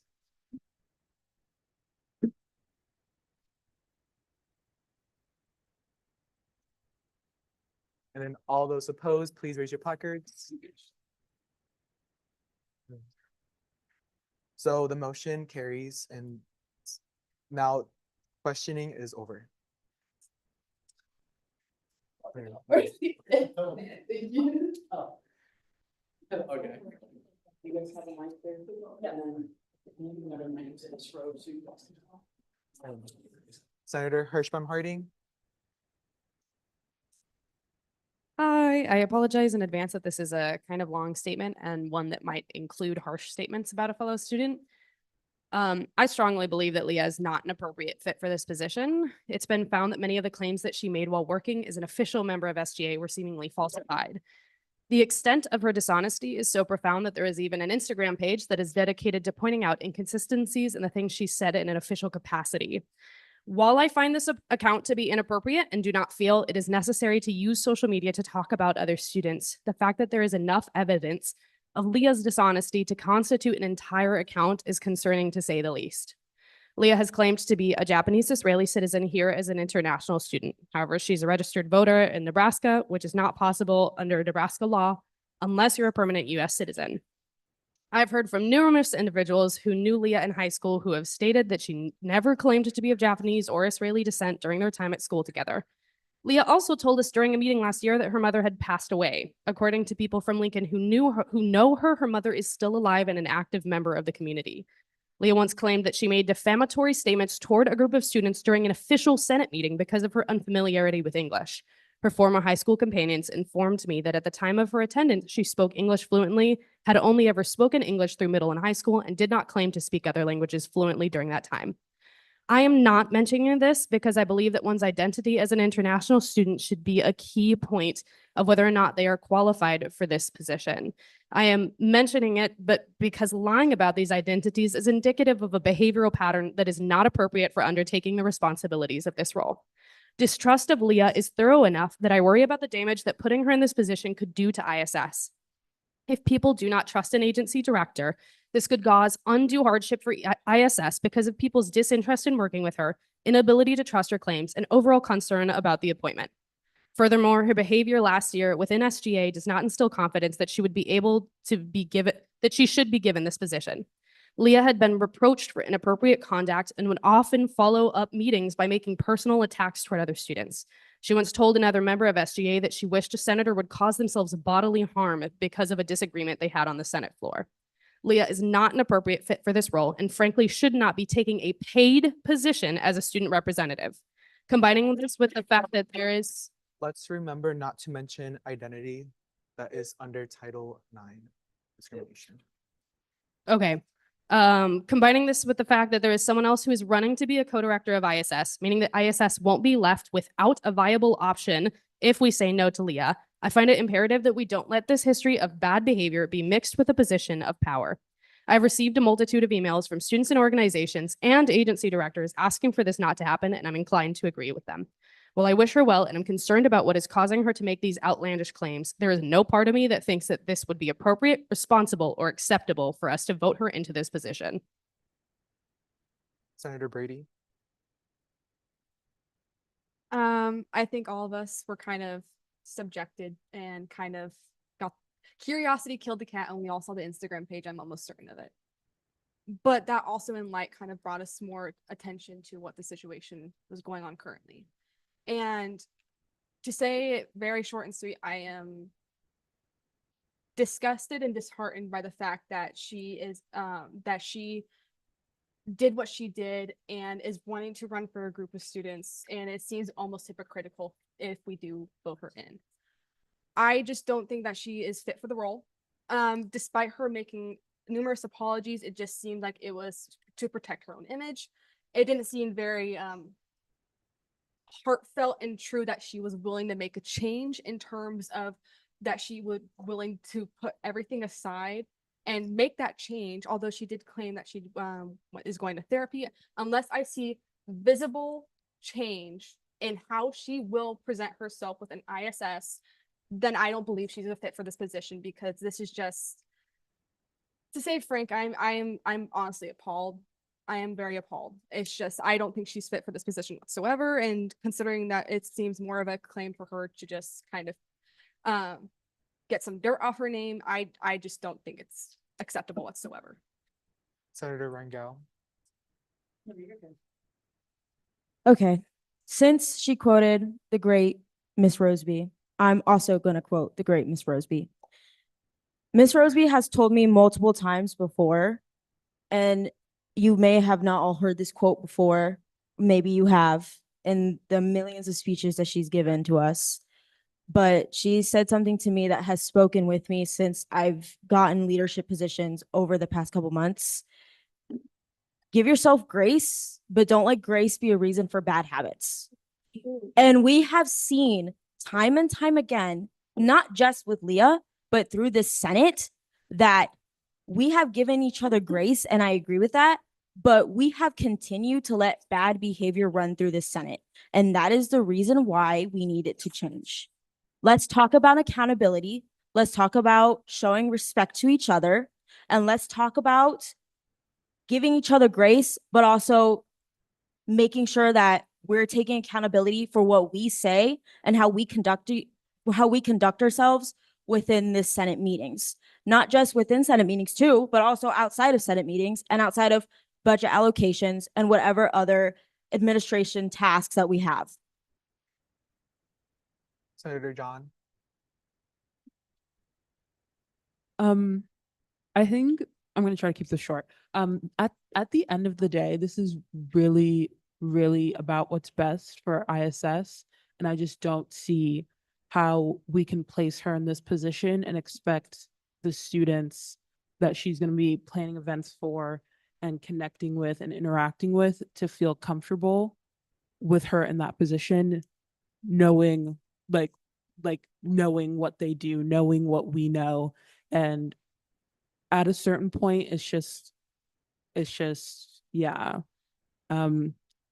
not something that I think any of us should support. Like, even knowing that like we can't like prove or like we don't have all of the facts behind these allegations. It's just there's been enough of them and been enough stories about her actions in different environments and different situations that are just not okay.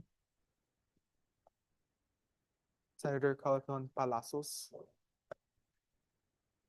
I think it's very concerning, for one, if multiple people have to address the fact of how concerning her behavior is, for one, in person, on live stream, in emails, how much it's going to affect the student body and the agencies. So that should just speak for itself. Just wanted to say that. Ambassador Yuling. Hi.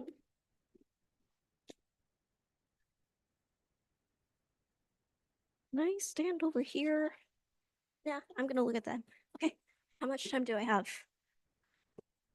You have 10 minutes. Up to 5 minutes. Oh, Okay, 5 I will minutes. speak 5 very, minutes. very fast. So my name is Beth Hill. You've seen me before, maybe you haven't, but if you've been here for a while, you know me. And I'm a very outspoken person. I will speak my mind. I am an alum. Prior background includes, well, Beth, my name is Beth, pronounced she, him. And I have a heavy experience in diversity work with people of all backgrounds. Kudos to all of you guys, the Senate, trying to improve and listening to your student body. Literally, that is the one thing I could ask during just for anything. I have been a CAST senator, chair of DEIA committee here, ASU vice president, president, founding member, etc., etc. We can skip the details. So while we may not have a voice with administrators about things that we can't control, we do, as senators, have control over their appointments to the student agencies that you oversee. So if we must help ourselves by appointing the right people for our students, I urge you to vote no, as everyone else has stated here, to Leah Moore's appointment. She's unfit as a leader, not only because her background does not line up with facts, but because of my experience working with her. When it comes down to hard decisions, people with different backgrounds that are different from her, she does not support them. She lacks the problem solving and the competence to make wise decisions for the benefit of the student body. Instead, she likes to focus on herself. As a prominent leader, you all have to recognize to put yourself in others' shoes, to understand the bigger picture for the benefit of all. The most problematic behavior I found while working with her is how she will talk behind your back, and she is not transparent. She doesn't communicate the issues she has with you, including personal issues she has with things you've said or done, consciously or unconsciously. It really doesn't matter. She's not transparent. And she instead refuses to work with others who have different perspectives than her. For me, I think that's very essential for an ISS co-director to have. People who have different backgrounds from you, you need to be able to work with them. So, fact, I want to make it clear because I was ASU president during the time, Leah Moore chose to resign from Asian Student Union. She was not kicked out. She chose to resign in 2023, November 20th. It's because she was overwhelmed with personal life decisions. If you would like me to elaborate further, just let me know. Reach out to me privately. In short, she acts on her personal feelings and does not communicate directly with other student leaders. Rather, she assumes ill will from those who have different perspectives from her. It's not about whether or not Leah has been an international student or is one. It's about whether she's lied to her peers and people she's worked with. You, the Senate, have the power to make a difference to the student body and to be the change that you want at UNO. As a person who has many years of experience working with Leah Moore, please vote no to the appointment of her as ISS co-director. Thank you.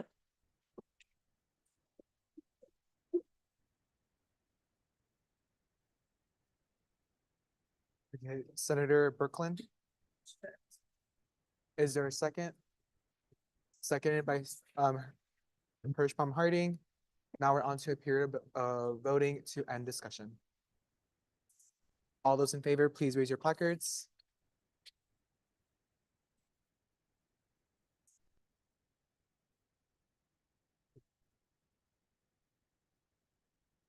All those opposed, please raise your placards. The motion passes. Now we're on to a period of voting for the appointment of International Student Services Co-Director Leah Moore. This does require a 2/3 majority vote. All those in favor, please raise your placards. All those opposed, please raise your placards.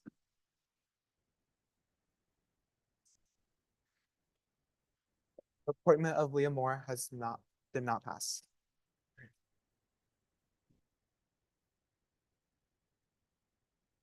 Our next item of business is SR 24-25004. Is there a proponent speech? Ambassador Yuling, Motion to table everything else on the agenda and adjourn this meeting. is there a second to table SR 2425-004? Then the motion fails. Is there a proponent speech for SR 2425-004? I said I'm doing the proponent speech, so I would like it tabled. Wait, can you say that again? I did not. She wants a table. Oh, she wants. I motion to table the rest of the agenda and adjourn this meeting. Is there a second to table the resolution? Seconded by Senator John. Now we're on to a period of voting. All those in favor, please raise your placards.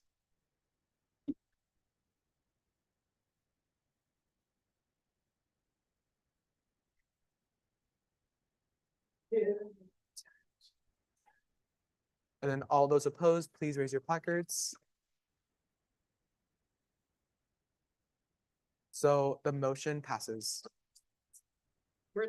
Now the meeting has adjourned. Really? No. Yeah, okay, so the meeting has adjourned at 10:57 PM. Oh, I love it. I love it. I know. You must have a good. Hey, real quick, everyone, just make sure you bring your placards down here and throw them in this box, pretty please. Said backdrop. No, actually, if you didn't know,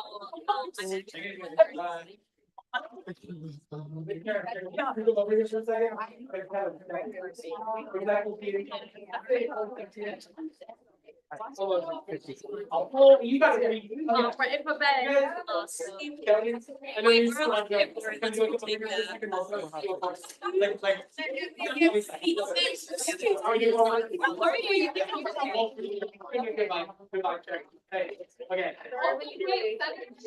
putting up my 4-time management. You guys are all. You can tell all that on the back. Whatever it is. You guys, you agree, congrats on getting appointed. And that's what we're.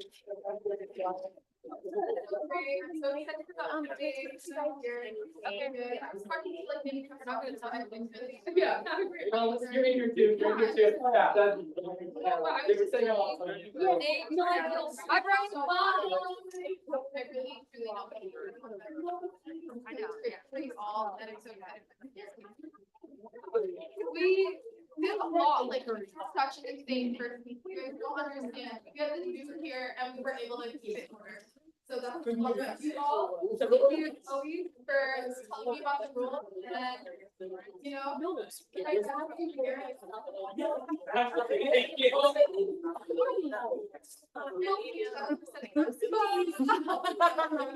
Conversation.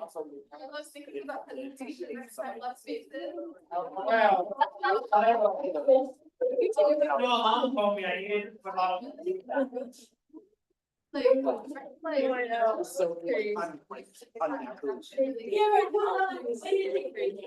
Oh, sorry.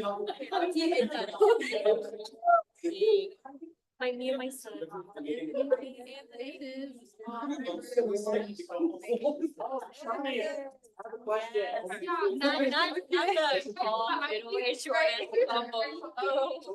yes.